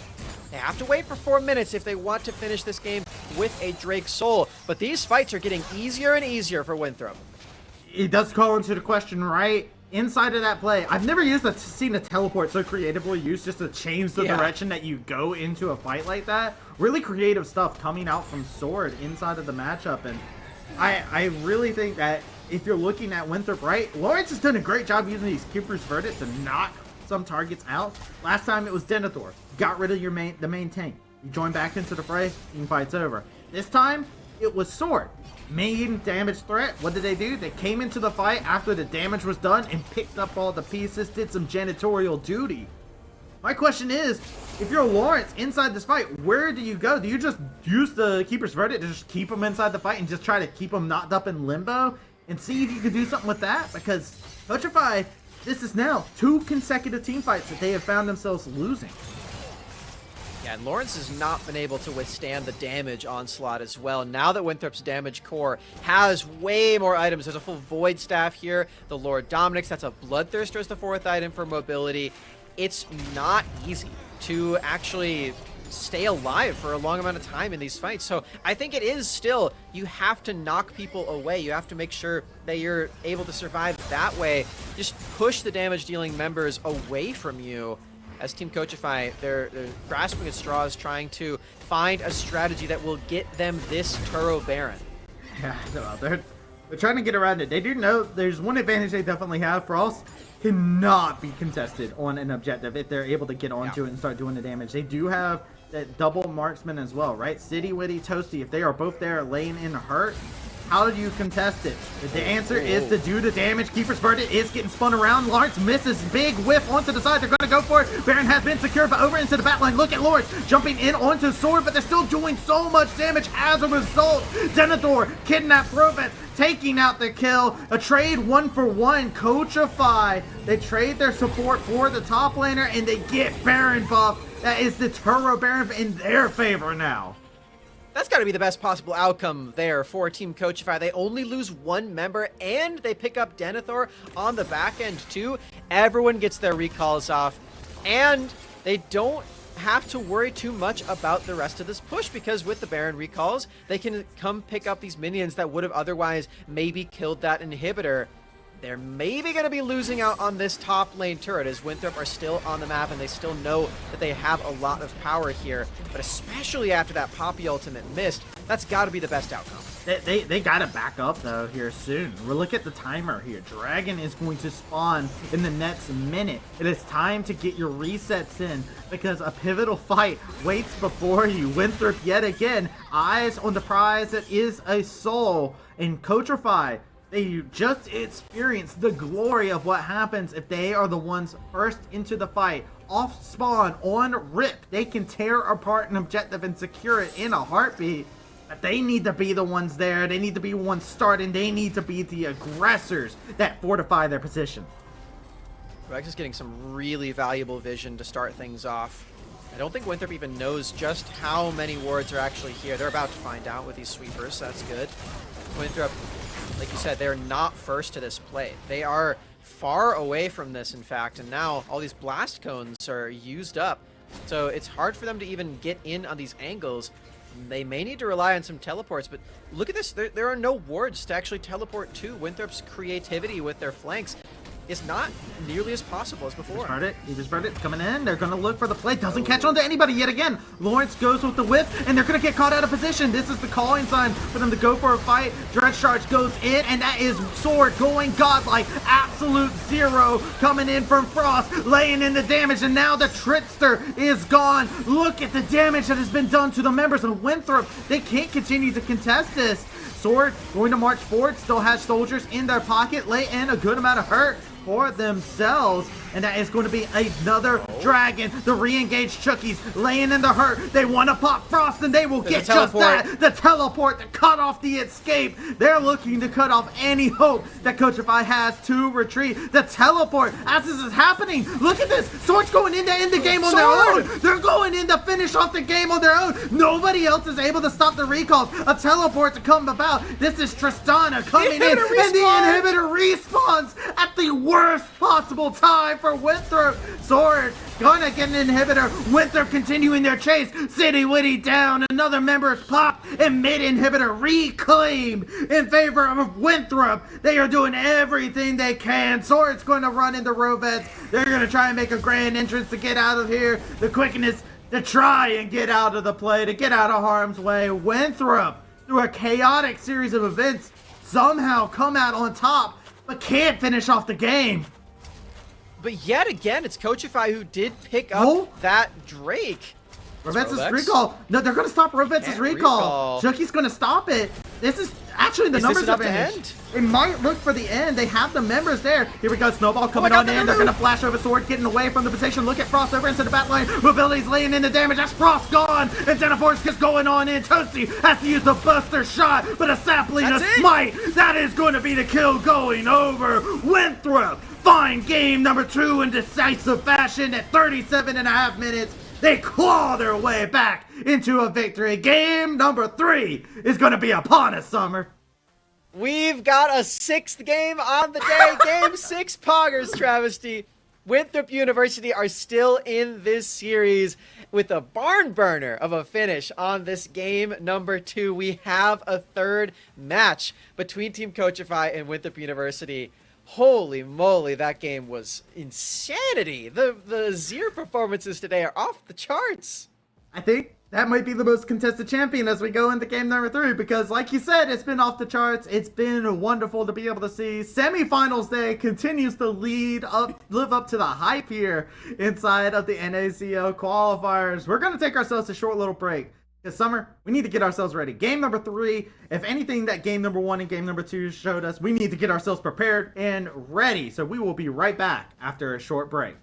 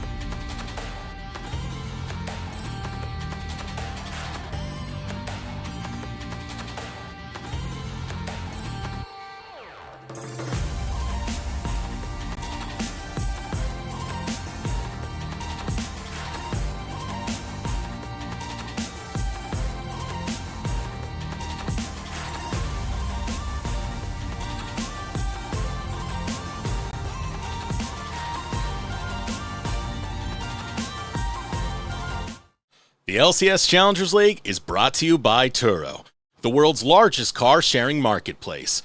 Find your drive. Hello, everyone. Welcome on back. We are ready. A decisive game 3. 2 series today. Both series have gone the full distance. Now it's time to figure out who's going to go to the grand finals. Both these teams want it so bad. It's Winthrop. It's Coachify. They're both trying to make their spot. My name's Travesty. I'm joined here with Summer. Matt, what are you feeling? What kind of emotions are you going through? Talk to me. Tell me about your day right now. It is so tense in this specific matchup right now, Travesty, because Team Coachify has everything on the line right now to make it all the way to the finals, and from there, maybe even make it all the way to the promotion tournament. And I know Winthrop, they are really trying to keep that level of consistency and make top 2 again, like they did in the last event, and try their hand at taking down Mirage Alliance. This is such an important game for both of these two teams. There's a lot of, grudge match elements to this one as well. I know Frost Forest really wants to take down his former school, and this is just everything's delivered so well with the gameplay. Also, the Azir play from both Toasty Alex and Sword has just been insane. It's crazy that last game we were talking about Tristana. Tristana's prevalent inside this series too, right? But it's the Azir this time around that's like, okay, wait a second. This is eye-opening. And it's not even just Azir too, right? Maokai is now 100% win rate. We got to see Trentster build a tank Maokai. I've never seen that before, but they did it. Then over onto the other side as well, Cassante doing well for themselves yet again inside of another matchup. I feel like we're seeing a trend here where we're seeing these rotations come about. My question is there any adaptations that either one of these teams feel they need to make? Because when you look at both pools here, both, especially in the jungle role where I especially look at, have a champion Ocean. And I think the first adaptation that needs to be made is the Azir. I think we probably are going to be seeing an Azir ban. That champion seems a bit too powerful to go over to anybody in this series, because both mid laners looked so good on this pick. As we are going to be getting into that draft here pretty soon, you mentioned how Tristana has been super popular all throughout today on both different semifinals matchups too. Hasn't really looked like it can beat the Azir at all. No, not inside this series at the very least. And it's not that it hasn't been doing good, right? It's doing damage. It's getting kills. It's taking down the towers. It's doing what a Tristana should do. But it's not getting. But it doesn't have anything to deal with the Azir play that's coming in. And I think that just comes from the fact that we both have Toasty and Sword against each other. Two players that are exceptionally good at being able to play the Emperor of Shurima. So good stuff from both mid laners. And you know what? Coachify is on blue side this time around, so who knows what we could possibly see to start off our draft. Well, we do see one adaptation, a big one at that. The Maokai is gone, and alongside it, the Cassante. Both of these champions have won both of the games in this series already on 2 different teams, so removing both of them is a really big deal. It won't be an Azir ban with all of that. Instead, looking at the Kaisa and the LeBlanc for the side of Winthrop University, this opens up Team Coachify to go for that pick, but not only that, it opens them up for the Sejuani, which Winthrop actually banned in both other previous games. I do like the fact they don't pull the trigger on grabbing Azir right off the get-go on one side, but then on the opposite, Winthrop said, you know what, Sword, you're so good at this Azir. Take it again. They get the Xayah, which is a champion that you've talked at great length about why it's so good to be able to pick up real quick in your draft. Good stuff from them. There is a Sejuani in this game, which is someone that we haven't gotten to see, and a Rel, who has been left unbanned throughout the entire series, getting their first pick here. Wow, okay, and the Ezreal is here for City Witty. I know he's very comfortable on this champion, but it's a very different look than what we're used to in this series. No Tristana pick very early on means that you can get rid of that champion too, and the follow-up marksmen that are available from Team Coachify are all of a sudden not going to be as strong. Jace is already gone, and so is that Kindred, so the options are pretty mitigated as we see Winthrop University go back to that classic here for Trickster. He's only played tree champions today. It's going to be the Ivern. Very tree themed on the day, and Trickster has been a menace on this champion. We didn't get to see it pop off inside of game number 1. Great tools were there for Coachify to be able to distract and detract from what the Ivern can bring into a game. But inside of this here, I feel like they got the setup this time. The Maokai is not there to be a pain for that Ivern inside of this game, and we can see the next couple bans coming in. The battle between Denethor and Lawrence has actually been a very important one as well, as we've seen both players have some big moments. More so Lawrence inside of this series, being able to find very unique flanks to get these targets on the Poppy and in the Cassante game. Impressive showing for pretty much everyone in this series, which is really cool to see. This has been probably the closest series that we've had for this entire qualifier up until this point. With Winthrop University, they're going to be banning away some of the possible champions that work well with Sejuani. Notably, Tristana is still available if that's something that Toasty does want to go towards. But on the side of Winthrop, with the Rakan banned away and with them going for the Ivern very early on, not only do they not have the Lover's Duo, they don't have the Nautilus to bolster that lockdown, and Alistar is a little bit awkward to pick into an Ezreal. You like it as the counter pick into Rel, though, so I'm wondering if Chookies just does go right back to the cow here, and he does. Hey, look, you called it. You heard the cowbell coming, and that was Chookie saying that they were ready to play inside this game. This means counterpick for Denethor, who's been an ever so impressive top laner inside of this tournament here. But their competition is stacked on the opposite side. It is going to be the blind pick Renekton and a Corki to boot. Really? That is very interesting. I haven't seen a Corki in ages. Yeah, same. I'm almost wondering if that's a misclick. Like, this champion is super, super unorthodox.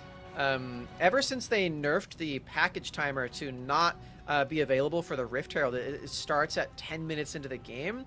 It's just not been popular whatsoever. I know they've been playing it a little bit in the LCK playoffs, but even then, that is a few patches ahead of where we are. So this is just very, very strange. I'm really curious as to what Toasty is cooking up here into the Azir matchup. I know this is the classic snooze fest that everyone hates, but Corki Azir. I don't know, Corki things are Azir. very different.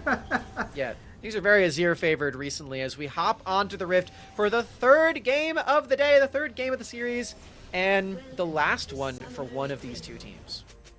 These two teams, Coachify, their tournament lives depend on this to be able to go into the promotion tournament. They lose here, it is goodbye, Summer, as the Corki is doing a little bit of twerking.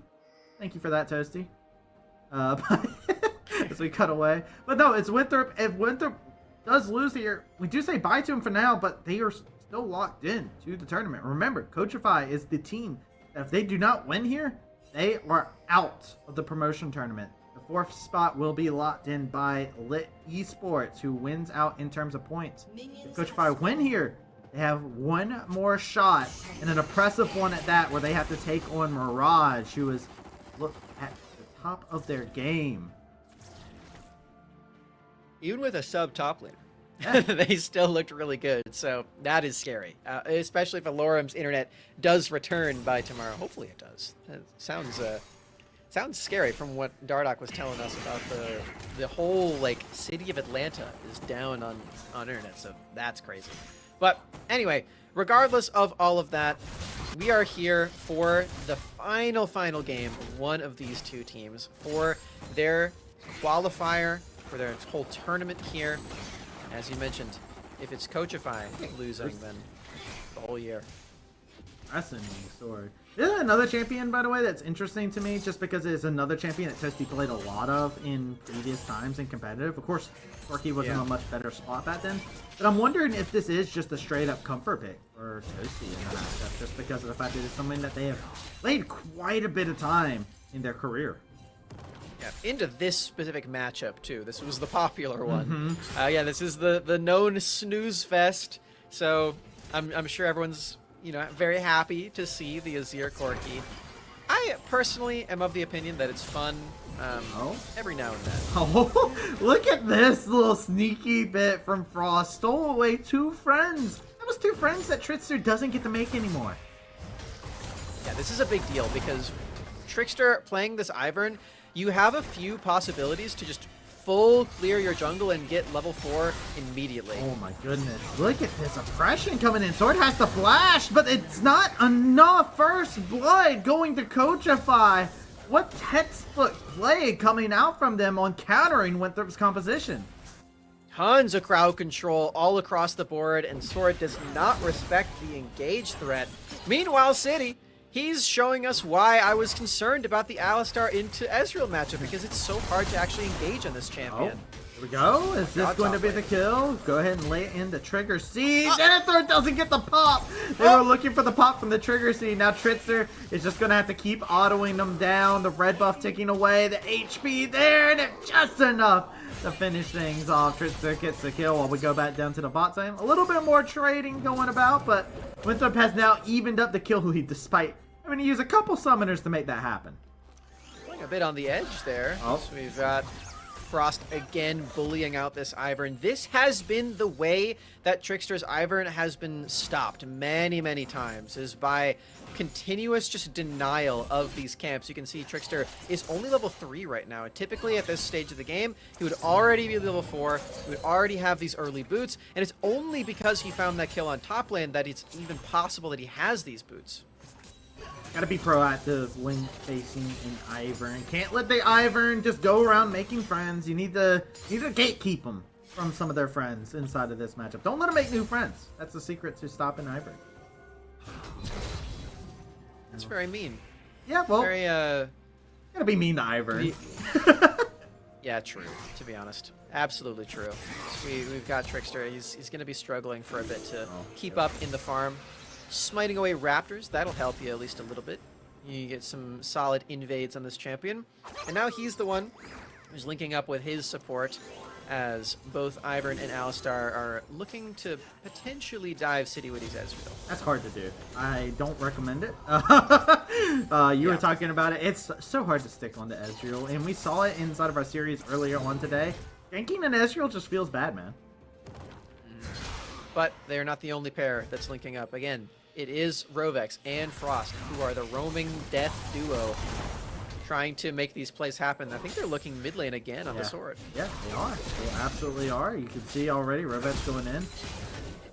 There's still some trading happening over here in the top side. They haven't relented either. Ornn's actually deceptively good at dealing with these kinds of trades here. One needs to get another Cole, and they're trying to dash into the minion wave to get a little bit of HP back. Now the minion wave's in their favor, and they got 6 off of that. So now Denethor got themselves turned into, and Lawrence making an unfavorable trade at the beginning. It all led into a masterful play with the minions. Lawrence found his out there. Very, very impressive on the solo kill. And this is a lane where he died earlier as well, thanks to the gank from before. Denethor denied too much experience in this lane, could not match that level 6 out of Lawrence. He plays for that minion wave. Just a genius play out of Lawrence to find a solo kill. And gets to push in another wave, gets to take a turret play. This is a super scary Renekton. Yeah. Again, it's just it's the case I've been talking about. I've been singing the praises of Lawrence for so long, and this player's, despite being a player who's been playing for a long time, it's crazy that they're still just growing, which is always good to be able to see. Alright, talent here. Winthrop are going to be the first ones at the dragon. They're start things up, but this duo. Has Rovet's been bot lane at all? I feel like Rovet's has just been Frost support at this moment in time. As yet again, Chucky's going to find themselves collapsed upon. Nice use of the headbutt to get things deterred. Ability taking a good amount of damage. Chucky's has to flash away, get a little bit of distance. Toasty is here, and they're laying in rocket after rocket. Doesn't do too much damage at this current moment in time, but it's still meaningful enough if I took too much damage as a result. That was a big root out of mobility. That was very, very impactful and may just be enough to help push in that bot wave and secure Winthrop University with their first Drake of this game, even before the Rift Herald spawns too. So they have maybe some possibilities of making a play over on the other side of the map. I think the experience difference really did help a lot there too. Even though Trickster was put behind before, Frost has been just on the prowl on a lot of these ganks, so hasn't been able to clear his own camps as much, and Trickster is level 5 when Frost is only level 4, so extra bonus power on that play does secure them the Drake. It's the danger of being proactive on the map, right? There's a little bit of a risk to it, and it's if you do not find resources, right? Like you're on the prowl, you're on the hunt. You're not taking your own resources. You're looking to take resources from others, whether it be knocking them out of lane or anything of that sort. We're seeing the downside of that, where they're not able to find the success that they want. They wanted to be able to chain gank some people here, with Rovet spending so much time in the mid lane as well. Sword, despite dying right off the get-go, hasn't been punished any further than what they have. Yeah, and I want to think about these compositions that we've seen drafted right now too, because Winthrop clearly have the scaling advantage in this game. They locked in Ornn as their last pick just to make sure of that. With the extra items coming in later, they've got Azir, which just gets exponentially more powerful with each item that comes through. Same with mobility on the Xayah, who is more of a late game hyper carry champion than the Ezreal that's been locked in for City. And the longer this game goes, the better Winthrop's chances end up looking. I think that's probably why the Corki did come through in the end, just to make sure that Coachify has some sort of scaling in this game where they otherwise don't really have any. Also gives them the source of wave clear too, something else they desperately needed. Someone to be able to, you know, keep the waves from just getting crashed into them over and over again with this kind of a composition. So going for that comfort, but now Trickster on the prowl onto the bot side. Rovet's in that bot side. Citywitty's like, huh, yeah, you are my support. Well, who would have thunk? As Citywitty's kind of has been solo laning. But check out what's happening top lane. Nice little proxy here, and a trap has been set. It has been answered. Glacial Prison coming in. Denethor will escape. It's an Ornn. So drop down to half HP isn't the end of the world, and Frost doesn't get that that Rift Herald play they were looking to make in the top side with Lauren. Yeah, that was interesting. They committed both ultimates for that play too. Denethor, all he had to do was flash to this turret, and he didn't even get denied really that heavily at the end of the day, which is pretty shocking. Denethor staying stalwart in this lane where he did get solo killed earlier on. And again, he knows that the scaling is there for his team. This is a bit of an unorthodox champion for Denethor to be picking. We don't really see him on this that often. Winthrop, though, knows that he's still going to be impactful in those late game teamfights, and he's still going to be reliable in the later stages of the game. The resets coming about. Everybody is chilling back, getting themselves prepared. Drake doesn't spawn for another 2 minutes. We've got quite a timer ahead of us here, but you can see that Winthrop is just trying to make sure that they go ahead and clear things out, right? There's been a lot of vision that's been laid out by Coachify due to the rotations that have been happening with Rovet's constantly moving around. You can even see Rovet's is like, I need a little bit of head speed now. I need to come down here and spend some time with my bot lane. I want to get to a point where they can be a little bit more impactful. And Chucky's has even started to roam out a little bit more now, since Israel doesn't really have any kill threat on the mobility at this moment. Yeah, definitely not. I mean, especially with Chucky's kind of camping this lane a bit more, especially right this moment, waiting for that Drake to spawn back up. And for Winthrop University, I think they're really hoping that they don't just outright lose that entire top lane turret before then, because this Lawrence guy, he's kind of strong right now, Travesty. Yeah, Lawrence, who would have thunk on the Renekton is going pretty good for themselves. Teleport was actually forced out by Denethor into the top side, so they're not planning on bringing Ornn down here for a dragon fight. Curious to see what the strategy may be for them, as Lawrence is still going to be able to maintain their own teleport. Yeah, that's kind of what I was thinking might happen before with Denethor getting super chunked. The priority for Winthrop is just to keep that structure alive, more so than having the Ornn teleport down. Because yeah, this Renekton, you really don't want to get completely out of hand.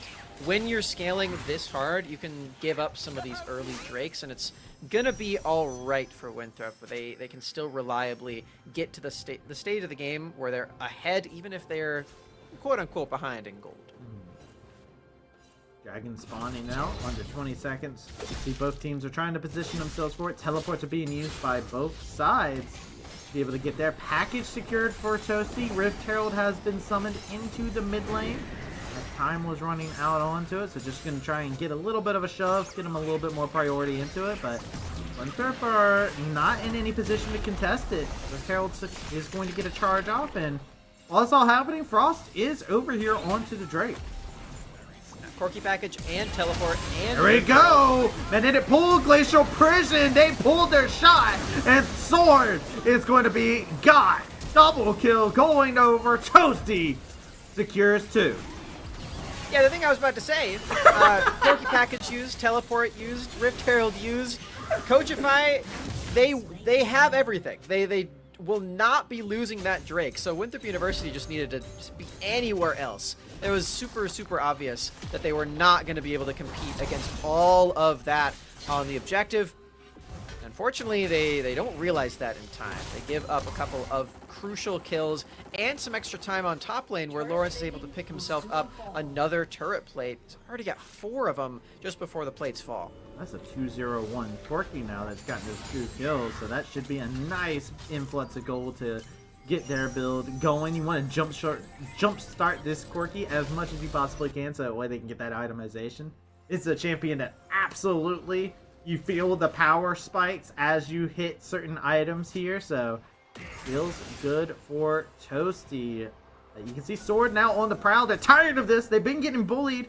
Every time they go to a choke point, they're just going to go down here to the bot lane. They're going to go here with City Witty and just be like, hey, man, you haven't gotten any kills. I feel like I can be safe around you. Let me farm this on up. And we're still seeing the scaling attempted out of Winthrop. They give a pretty major misstep in that Drake pit. I think it's probably going to be all right. Maybe they give up some more turrets.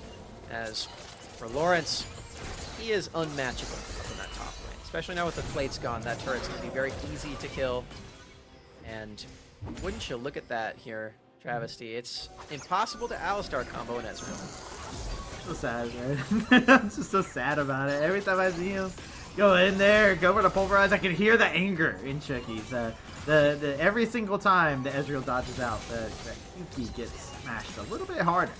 As he's trying to find a way to get a catch, but it's hard to get a catch on any member from Coachify, at least on the carries from their perspective. Just with all the tools that they have at their disposal, very mobile is his composition, good range on it as well. Rift Herald could be the objective of choice. First and foremost, though, Coachify has a little bit of a sweet tooth, and they demolish Daisy, while over to the top side, Denethor and Lawrence are looking to tango with each other. Denethor is actually taking a good amount of damage. Winthrop need to give him the resurgence of help here. There goes the call of the Forge God, and Lawrence is the one who will answer the call. He'll goes over. Glacial Prison hits on the mobility. Rift Herald secured at the cost of Lawrence.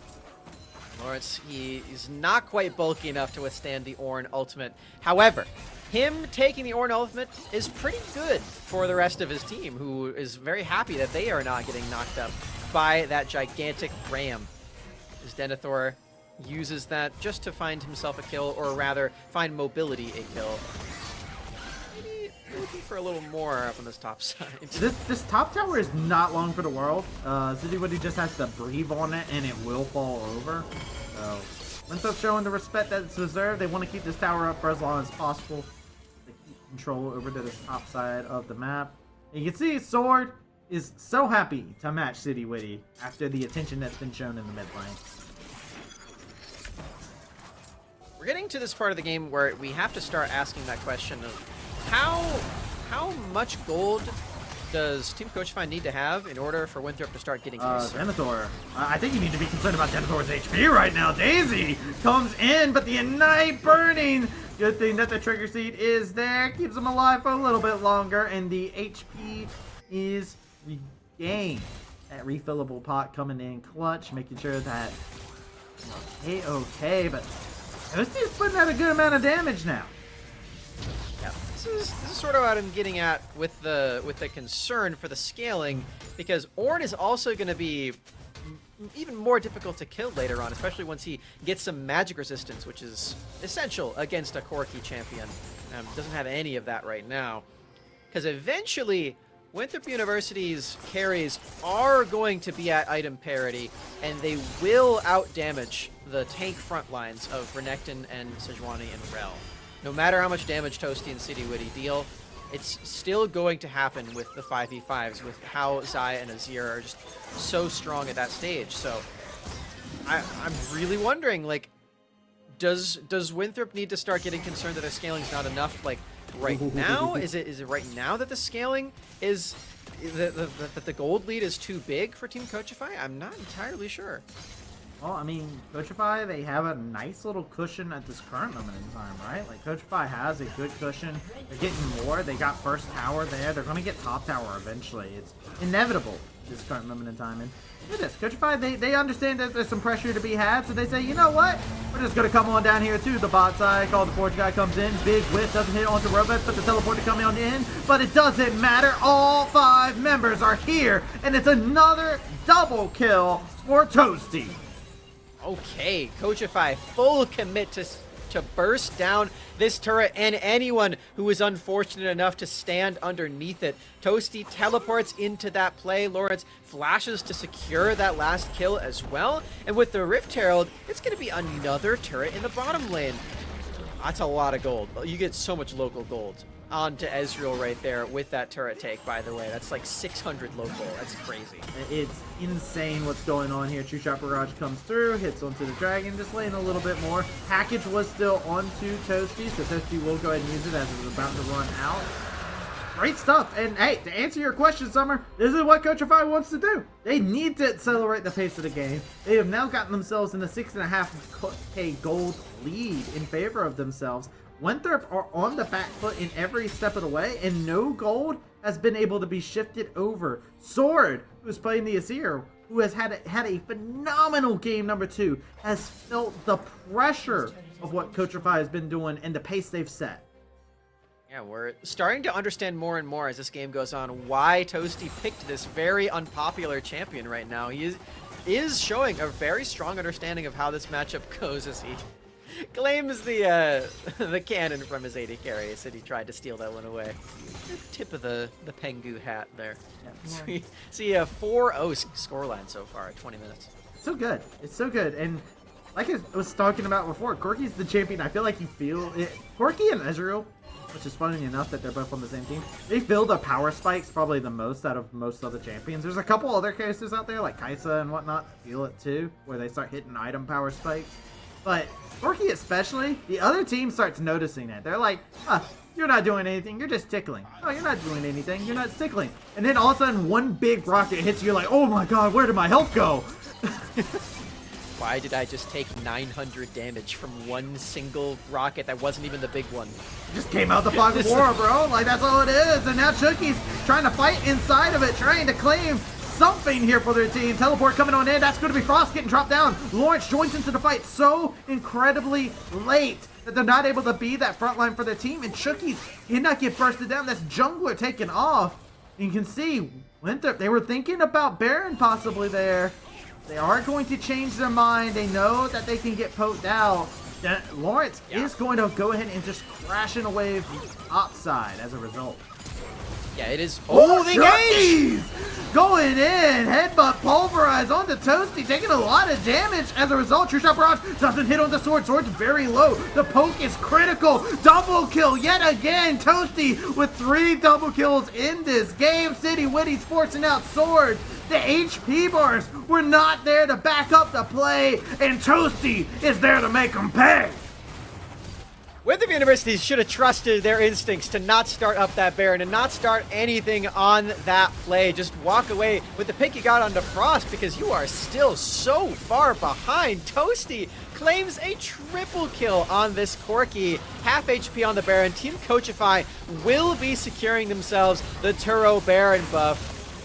And I think my question is getting answered right now, Travesty. I am concerned for Winthrop scaling. I don't think they can do it. Yeah, no, there comes a certain part where you put your eggs into the scaling basket where you say, don't worry guys, we scale, and everybody sighs. Because it's a hard fight. Yeah, you scale all right, but what a journey you're going to have to take to get there. Winthrop, that gold lead is 10k just about. They are in such a troublesome spot, and right, it's not like they don't have tools to engage a fight or anything like that, but Coachify, once they get the gold lead, they don't stop. They haven't stopped pressing their advantage. Coach Fi has done a phenomenal job in this game, and now that's a third item onto Toasty, too. That reality of those rockets dealing 900 damage with one hit is starting to come through as Chookies.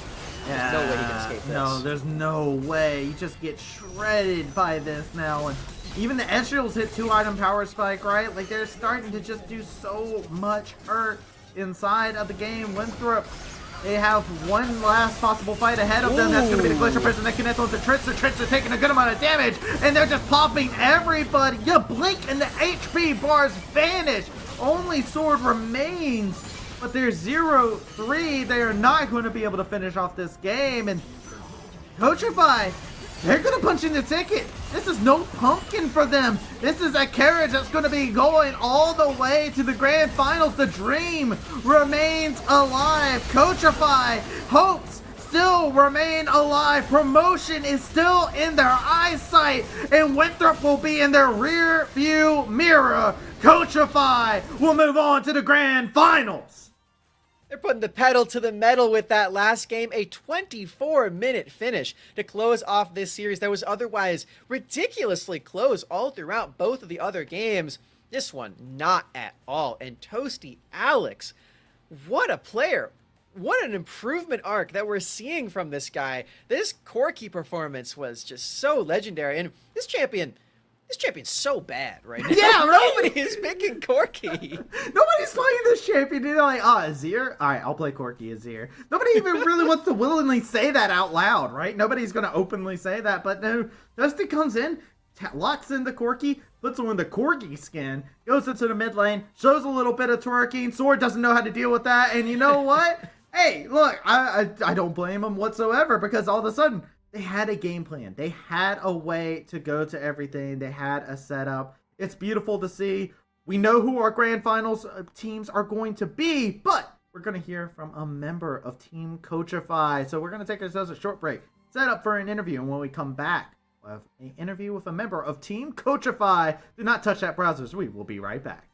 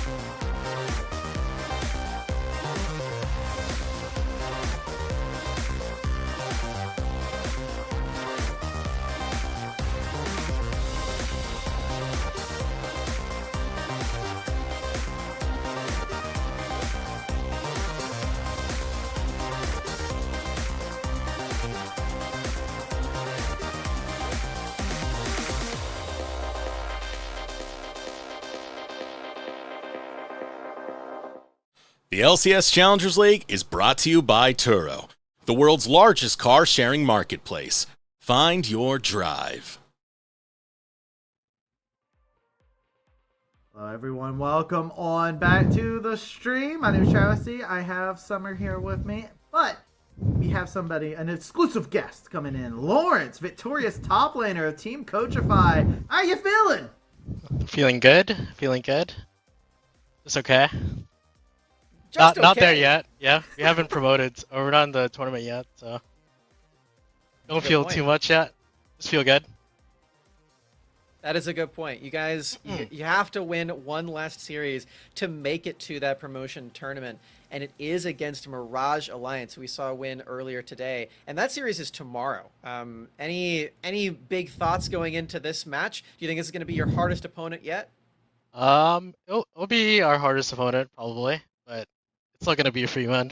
I think it'll be 3-0 or 3-1. We'll see. I think we're pretty confident against anyone. So Nice. Hey, I love to hear that. And hey, I want to get your thoughts, Lawrence, because of the fact of you've been a player who's been around in the scene for quite a bit of time. I feel like this Team Coachify roster, there's been some interesting storylines where how some of your players have just been growing massively. We've heard about Toasty, but even yourself as another player that I've been observing. I've seen your career throughout Collegiate and whatnot. You've grown quite a bit. How's it been as a team? Because it seems like you guys are just getting better with every game you play.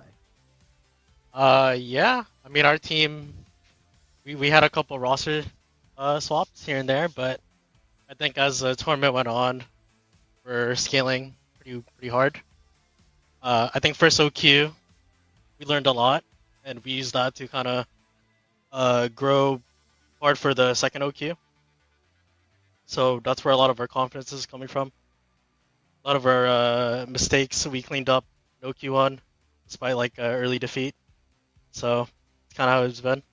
And for me as a player, I've been around long enough, so I kind of know like how the team stuff goes, how you end up to where we are right now, kind of thing. So for me, it's just I've been through it a bit already, so I kind of know what to expect.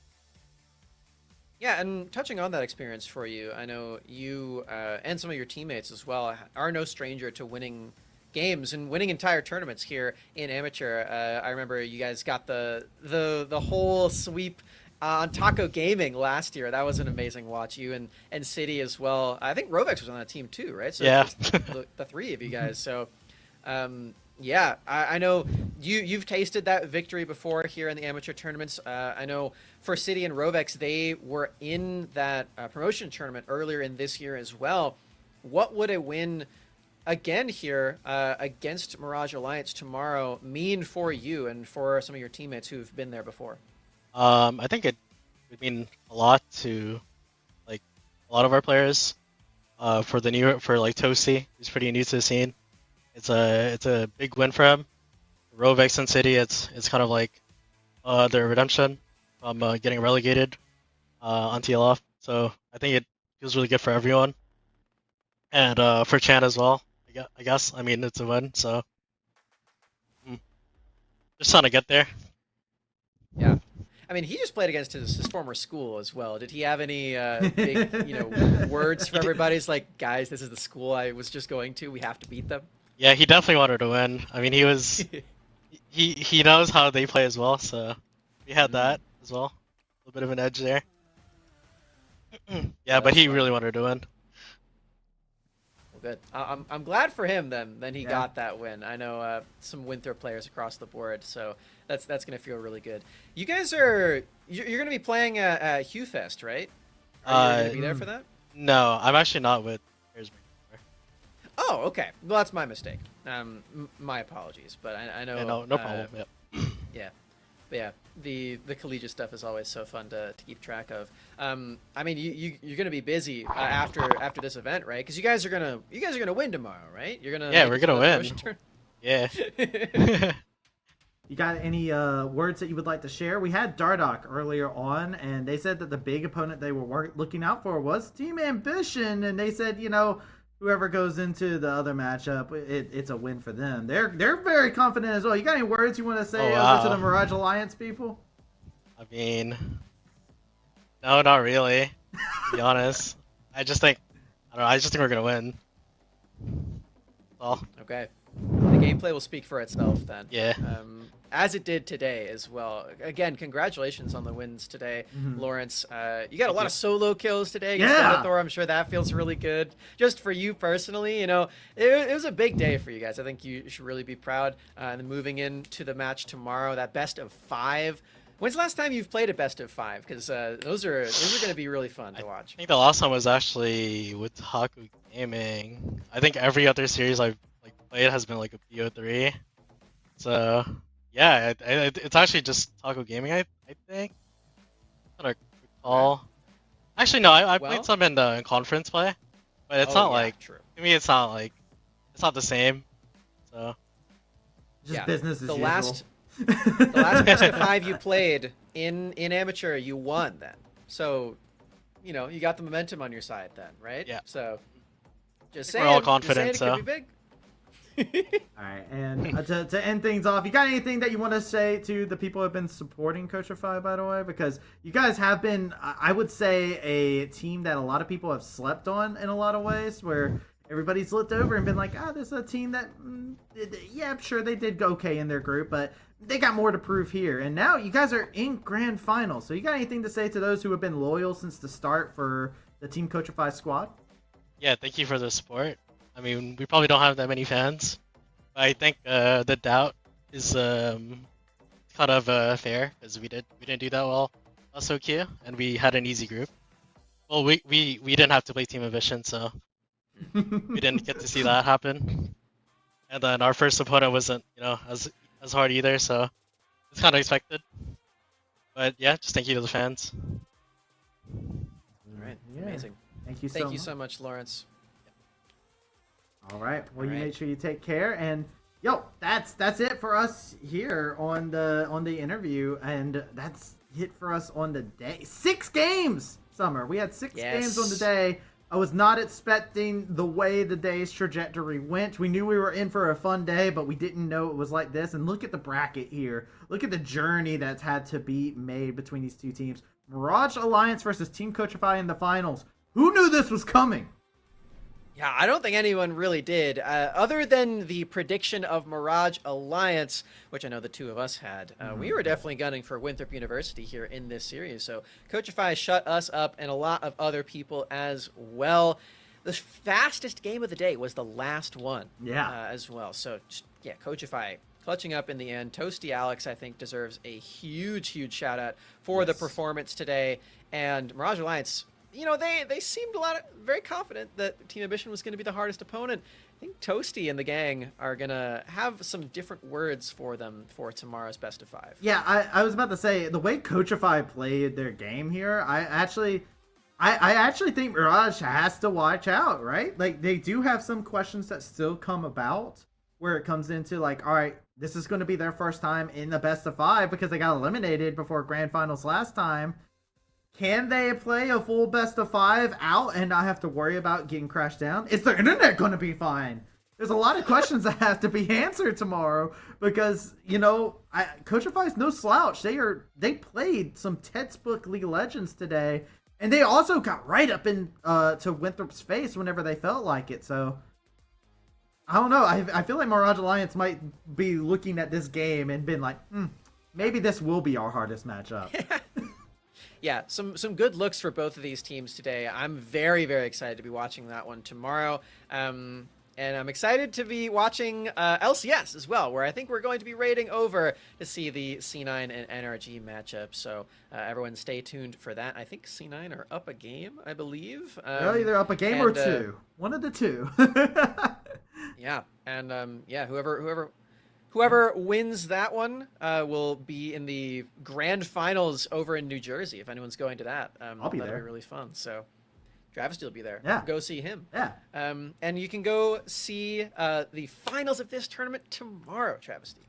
Yes, you can. Same place, same time. You'll be able to find us here at the Rally Cry Official. It's always guaranteed to be able to see us here. You might also be able to see us on the LCS Challenger stream as well. That will be going on throughout it. But come on over here. We'll get you taken care of. You'll have some fantastic games here. Full 5-game series is my hope and dream. I'll be watching. I'll be hoping to see all of you there. Thank you to everybody who came out and supported us on the day of the stream, for supporting the players, the fans, the family that have came on out.